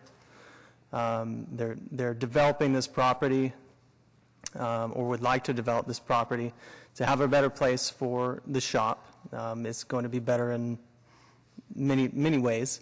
And it's going to provide a better future for Willie and his family and those to come. We'd like to put it there because the current location we're at now is very small. Despite functioning there for this many years, is quite cramped. And so this is going to provide a great opportunity for us. The property was originally built, I believe, in the 60s as a car dealership. The motorcycle dealership actually began there and was relocated shortly after to its current location. We'd like to improve that property. We feel it's kind of a gateway to the downtown area when you're coming from West San Jose. Right now, the entire corner, the entire intersection could use some cleanup. There's an abandoned building right across from it. There are other service stations and other things of the like in the area. We are proposing to add landscaping and other nice features as the gentleman just requested. That is part of this project. I think it's going to bring in a good public place for people to come in. We sell BMW motorcycles, Vespa motor scooters. They're all premium brands. Our customers are coming in to spend money, which creates revenue for the city as well.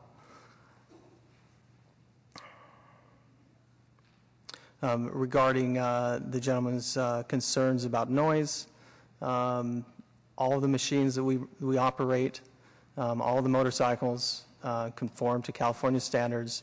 Nothing is modified that we have in there. Our clientele are generally in the 40s to 50s range and older. The gentlemen and ladies that come in there are respectable. They're not in there to make noise. It's not something that we do, on purpose to do that kind of stuff. As far as the contaminants, we deal with that right now. We don't have any issues with that. The current neighborhood we're in, I know we have plenty of people there that would support us. We have been there for 37 years, like I said. I hope that the council will approve this measure as it's been recommended by the planning department. And that's all. Okay, we'll let you keep some of your time if you need to respond after the rest of the public comment is over. Yeah, I would. I'd like to have Willie make some response as well. All right, we'll come back to you. Jeffrey Niedauer or Dennis Mayer or more? Hello, I'm Jeffrey Dennis Had to Leave. As a land and business owner in the Burbank neighborhood, I would like to voice my support of the rezoning. I am excited to welcome a vibrant and reputable business to that corner at the Bascom and West San Carlos intersection, a high-traffic and highly visible gateway to the entire business district.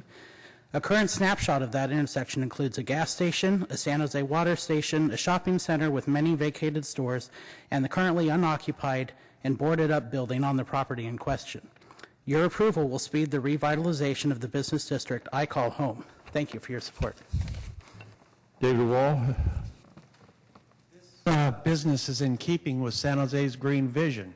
I happen to have bought my Vespa from this San Jose BMW, and Willie's Opera, he's fixed it a couple of times, just routine maintenance, of course, because they last forever.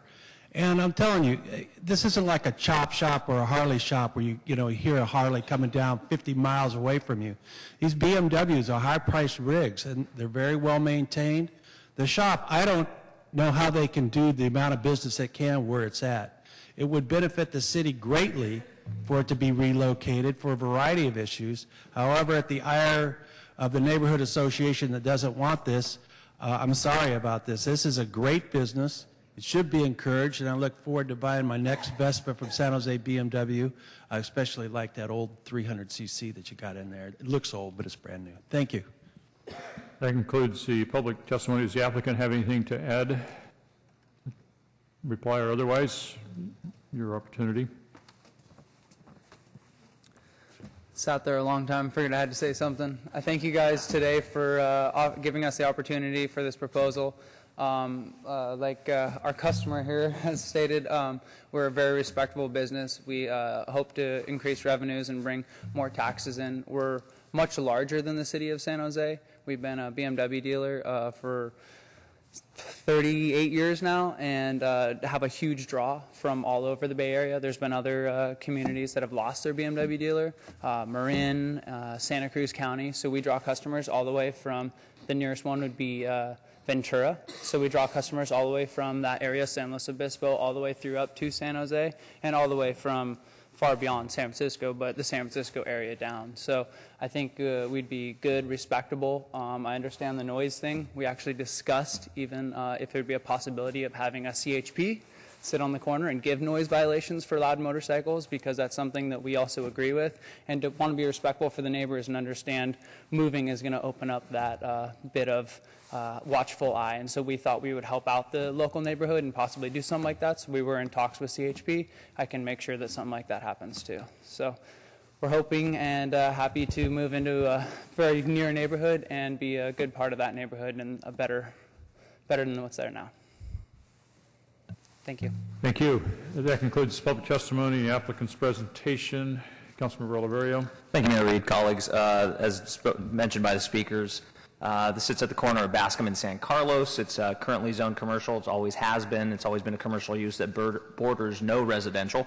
We're just simply changing the zoning to allow an automotive type of use, which is sort of the same thing we did at Santana Row when we allowed the Tesla store to locate there.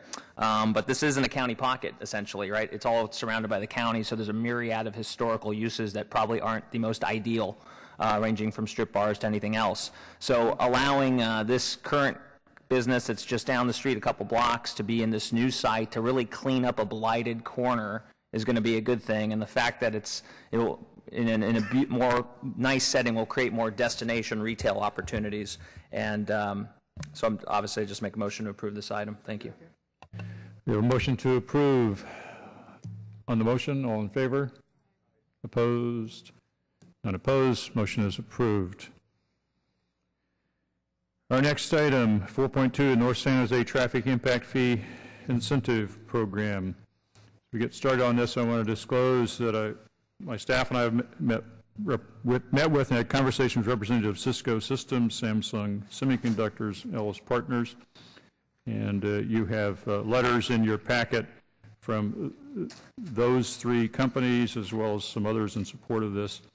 A little over a year ago, I met with developers and owners in North San Jose to ask them why weren't they building anything in North San Jose. And part of that conversation was, well, because it's expensive and it doesn't quite yet pencil out as it does in some other cities. So we asked them, what could we do to help them make the decision to make the investment? And we referred it to our staff. The staff came back with the incentive that we have in front of us, which is to reduce the traffic fee that we require in North San Jose to be more competitive with other cities. We had great success. We have 3 projects that are all racing to get in under the wire, except that the incentive fee isn't quite big enough to accommodate all 3 of them. So we're back today with a modest expansion of that incentive fee to allow all 3 of these projects to move ahead.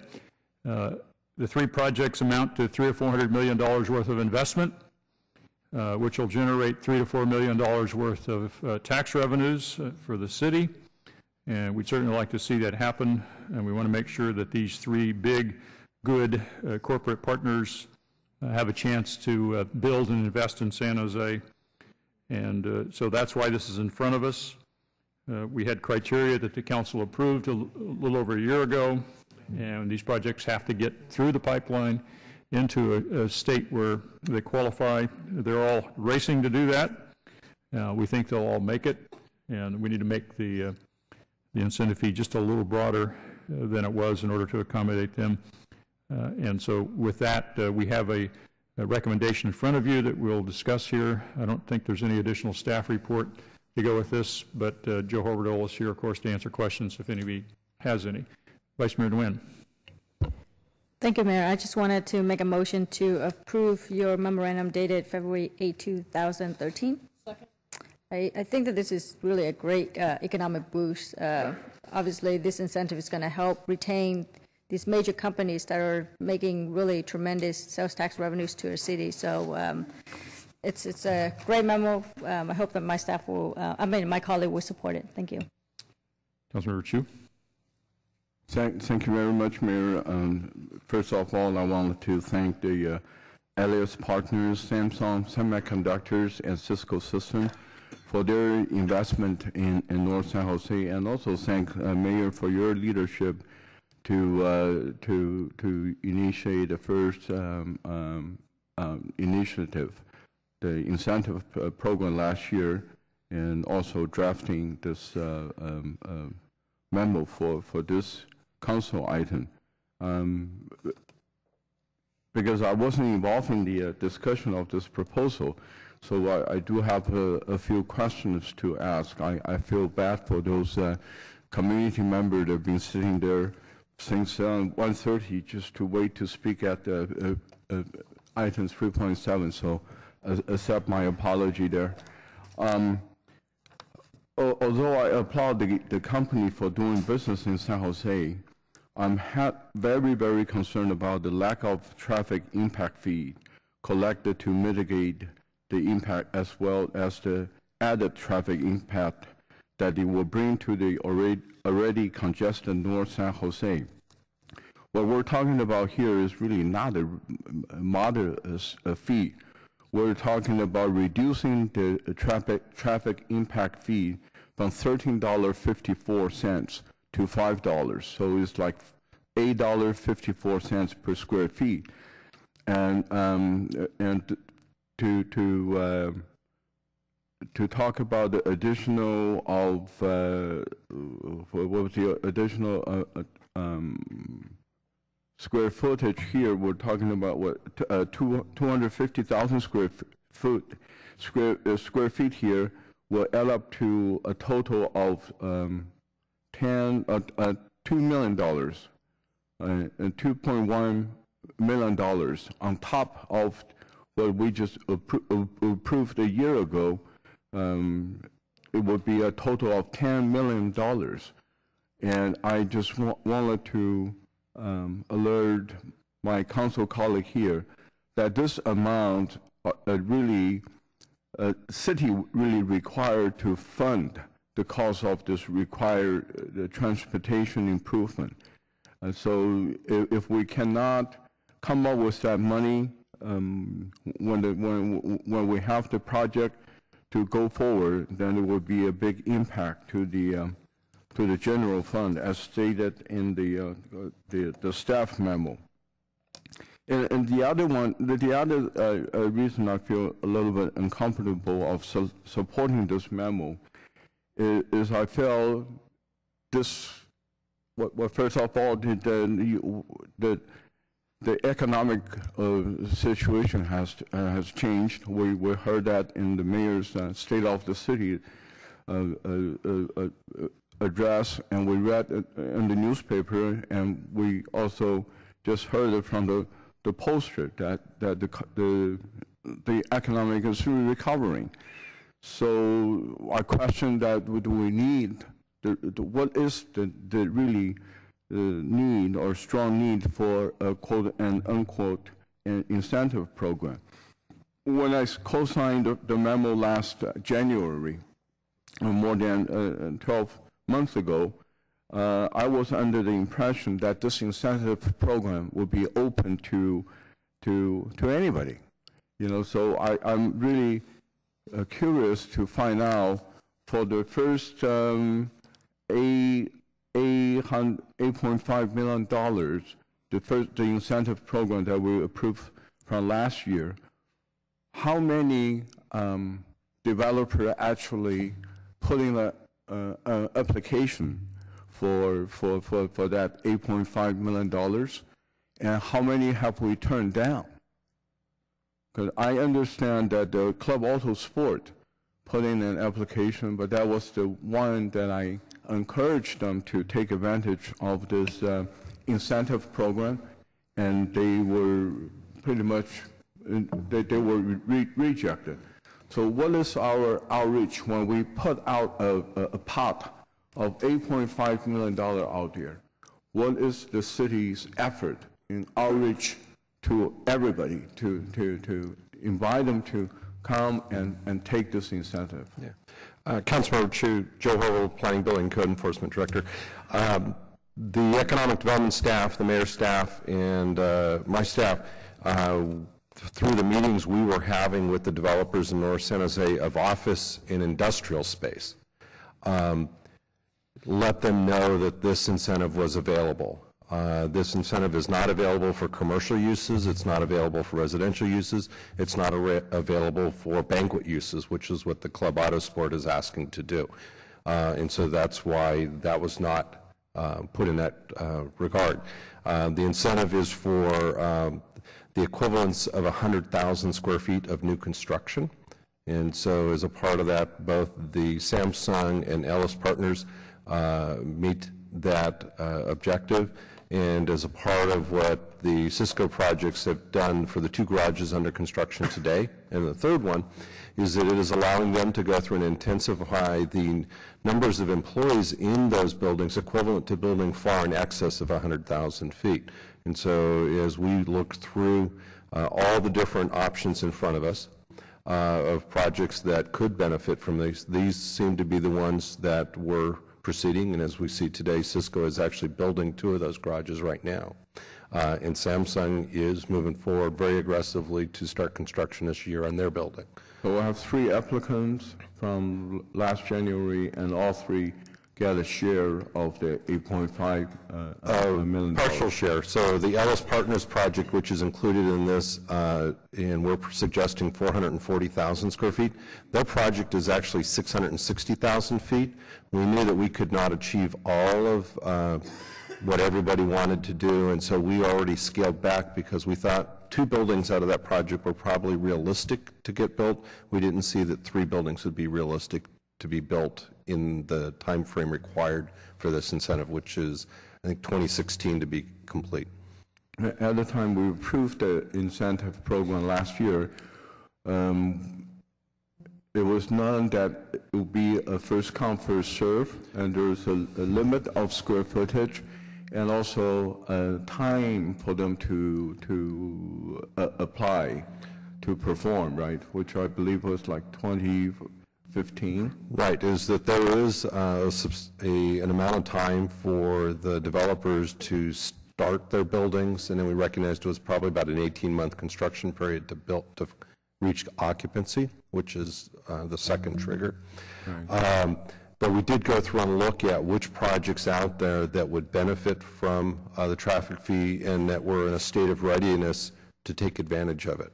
There are some other projects that have talked about proceeding in North San Jose, but they have not come in through the planning process of yet.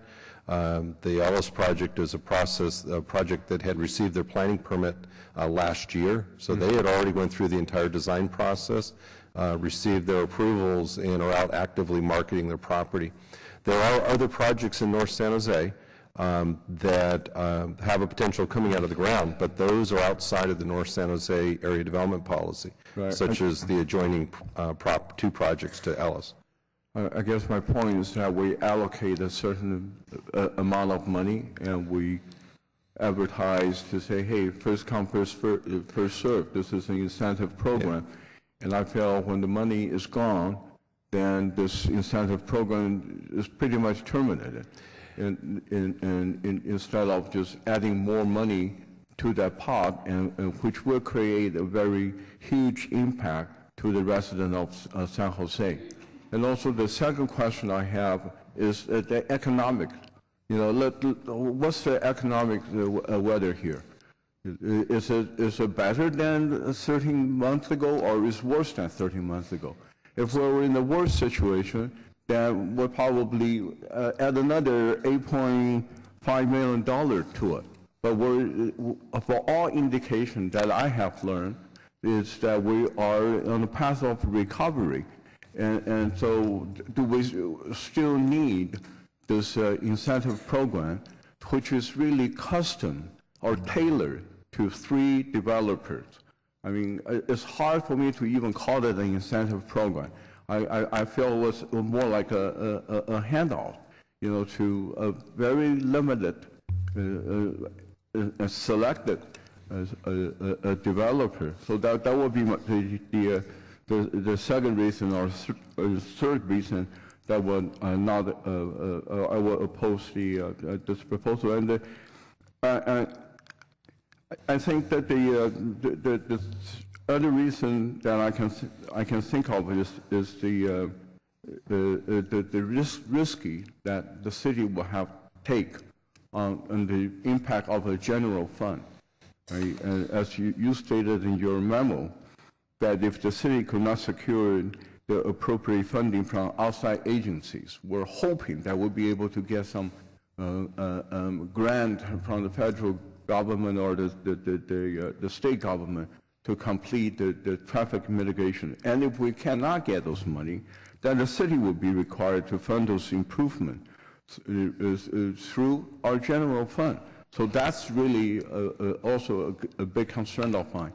And also learned that the Traffic Capital Program has a 3% escalator. So if we don't write a check by 2015, then we'll have to add another 3% escalator to it. So there is really a great risk to our general fund.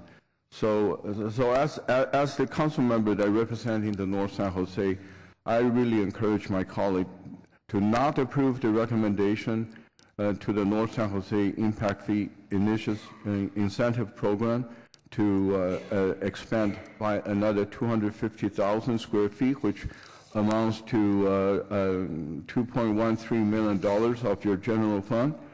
While I agree that the driving near-term industrial development has its benefit, I want to make sure that we are mindful of the residents who reside in North San Jose and currently experiencing the traffic impact. We had a long discussion just to allocate some money to pay for the Montague widening project, which by law that we have to do, and now we're kind of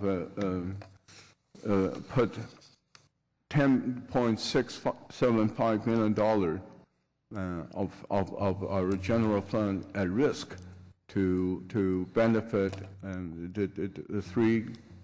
only three developers, and not that those 3 developers hasn't enjoyed the incentive from our city already. You know, they have pretty much already taken $8.54 million, possibly from our general fund. So thank you very much. I apologize for a long statement here.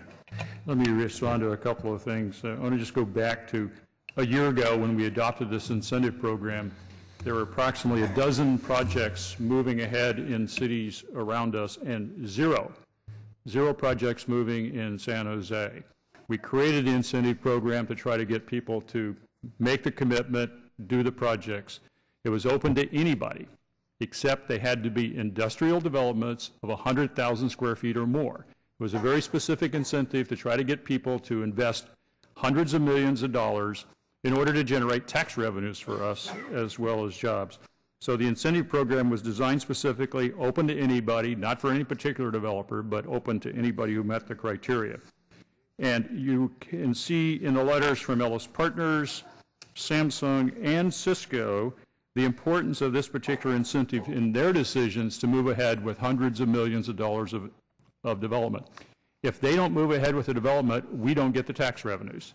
And if you're concerned about the revenues from these three projects will pay for the cost that you're concerned about in about 3 years. Of course, the revenues will go on for many, many more years past that. So if you want to take the money that comes out of these three projects that ultimately comes to the city in one form or another and put it into the traffic fee program, we could do that. In fact, the second part of my memorandum is a recommendation that we, in the budget process, consider how we're going to deal with this traffic impact fee, because it is difficult to convince people to spend hundreds of millions of dollars in North San Jose, and that's why we're doing this incentive.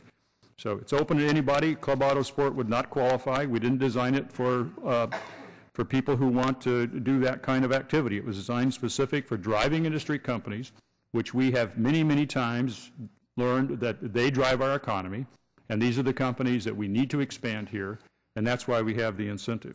Going from 0 to 3 in the space of a few months, I think, is a good accomplishment, and now we just need to make sure that it's available to these three companies. We don't have to scale back on it, so that they will proceed and write the big checks to make the investments, to create the jobs, and generate the revenues. Councilmember Campos. Thank you, Mayor. Just wanted to disclose I did meet with a representative from Cisco. Councilmember Consent.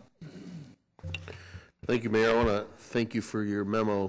When we did this, however many months ago, 12, 13 months ago, we put an incentive program out there that we thought might work.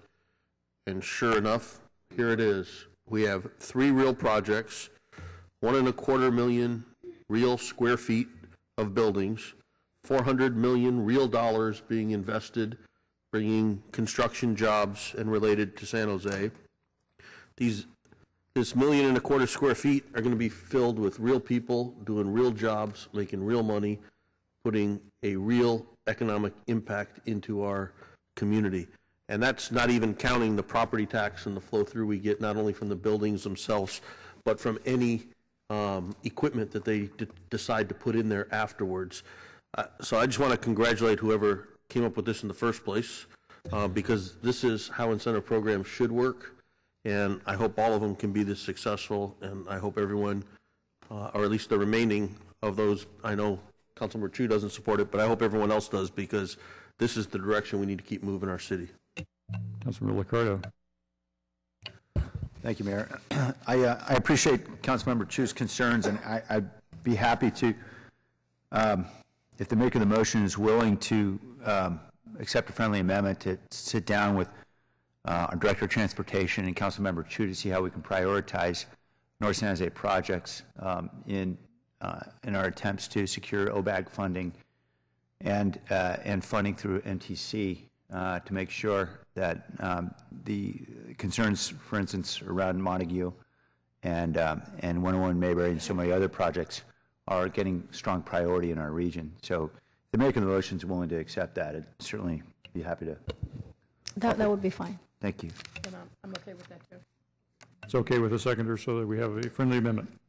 Yeah, I'm doing the back of the envelope math here, and it seems to me that with the property valuation alone, we're going to be bringing in another $5 million a year to schools, the county, and the city, just with additional property tax revenue if these projects happen. And, you know, I've been so frustrated for the last 3 or 4 years as I see things really heat up to the north of us, that the perception has been that increasingly San Jose is on the outskirts of Silicon Valley, that 2 million square feet of construction is underway right now throughout the valley, and we're not participating in this. We're not getting the tax revenue to provide services for our city. We're not getting the jobs, and all that is very much to our detriment. So I see initiatives like this as critical for us to pull the city back into the center of Silicon Valley to take advantage of the great growth that's here in our region, and I look forward to seeing it happen. Councilmember KALRA. Thank you, Mayor. And I also appreciate Councilmember Chu's concerns. I also signed on to the memo from last year, not really knowing what the result was going to be. I think with the hundreds of millions of dollars that we're getting invested in the development projects, I do think that we'll see the return enough so that we can fund these transportation projects. However, I am concerned with any exposure to the general fund. And so I appreciate the amendment that prioritizes looking at grants. I think a lot of the other projects, as noted in the staff report, a lot of the infrastructure projects in that area have already gotten full funding, or at least close to it. So there's an opportunity for us to seek more grant funding over the next 3 or 4 years to ensure that these projects get done. Ultimately, you call it an incentive program, you can call it a subsidy, but the reality is the same market forces that allow us to encourage this kind of development and this kind of investment apply to other aspects of city operation, as I noted before, when it comes to encouraging and incentivizing employees to stay here or grow here. And so I just hope that these same principles, these same market principles are applied in other aspects of our budget, especially as we go into our budget cycle for the next couple months. But I do think that this particular incentive program seems to have garnered the results that it was seeking, which is major, large-scale development, a lot of construction jobs, and a lot more growth to these driving industry jobs, which we know create so many more peripheral jobs when they're based here in San Jose. Councilman Rocha. Thank you, Mayor. If I could ask the city manager, we've done some incentives before in the past, and generally those have come out of what funds? Actually, Joe, maybe, or Ed can help. I do know that one of the transportation funds is considered a general fund, and there's more flexibility than with others. Right. So the original million square foot incentive we did, our thought was we would go and look at other state and federal dollars for North San Jose to fund projects that we were very conservative in how much we assumed would come from those gas tax sources. So that work is underway to see what we could shift in, and as Councilmember LICCARDO noted, we continually make priority choices across the city of where to invest those dollars, and thus far we haven't moved them into North San Jose. We would have the ability to do that. I think with this second piece, the $250,000, what staff wanted to communicate, there is consequence to incentives like this. It does come from somewhere. And at the worst case, potentially the general fund would be the risk spot. I do want to clarify, that only happens when it's time to move to phase 2. And the only way we get to phase 2 is that we've built 8 million square feet of industrial space. And at that point, you have the clamor which is going on today from the residential builders to go build in North San Jose. So I think it's really a problem from how fast we want to let more housing happen in North San Jose to when you would ever even have that exposure hit to have to fund these improvements. So until you get to phase 2, we're still in phase 1, and phase 1 is collect all the money to go build these. Yeah, thank you. Councilor Chu. Thank you, Mayor. Yes, I just forgot to mention and thank Councilmember KALRA for signing up the memo last January for this incentive program.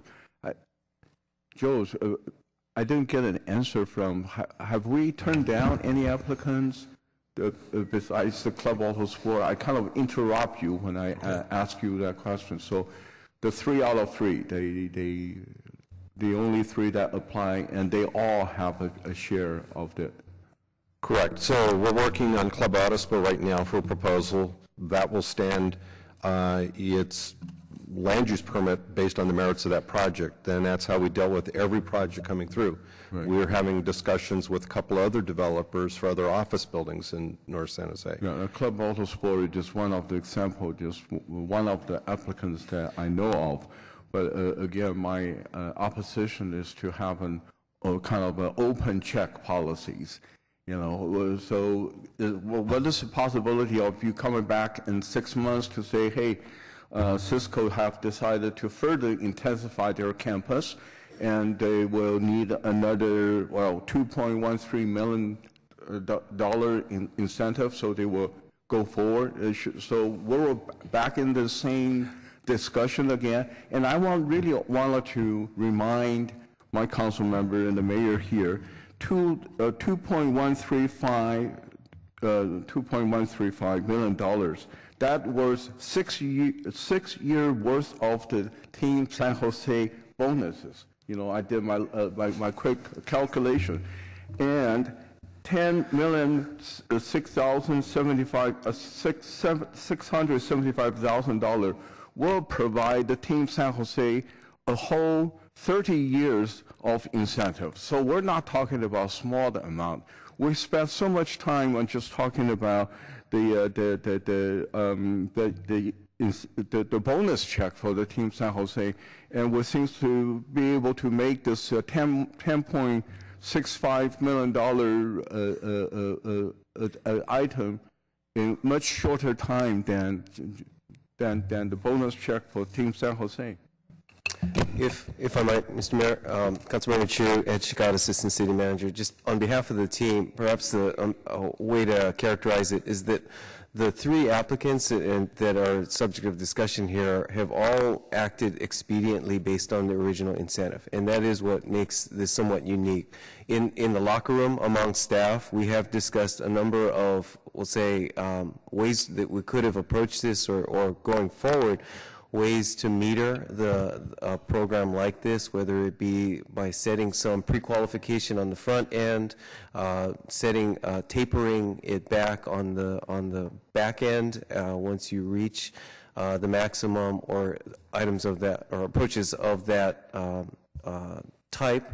But the fact of the matter is that was not put here. So given the good faith efforts that have been expended by the applicants, working in consultation with staff throughout the last year, staff really felt that this was appropriate to support the proposed action, and on that basis, clearly going forward from today, that the program is essentially complete, and in that no other applicants would have been able to qualify as having acted so quickly upon the creation of the incentive.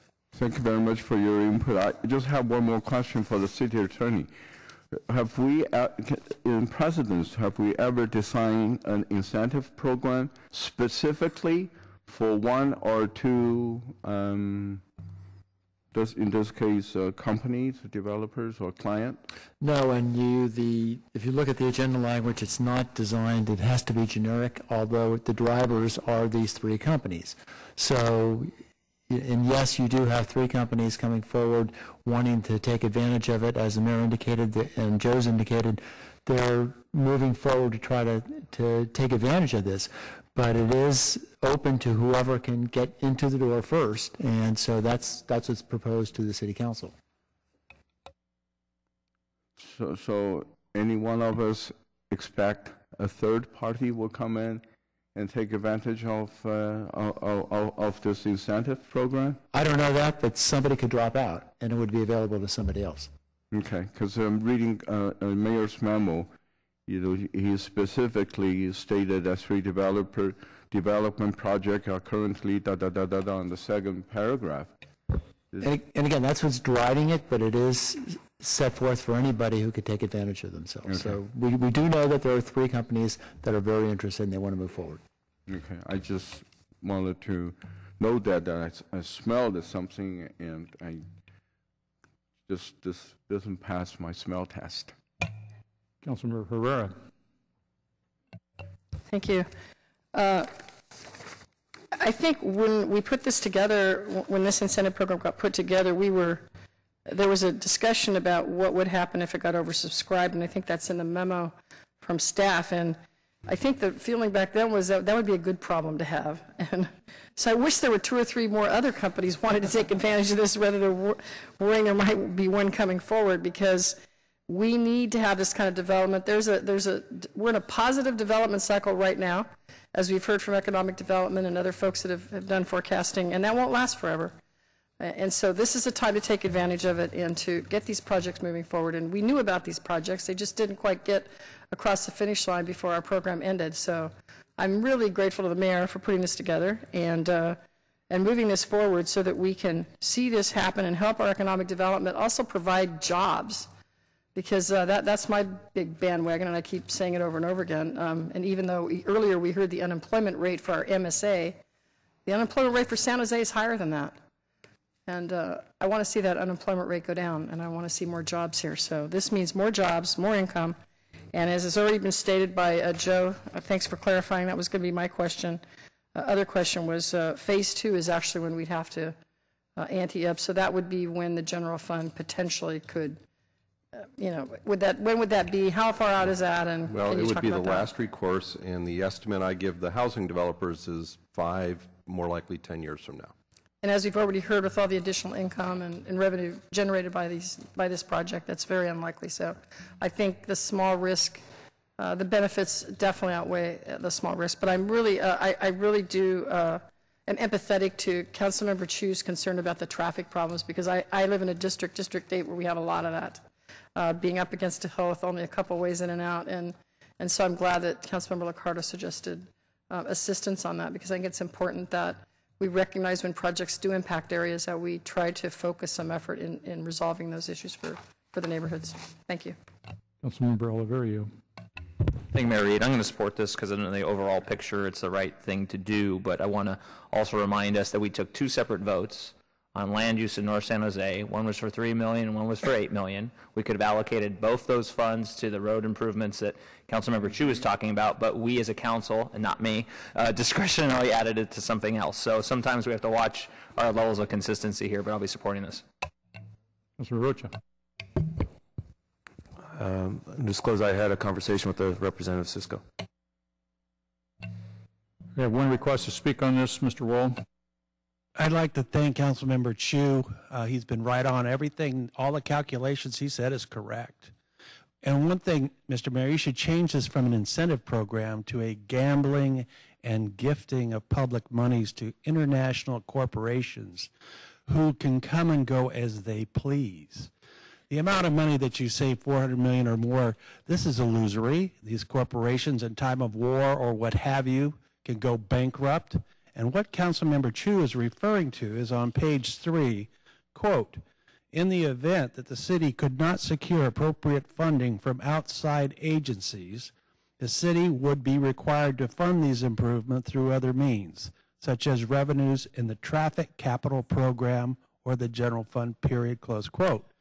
Well, this is like deferred maintenance once again, and we see at T&E, we see at C&D, all the stuff from our great Department of Transportation director, $750 million backlog up to $1 billion if we don't start fixing our roads, and yet you cut a check that money you don't have. Now, eventually, because the United States is a bankrupt nation, the state of California doesn't have any money.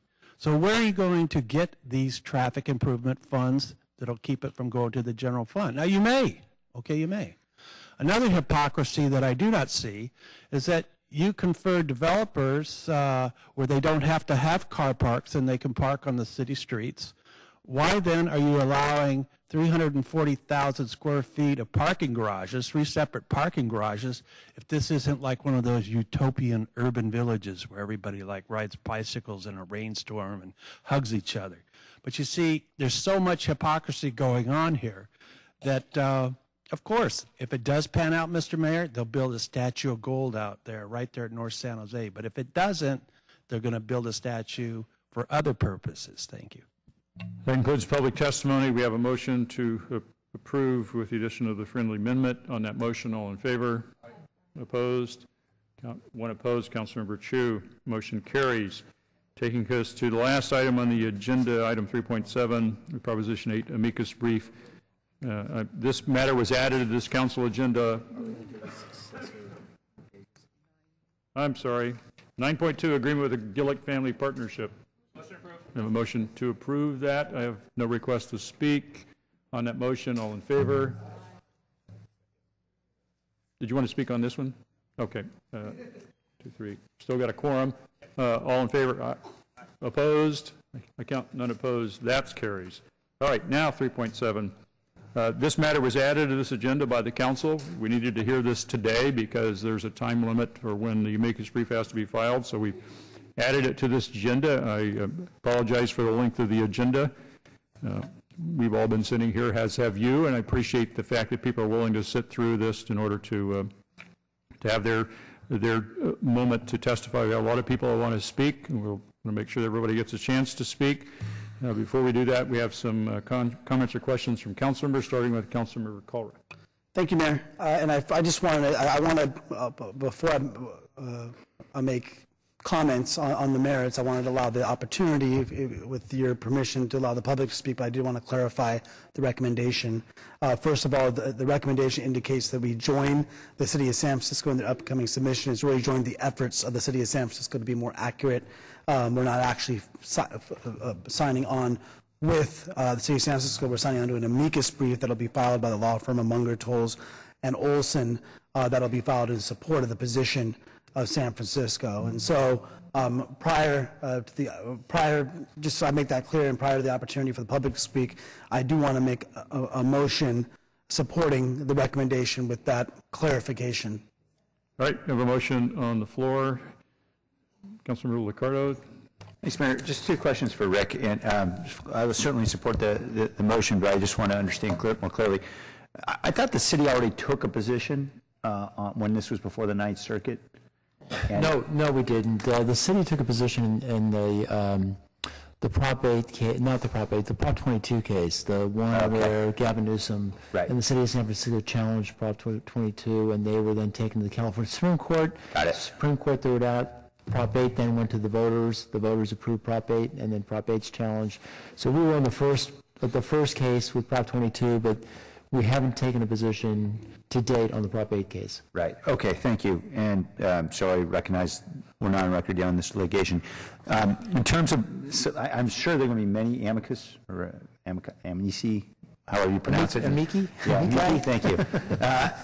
Sorry, I didn't take Latin. I'm sure there are going to be a lot of those briefs filed, and I'm just wondering how we pick which horse to ride. I mean, I know we can agree on which side to be on, but I'm not sure I understand why this one is put to that one. Well, these issues deal with the equal protection issues, the failure to have a rational basis, and the harm that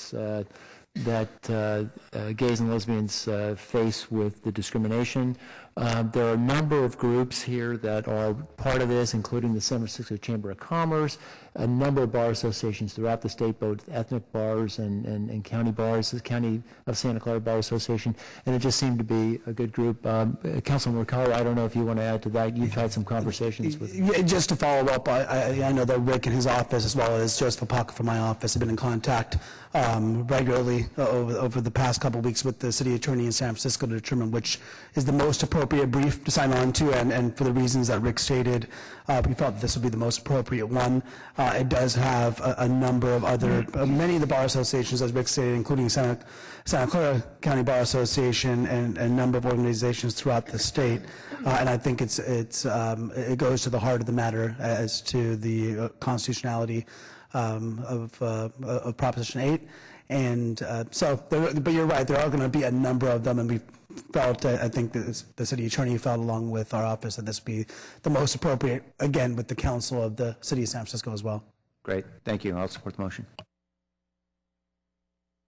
We have a motion on the floor. There are a lot of people who want to speak. I'd like to take public testimony now. Please come on down to the front as I call your name. There's plenty of seats in the front row, so come on down, and you'll be close to the microphone when it's your turn. Darlene Bogle, Manuel Herrera, Fred Hirsch. I know that some people have submitted cards that have left But when I call your name, if you're still here, come on down. If you're listening or watching on television and you hear your name called, you can come back. All right, Darlene Bogle. Thank you. Yes, we have been waiting a long time, not just to speak, but for marriage equality, which most of you freely enjoy. My name is Reverend Darlene Bogle, and today I'm here representing the folks at First Congregational Church of San Jose. As a resident of San Jose, I urge that the City Council and Mayor Reed unanimously support the brief supporting being submitted by the City of San Francisco to challenge the constitutionality of Prop 8 and to support marriage equality for all citizens. I urge San Jose to become a leader for marriage equality, just because it's the right thing to do. I'm not asking for a financial or a fiscal commitment from you. I'm asking for one thing: vote today for the right side. It's got to be my side. I am Darlene Bogle, and I have approved this message, and besides that, I want to do more weddings. So thank you for your consideration.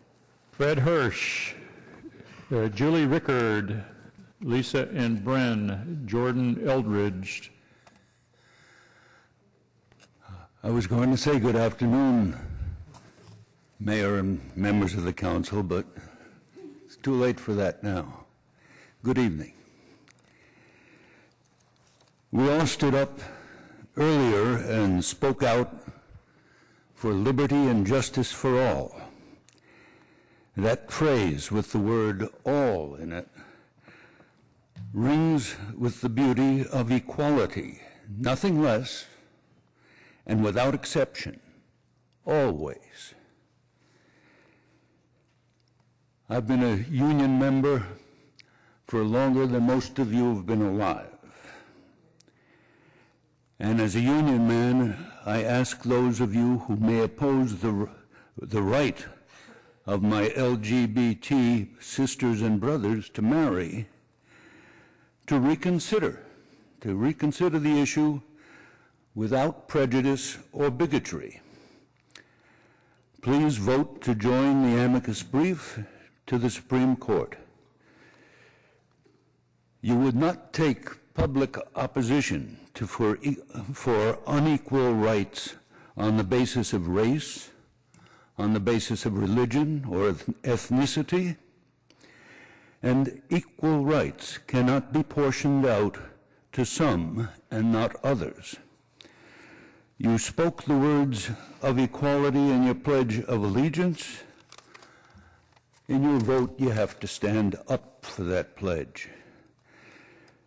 LGBT folks need and deserve, but have been denied the right to the benefits of marriage. I can't trust a person who mouths words of equality but lacks the integrity to stand by their own words. And as a union man, I've got to say, an injury to one is an injury to all. Stop the injury. Thank you. Time is up. Judy Rickard, Lisa and Bren, Jordan Eldridge. I just want to say thank you to Ash and Kansen and Don and Javier for bringing this issue to the agenda last week, and for the whole council to agendizing it this week.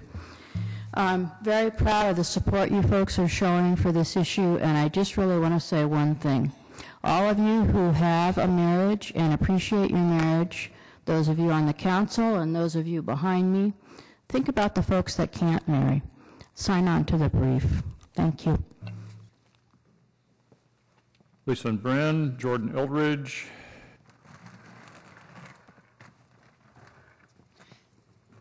Thank you.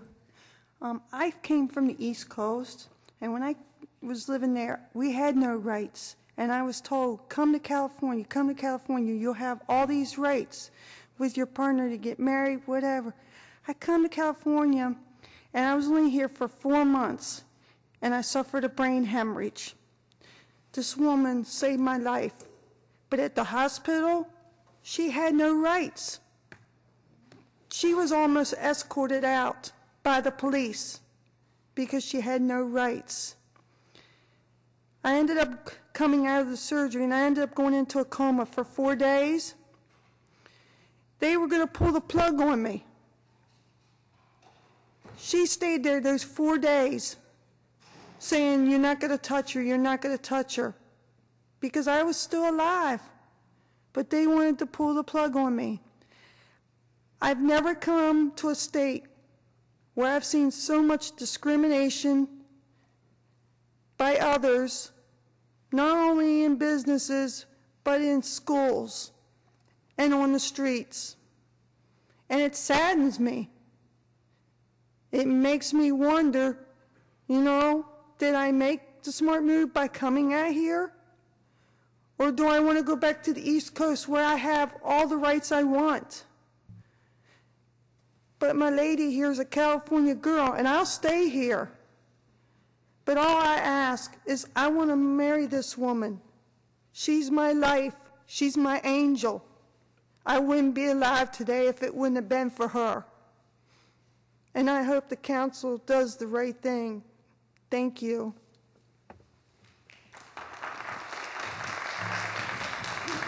Jordan Eldridge, Claudia Shope, James Gonzalez, Peter Vanderpas. Thank you, Mayor and Council. My name is Jordan Eldridge. I'm a young LGBT elected official in Santa Clara County. I serve on the Rancho Recanado Recreation and Park District Board. I feel obligated to stand here for my rights, for my community's rights, for the rights of everybody in this country.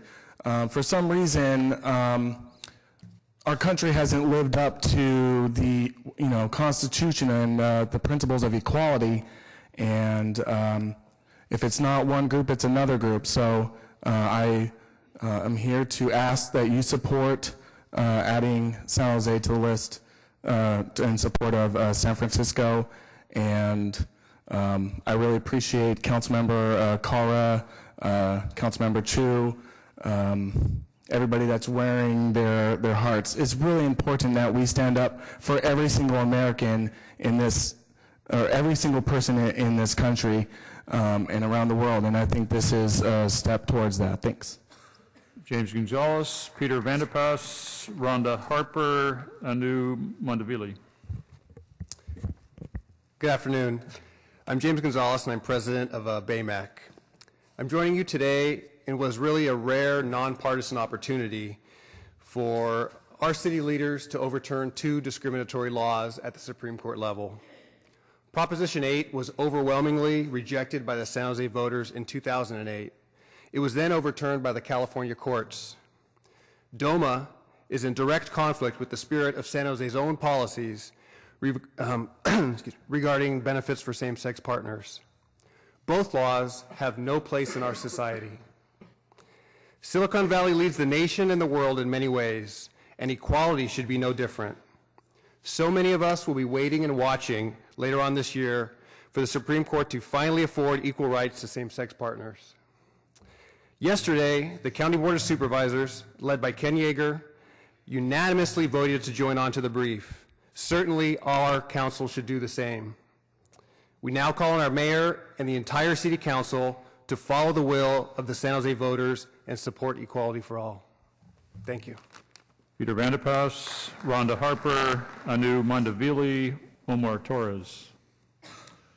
Mayor and council members, I'm Peter Vanderpas. I am here with Pride at Work, and also I'm a proud member of the Rosemary Gardens neighborhood.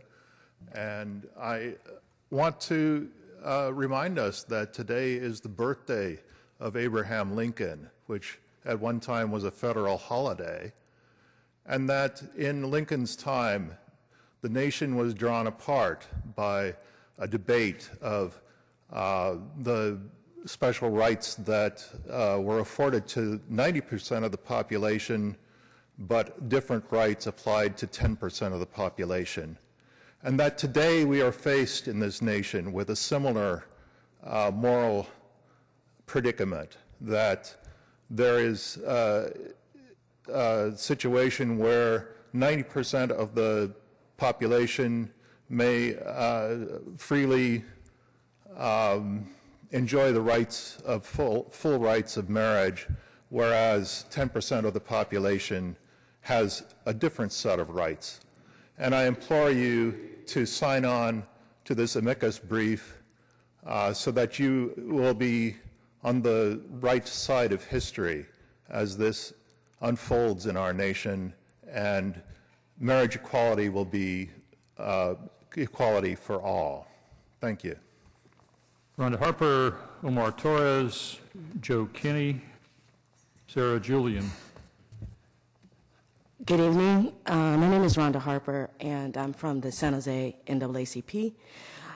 Today is the 104th year that the NAACP has been an organization here, civil rights organization in the United States. I came today for two reasons, and I'm glad the lady came up here before. 7 o'clock this morning, my partner went into surgery. The whole time she was in surgery, I had to sit in the waiting room and wonder if they were going to tell me if she was going to be okay, if they were going to come out. It happened before in the military where I sat and I waited and they didn't tell me because I wasn't her married partner. I wasn't her partner. So the whole time, the 4 hours she was in surgery this morning, I prayed to every God, Buddha, all the gods, that she would make it through, that they wouldn't have to decide whether or not they were going to come and tell me that she was alive or she was dead. This is San Jose. This is where I grew up. This is my home. I don't want to go anywhere else. So if I get married, I want to get married here. This is my Aina. I'm urging you to stand behind us this time and just let us be on your side, the same side. We're not on opposite sides. These are our city. This is like your city, our city. Let's be together on this. I can't thank Ash and Councilmember Campos and everybody else that has gotten involved in this. This has got to end at some point. At some point, we have to say enough is enough. This is our civil rights movement for our time. Let us be together on this. Let us not separate each other. Let us do this together. For me, for her, my partner at home that I got to go ice or knee, for everybody here, it should be equal. Please sign on to this. Thank you. Omar Torres, Joe Kinney, Sarah Julian. Good evening, San Jose City Council. Omar Torres. I'm sure you guys know who I am. Anyhow, I just urge you to do the right thing. It's just extremely important. The city of San Jose has a thriving LGBT population, especially in downtown, with all the condos coming in. Gays love condos. So I'm serious. I'm extremely serious. I'm here standing before you because my friends John and Daryl are married, and they got married in San Francisco in 2004, and they are proud to be new San Jose residents, but they don't have any rights because they came to California and we don't see it. And it's we're a city of 1 million people, and we need to join this brief because history is going to be made in June. And if I count how many hearts are on this dais right now, we have the votes, so can we just count with the hearts? I'm just kidding. But please, do the right thing, okay? Thank you very much. Joe Kinney, Sarah Julian, Nick, Joseph Rosas, Rich Constantine. Good evening, council members, mayor. I'm speaking here tonight on behalf of myself and my partner of 25 years. We were fortunate to get married in 2008 when that small window of opportunity existed. And I have three things I want to say. The first, I really need to acknowledge and honor all of our LGBT sisters and brothers who spent the last 50 years to get us right here. I really don't want to cry. Okay. A lot of their spirits are in this room right now. The second, I really want to honor all of the people who are wearing the hearts today, even though there's only about 30 of us left. There were quite a few of us throughout the day. These are your constituents. These are your people. And the third thing I want to say is I want to quote something that Mayor Reed said last week in the State of the City address. San Jose is a place where people from all over the world focus on what we have in common rather than our differences. And probably for the first time in a really long time, I agree with the mayor. I think it's really true. That's why I'm here today to witness you as a council, hopefully unanimously, taking a very historic step in signing on to this brief. Because what we can all know that we have in common is we want justice and fairness. I don't think there's anybody up there that would disagree, or anyone in this room that would disagree, that we want fairness and justice for all our people. Thank you. Ms. Cartwright, I don't have a card for you. I have, it's Sarah Julian. Okay, you can speak. All right. It's Sarah Julian's remarks, and she's with Local 19, Unite Here, and like 100 other people that had to leave earlier. She's not here. This vote is about whether San Jose will speak out for civil rights. This vote may seem simple to some, but in fact, it's a critical decision today to stand on the right side of history, to stand for civil rights. First and foremost, this is a fairness issue. When we take a stand as the 10th largest city in the country, we are showing the rest of the nation that we are a city that believes in doing what's right. The citizens of this city made a strong choice for what's right, with 60% of the vote just last November in giving the working poor a raise of $2 an hour. We know people in the city want to stand up for others whose voices are not being heard. You, our city council members, have an obligation to represent the people of San Jose. If you don't support it, do you want history to show you didn't take a stand on one of the most important civil rights issues of our time? Those of you without hearts on, just asking. San Jose will not be alone in taking a stand on this issue. 9 U.S. states and the District of Columbia, as well as 11 countries, allow same-sex marriage, meaning they support basic civil rights for all. This is about basic values affecting families just like yours and mine. History shows that taking bold steps to correct the wrongs of society make this country a stronger, better place for all of us. Making this decision costs nothing financially, but everything politically and morally. Leading a city is not just about budgets and crime fighting. Sometimes it's about being leaders of principle. The residents of San Jose look to you as our leaders to make the right moral decisions. We urge you to take a stand for your constituents and do the right thing. Stand for the civil rights for all of us. Joseph Rosas, Rich Constantine, Larry Yamasaki, Ross Signorino. Hello again to the council. Joseph Rosas isn't here today. I just wanted to pass on that he fully supports San Jose signing on to the amicus brief. Joseph Rosas is a resident of Sunnyvale. He ran for Assembly District 24 in the primaries in 2012, and he is a co-founder of Peninsula Direct Action. He supports you signing on to the amicus brief. Thank you. Ross Signorino, Judy Churko, James Lee. Thank you, Mr. Mayor. I, for one, voted against Prop 8 when it was on the ballot, and I don't particularly care what San Francisco think. I go according to the Constitution, equal rights for everyone, the 14th Amendment.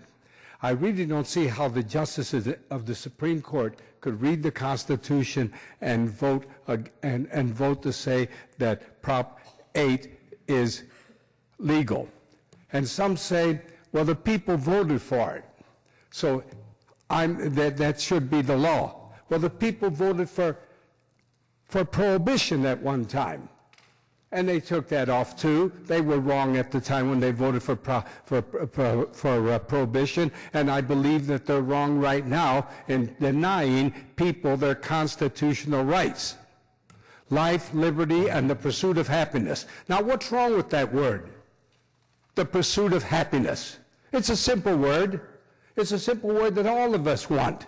The pursuit of happiness. And that's all. We're not doing any damage to anybody by pursuing happiness. Happiness should be for everyone. And that is the thing, that is the matter of the whole Constitution and the whole 14th Amendment. What people think and how the Supreme Court is going to rule on this. I personally don't see how they can rule and say that Prop 8 is legal. They have to shoot that thing down because we have a minority group that have rights, and we cannot take the rights away from minority groups no matter how minority they are. Thank you. Rich Constantine, Lori Yamasaki, Judy Churko, James Lee, Tom Lineberger, Martha O'Connell.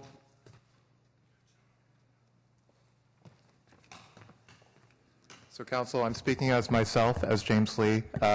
Again, I'm a resident of Redwood City, so why did I come down here and wait 4 or 5 hours to speak to you today? I'm here because, as I referred to earlier, small cities look to big cities for ideas. This is an idea I do want exported to Redwood City. This is an idea that I think every city should sign on to. I am a gay person, I am a queer person, I am a homosexual person, and I want to address this to the folks who are not wearing hearts. If any of you have doubts that signing on to, voting to support signing on to the amicus brief, this does not mean you endorse me as a gay person, as a queer person, as a homosexual. It just means that you endorse equality for all and rights for all. I take it for very granted that I live in the San Francisco Bay Area, and we have a great deal of openness here. But I still know that there have been workplaces where I worked at where when they were straight male dominated, I did not get promotions. I did not get talked to. I did not get advanced. I know that I am definitely better off in a business environment where there are more women and LGBT people like myself, and I don't think that's an accident. I don't think it's an accident that even in this day and age, I fight with men I date about whether or not we can hold hands in downtown San Jose, in downtown Redwood City. This is still a pressing issue, and I urge you to sign on to the amicus brief. Thank you very much. Tom Linebarger, Martha O'Connell, Jeremy Baruch. Mayor Reed, I had trouble sitting here for 5 hours. I had 3 stents put in the day after Christmas last year, and I heard you say that you had to sit here too. Well, I'm sorry about that, but if I had my way, perhaps you wouldn't be sitting here. Anyway, I want to speak in favor of the brief, and I'll tell you why. And I want you all to ask yourself one question. When did I decide to be gay? When did I decide to be straight? If you're like me, you never made that decision. That decision was made from your heart. You didn't decide to be gay. You didn't decide to be straight. And if that's the situation, it's very akin to what happened to black people. They didn't decide to be black, and they were discriminated against for a century or more. So this is wrong to discriminate against someone because of a decision they didn't make. Most psychiatrists now say that your sex is determined, at least it's noticeable by the time you're 3. And it's probably determined by some little hormone thing that happens. So why should you be blamed? Why should you not be able to marry? Why should you not be able to inherit? Why should you not get all those benefits that we give to people normally? So I urge you to vote yes and sign on to the brief. Thank you. Martha O'Connell, Jeremy Baruch, Franklin Ramos. Martha O'Connell, Chair of the Senior Commission, speaking for the Senior Commission. In March of 2009, the Senior Commission endorsed gay marriage following a recommendation from the Human Rights Commission. I'd like to thank my councilperson, Don Rocha, for being a signer to this memo. Thank you very much, Councilperson Rocha. This is a senior issue. All across the United States, seniors waited 30, 40, sometimes 50 years to be able to get married. The 2 women that were first given pride of place in San Francisco had been together for 52 years when they got married. I'd also like to tell you that this is a senior issue because one of the other companion cases to this is Windsor, who is being required to pay $363,000 in federal estate taxes because the state does not recognize her marriage. These folks waited 40 years to get married.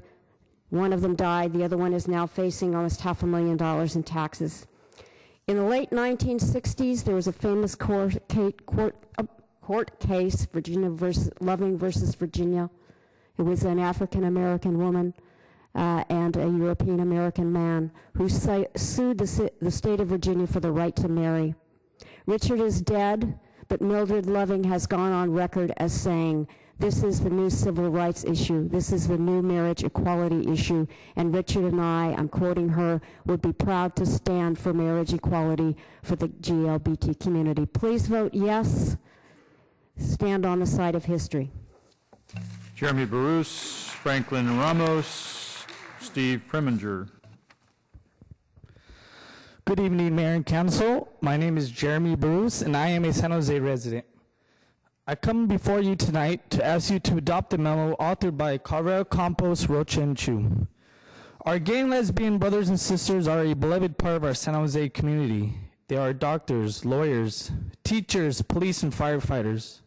They are mothers, fathers, sons and daughters, uncles and aunts, and so forth. I am here today to ask you to make a decision with your heart, to take a stand that we as a city, the third largest city in California, support that love for one another, no matter who it is for. Marriage equality is a human right and is recognized as constitutional by many other states in the Union. I urge the mayor and city council to stand up for those families up and down the state and join the many voices in supporting the decision for the U.S. Supreme Court to repeal Proposition 8. Where is San Jose in the fight for equal rights, for marriage equality? Later this year, when the decision is handed down from the U.S. Supreme Court, we want to say that we were part of this fight, that we were a voice for working families, and we give them a chance to help themselves to the American dream, where we can all raise a family, have access to quality health care and housing, and all live as a community with dignity. Thank you. Franklin Ramos, Steve Preminger, Demayan Ford, Joshua Bruce. Hi, my name is Franklin Ramos, and here I represent the NAACP youth leadership, and also I'm speaking on behalf of marriage equality, and I'm also speaking for the youth of San Jose, because the youth of San Jose speaks about marriage equality often, and they realize that they can have the same rights when they grow up, and if they want to get married, they can have that right.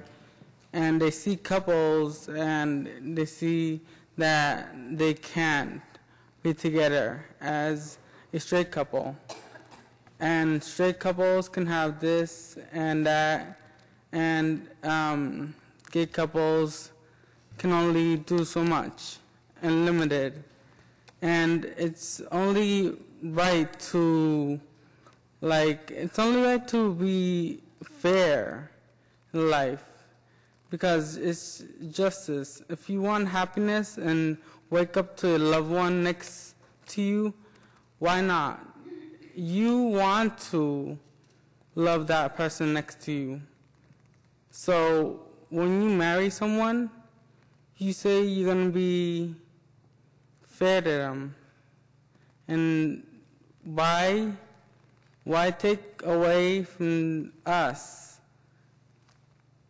and take away from and not take away from others? So just because we're different in this way, because we're gay, why? It's just a word. Gay is a word. So straight. Sorry, your time is up. All right. Demayan Ford, Joshua Bruce, Jamie McLeod. Good evening, City Council members and Mayor. My name is Damian Ford. I'm a proud citizen of the downtown area. Thank you for all of the City Council members who were wearing the hearts. I do appreciate that. I know I'm going to keep this short and brief. I've been up since probably 4 a.m., and I know some of you have been up too. I'm urging you to sign on to this. This is something where we are standing up for equality and equal rights for all citizens, okay? Not just us in the crowd, but think of the future. Think of the future citizens of San Jose that are going to grow up within elementary school who will be picked on, who will be bullied behind them being a homosexual, gay, queer, behind them having family members that are gay or queer. Okay? We are standing up for equal rights, and I am urging you to do so today. Thank you guys very much, and have a great night. Joshua Bruce, Jamie McLeod, Dennis Chu. Good evening, Mayor Reed and friends of the council. My name is Joshua Bruce, Chair of the City's Human Rights Commission and the Silicon Valley Young Democrats. Now, we've heard a lot of great speakers tonight. I'm not going to beat the dead horse. I think they all nailed all the elements of why the City of San Jose should indeed sound in support of the amicus brief. Not only is it a human rights issue, but it has no implications to the city regarding budget or anything. So I really feel, again, we do like to take pride that we are the 10th largest city in the nation, the largest city here in the state, and of course the capital of Silicon Valley. So please, really appreciate if you can consider voting in favor of this brief. Thank you so much, council members KALRA, Chu, CAMPOS, and ROCHA, for your leadership. So thank you so very much, and please, all those who are registered Democrats, please act like a Democrat. Thank you. Jamie McLeod, Dennis Chu. Good evening, Mayor, Vice Mayor, council members, staff, and members of the community. My name is Jamie McLeod. I was going to introduce myself as a former LGBT elected official, but the former is on elected, not LGBT. Thanks to all of you who brought this issue forward. Thanks to those of you who rushed it to the agenda so it could be done in time. Want to thank all of you on the council who have been longtime supporters of marriage equality, and I know that's the vast majority of you. I'm confident this will move forward because I know you've been long-term supporters, and thank you for that. I'd actually like to focus my comments on the two of you who have struggled in this issue in the past. And I know when you were elected, you committed to serve your community, and you do that to the best of your ability. And this is an issue, though, that you struggled with. I would urge you to see tonight as an opportunity to really do some healing around this issue and step aside and say, this is not about me, this is about community. And the community that you serve includes diversity, including the LGBT community. The Loving versus Virginia Supreme Court decision was mentioned, and I want to just remind you briefly about the history of that. And that was 45 years ago this year. It was the original marriage equality discussion and had to do with interracial marriage. And as the story goes, when that first came forward, it was a split vote. And the Supreme Court Justice, the Chief Justice, recognized what a critical time that it was in history, and the fact that a split vote would encourage ongoing animosity within the community about interracial marriages. And the Chief Justice went back to the justices and said, I know not everyone's 100% on board with this. It did pass, and so it was going to move forward. But the Chief Justice pointed out that it was really a time to make a statement to the nation about moving forward. Sorry, your time is up. And I just want to encourage the two of you to help move forward tonight. Thanks. Dennis Chu, C. Preminger, Ben Field. Good evening. Dennis Chu. I've been on the Santa Clara County Planning Commission for 13 years. I've now on the Sunnyvale Housing and Human Services Commission. I was recently elected to the El Camino Hospital Board. I just wanted to discuss with you tonight an interesting occurrence. Recently, the Boy Scouts of America seem to want to redecide their policy on gays in the Boy Scouts. In 2000, they actually sued to prevent a gay Boy Scout leader from continuing his role.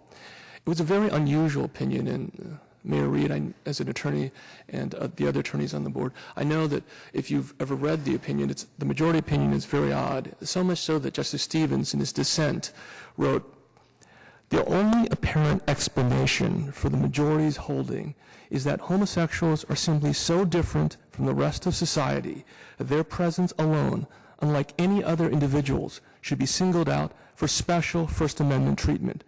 Under the majority's reasoning, an openly gay male is irreversibly affixed with the label homosexual.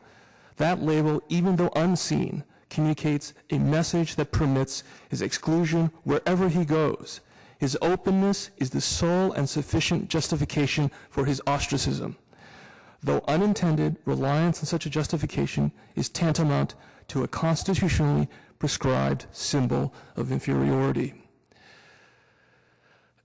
I'm here to speak and ask that you consider the constitutional issue involved.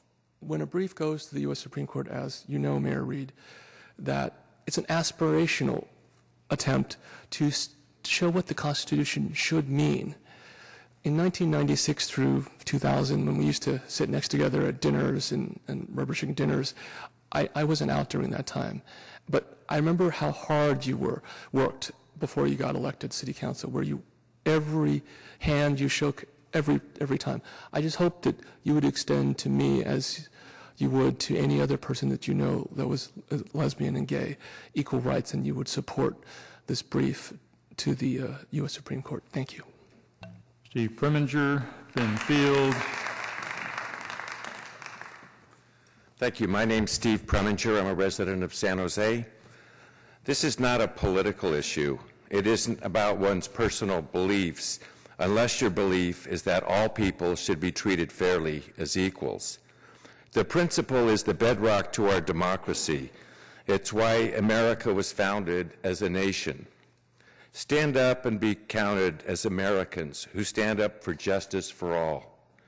Do your part by supporting marriage equality. I don't normally wear my heart on a sleeve as I am this evening, but my partner and I will have been married 20 years on Thursday, and I think every couple deserves the chance to share what my partner and I share. Please vote to support this. Thank you. Ben Field, David Wall. Mr. Mayor, members of the City Council, my name is Ben Field. I work for the South Bay Labor Council. Tonight, you have an opportunity to send a message in support of equal rights for loving LGBT couples.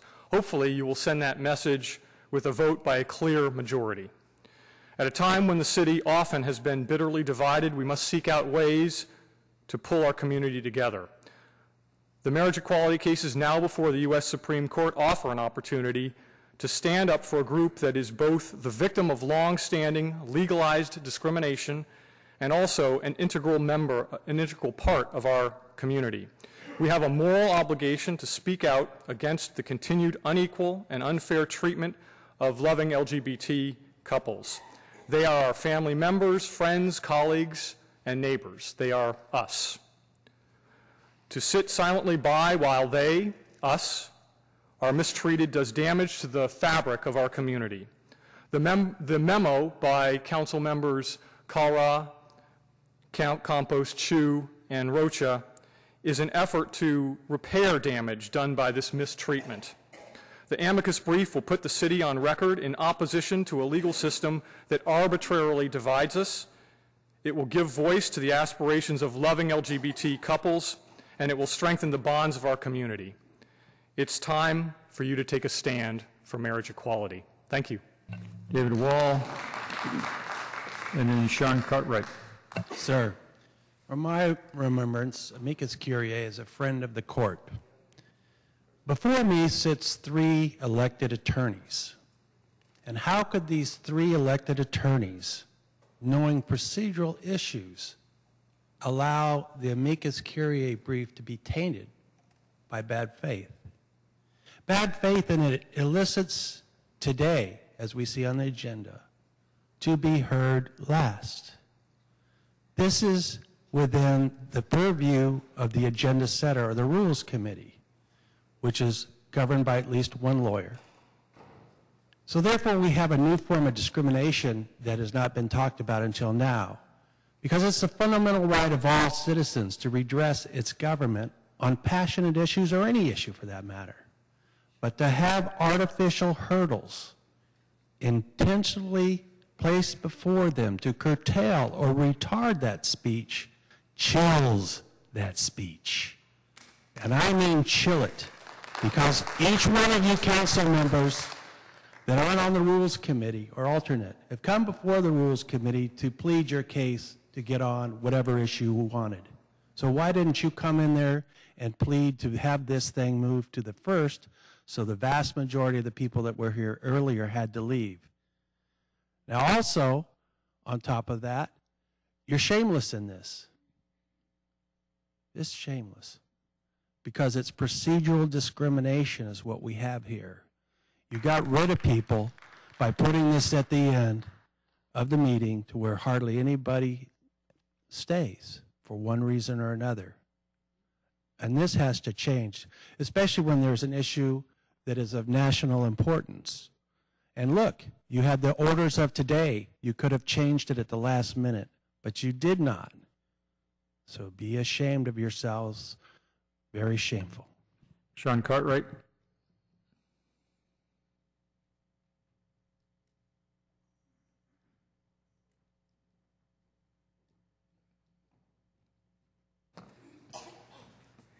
Thank you for that segue. Shame on you. You should be ashamed of yourselves. Each and every one of you that made us sit here for hours and hours and hours. I got out of my sick bed because I'm recovering from strep throat. And if I could go over there and lick each and every one of you that made me sit here for these hours, I would. I really, really would. Okay, except Osh, because I love him to death.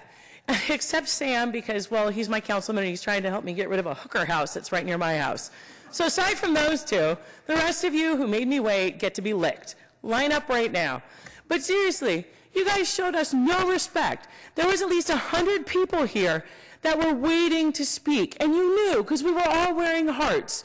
And if you had a heart, you would have sat there and went, huh, all those people are here for the same topic because we're all wearing the heart, and you would have done the right thing, and you would have heard us. But instead, you put us on ice, and you left us up there. Okay, at some point, around 3, you were nice enough to send her up there and say, probably going to be around 5:30. Maybe you guys want to get something to eat, which was awfully nice of you at that point. But at that point, some people had been here since before noon. People right there in plaid shirts had been here all day long waiting to speak, and they're still here, so kudos to them. None for you, well, maybe till you vote, but kudos to them because they were here all day long and they're still here. And you deserve all this outrage, and you deserve all the licking, and if I find you, I'll lick you. On the plus side, though, I hope that you guys do the right thing. It looks like you will. We did the count of the hearts, and I am heartened to see so many hearts and that so many of us are still here. And kudos to us because we are here and we're doing the right thing by taking part in this community and public display and speaking so much. And I know you don't like us being here all the time and talking so much, but we'll still do it, and I'll be on your lawn soon. Thanks. Anthony Sacco.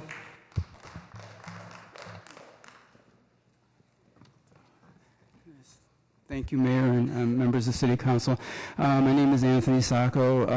I've been in a same-sex relationship for 29 years now.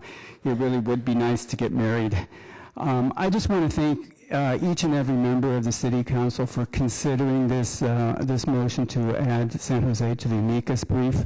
I know it's late, and actually I don't care. The fact that you're doing it is the most important thing. I have tremendous respect for each and every member of the City Council, no matter which way you vote, and I specifically have a lot of respect for the mayor. I apologize for any ad hominem attacks directed against him. I respect his leadership and his personal integrity. I do hope you will vote yes. Thank you.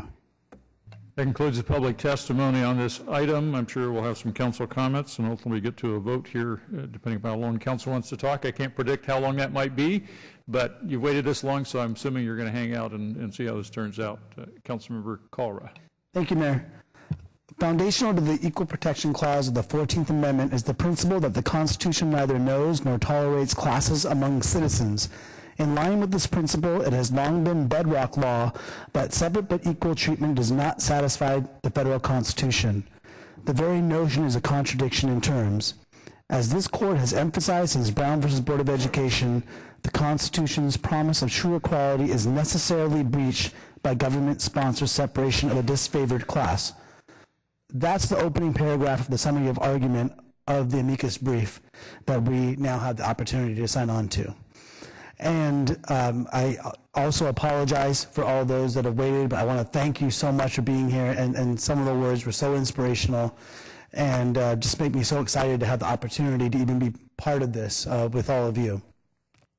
As Joe Kenny, I think appropriately had mentioned, this is, some people have been in the struggle for 50 years or more, and many aren't with us anymore that were part of this struggle. And I think it's really important to understand that, especially in the long line of many other struggles, civil rights struggles that have occurred during the course of this nation's history.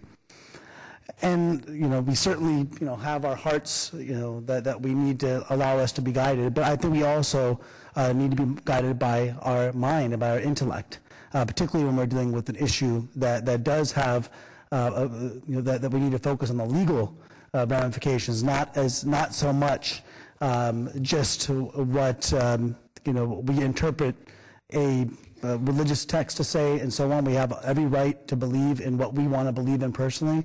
But when it comes to the laws of this nation, we cannot and should not ever treat anyone differently.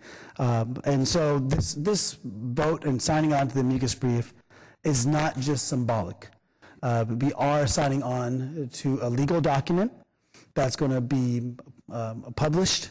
It's going to be submitted to the Supreme Court of the United States of America. Now, over the course of the many centuries of this nation, there have been many movements that have been led in different ways and that have culminated in change in different ways, whether it's the abolition of slavery, women's suffrage, Civil Rights Act that were done through legislation that took many decades in each case for them to actually come to fruition. Or you have examples of the Supreme Court, such as in Plessy versus Ferguson, creating separate but equal, and that same institution finding separate but equal invalid through Brown versus Board of Education. And whenever the Supreme Court does come to that determination, they don't do it in a vacuum. They do it based upon where society is at that moment, as well as how far society has come in the recent past. And because that's the only difference that you can see that allows some of these landmark cases to be decided. We have right now, and just probably finishing up or finished by now, our president finishing a State of the Union. The fact that he came out in favor of marriage equality is a huge factor that will have an impact on the decision of the Supreme Court.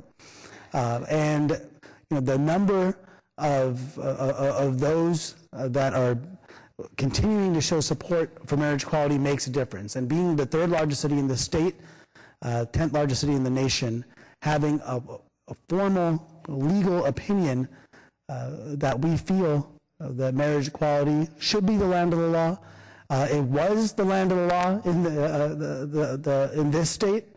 It was the case. It was the law in this state for a short period of time until Proposition 8 was passed, and so Proposition 8 actually took away constitutional rights that were existent.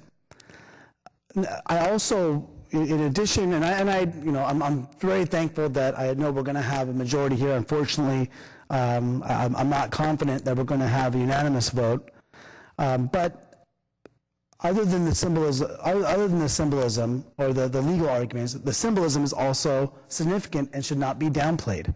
The fact that we're standing up for all of our residents, the fact that we're standing up for those teenage boys and girls that right now are going through a very difficult time, and they want to know that their leaders, that their community stands up for them. This is right. What we're doing right now has the opportunity to embolden a lot of people, whether it's someone that has been in the struggle for 50 years or someone on the verge of confronting their parents about their sexuality. This symbolism is extraordinarily important for us to show that we stand for equality, that we stand with all of our brothers and sisters in the LGBT community. And as was noted, 204 years ago, 104 years ago today, the NAACP was founded, and this also today is the 204th birthday of Abraham Lincoln, who of course had to deal with a lot of strife and struggle during his presidency. And this nation, and the great thing about it is that we're always striving to improve, and we'll never get there.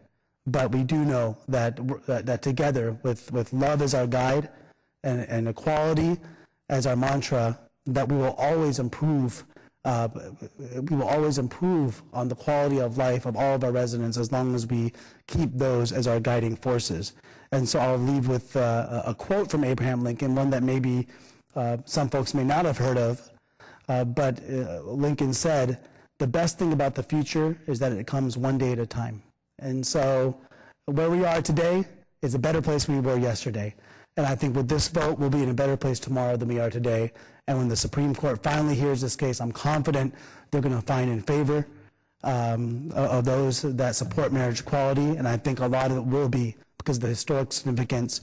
And I feel frankly confident that the Chief Justice is going to decide to be on the right side of history and be the deciding vote that's going to ensure marriage equality for all residents in this great country. Vice Mayor Nguyen. Thank you. I just wanted to thank Councilmember KALRA and my colleagues, of course, Councilmember Campos, Chu, and Rocha, for bringing this matter to the City Council. Obviously, this is a very, very important matter, and I also wanted to thank all the speakers who spoke and shared your personal testimonies and personal stories with us. It's definitely very personal, very compelling. And I, too, wanted to apologize for the length of this meeting, that you have to sit for hours and hours just to be able to speak for 2 minutes. I remember when I was elected to the San Jose City Council back in 2005, my first vote was to support a resolution urging former Governor Arnold Schwarzenegger to sign the Assembly Bill 849, which would have redefined civil marriage in California as a contract between two persons, making marriage gender neutral, and thereby permitting same-sex marriage in our state. I was proud to support marriage equality then, and I am proud to support marriage equality now. Tonight we have an opportunity to, like a lot of people said, to stand on the right side of history in what has become, to me, one of the greatest civil rights issues of our time. This city has historically been a champion of equality, and I hope that tonight we have an opportunity to uphold that legacy. So I hope that my colleagues and the mayor would support moving this forward. Thank you. Councilman LICCARDO. Thanks, Mayor. I also wanted to thank many members of our community who came forward with their very heartfelt and compelling personal stories. I think it takes a lot of courage as well as, in our case, patience. So thank you for being here, and thank you to the members, to my colleagues who brought this forward. I wasn't aware of the whole timing issue with the amicus, so I'm glad that we're doing this now. You know, I recognize that this is an issue that has divided our country for some time, and that there are clearly ideological and religious and other convictions which may sway people in their positions. But, you know, I think that this is one issue that will ultimately transcend ideology and transcend party. And I say that because as I think about, you know, my time in law school, and there was a law professor by the name of Larry Tribe who actually argued a very famous case called Bowers v. Hardwick. I know many folks in the audience are familiar with it, a 1986 decision, which essentially the Supreme Court, to the amazement of many, upheld an anti-sodomy law in Georgia. And you know, I can remember sitting in class watching Professor Tribe, almost in tears, describe his argument to the Supreme Court. He was a man who didn't lose very often, but he lost that day in front of the Supreme Court. And when I heard the recording, I remember the one expression, it was so clear, was that, you know, the issue isn't so much about what Mr. Hardwick was doing in his bedroom the day that the Georgia State Troopers barged into that bedroom. The real question is what the Georgia State Troopers were doing in Mr. Hardwick's bedroom. And what struck me the most about that was that this is really fundamentally about an ideal that everyone agrees is critical to our country, which is liberty and freedom.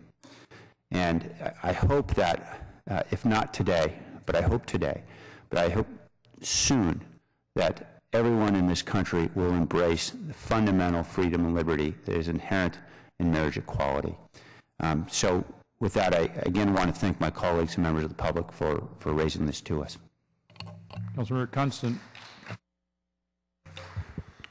Thank you. First of all, whoever's got strep out there, I got 5 kids to get me sick, so go easy on me later, okay? I already feel like I'm coming down from something. It could be just because you mentioned it. I want to thank Jamie for your comments, and as you know, I think you and I have spoke before, and it has been a struggle for several people who are on the other side of this issue. And for those of you who know me, I've been raised in a very conservative Greek Orthodox family, and my family has been very close and tight with our faith. And the Greek Orthodox Church doesn't recognize same-sex marriage. And I have talked to Jamie and a number of other people about this particular issue over the years. And I supported Prop 8 when it came before the voters. And I've continued to have discussions around this, and it keeps coming back to me that my position on this is clearly and deeply rooted in the faith in which I was brought up in. But the one thing that I recognize more and more every day is the fact that probably no one up there shares my faith. I think I know Johnny is Orthodox Christian, but I know that my faith doesn't represent everybody out there. And the one thing that I hold very clear is my support for religious freedom. And I've been thinking a lot about that lately, and I would not want anybody who has a faith different from me insisting that I follow their faith. And that is something that I've thought a lot about, because I feel so strongly in my faith that if there was a law that said I had to follow a tenet of some other faith, I'd be pretty pissed off. And that's why today I'm going to change my position in light of this brief, not because I've changed my position in my faith, but because I feel truly that the religious freedom that we enjoy in the Constitution is what allows me to have that faith. So I'm going to support the motion tonight.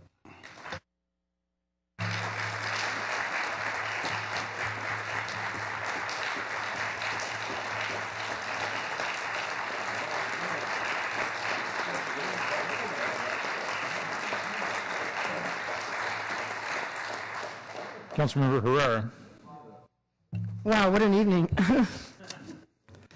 So I'm not a lawyer, so I can't talk about law precedents and all of that. And I think the heart, thank you very much for the heart, by the way. And I want to apologize to all of you for having to wait so long.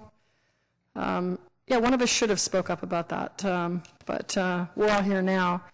What a tremendous historic moment. I'm so proud to be sitting here to cast this vote.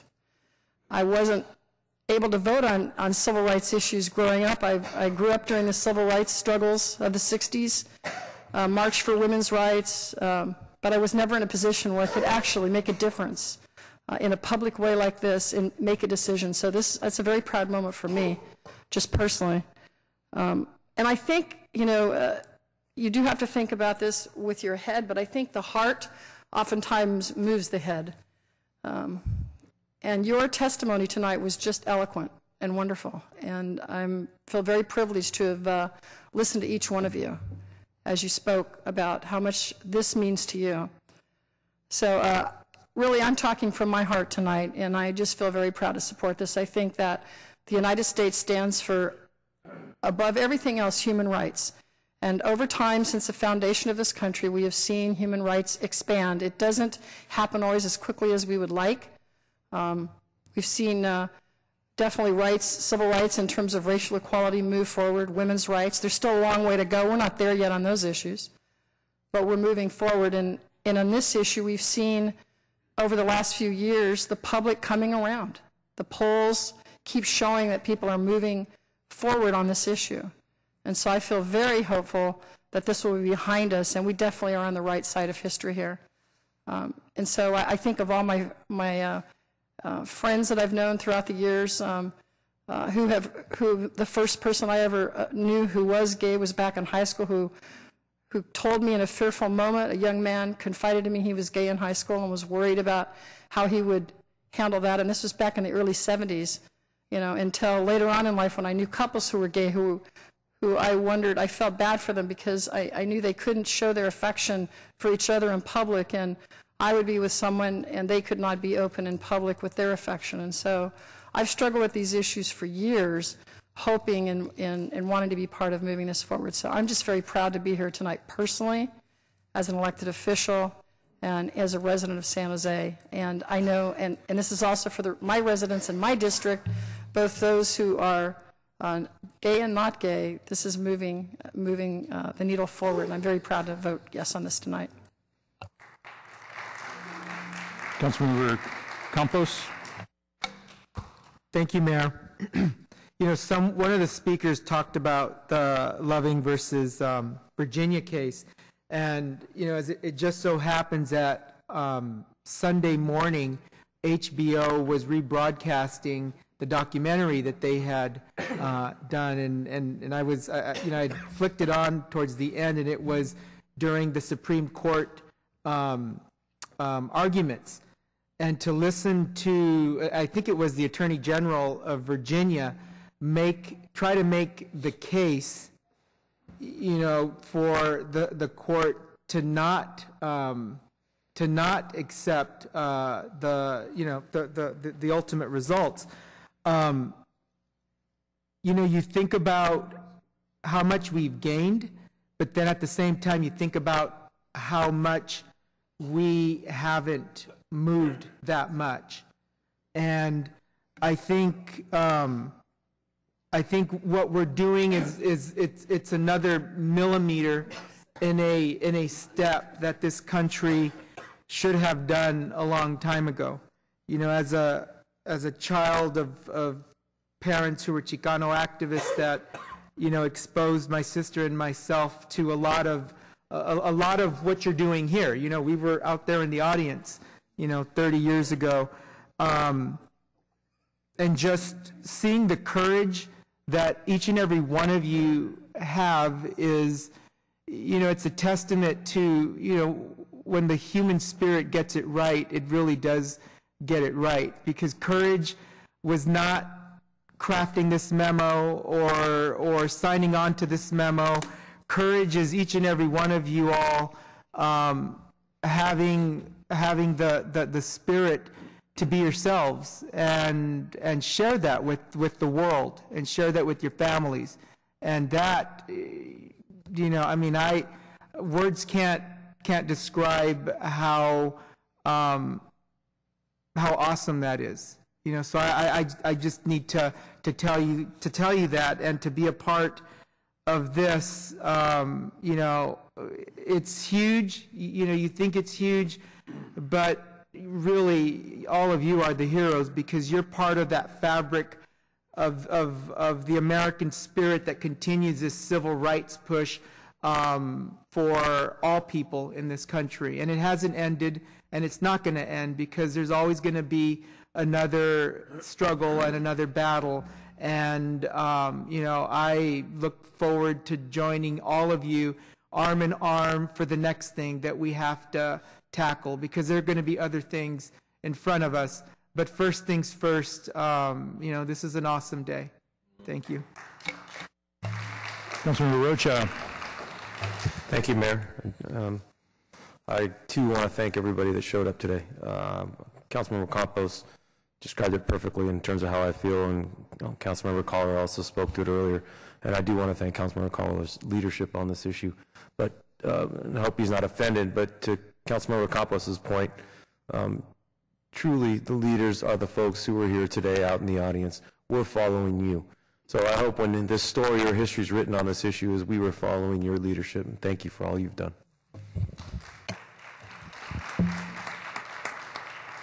I think we're just about done, so I'm just going to close with my comments. Over the course of time, I've been on this council about 12 years now.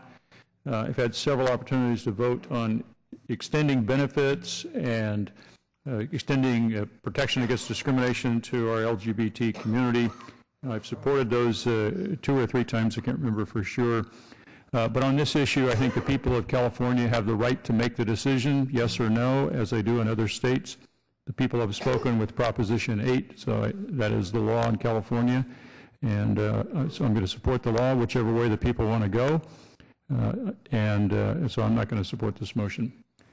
We have A motion on the floor with the specifics modified slightly from the memorandum as to which of the briefs that we would join in. On that motion, all in favor? Opposed? I count one opposed. Motion carries.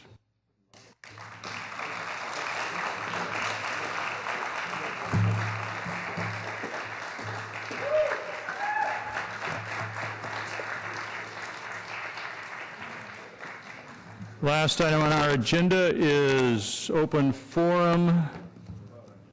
Mr. Wall. For this, painfully stand.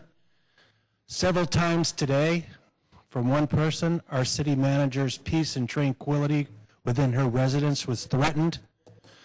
You know very well that I've said before you in written memorandum and speeches to create legislation to prohibit any type of protestations, to enter in elected officials or senior city officials' private residences for the disturbance of the peace or for other purposes. Madam City Manager, you do not deserve to have people coming upon your property. Mr. Mayor, you've had this done too. This is criminal trespass, and it would be my prayer that the city attorney would take the necessary efforts to create restraining orders against people who have previously been cited and to create legislation to punish and deter through the courts for any type of further activities against our senior officials within the city and elected officials at their private residences. There's no need for intimidation of this nature. This is called a hate crime and should be exterminated by legislative means. Also, in conjunction with strict and severe civil penalties to deter and punish this conduct from ever happening again. Madam City Manager, I'm sorry that you've ever had to undergo this. Mr. Mayor, you've also undergone this, and I'm very sorry that it has happened. Thank you. Sean Cartwright, James Lee, Tom Weinberger, not here. That concludes the open forum, concludes our meeting. We're adjourned.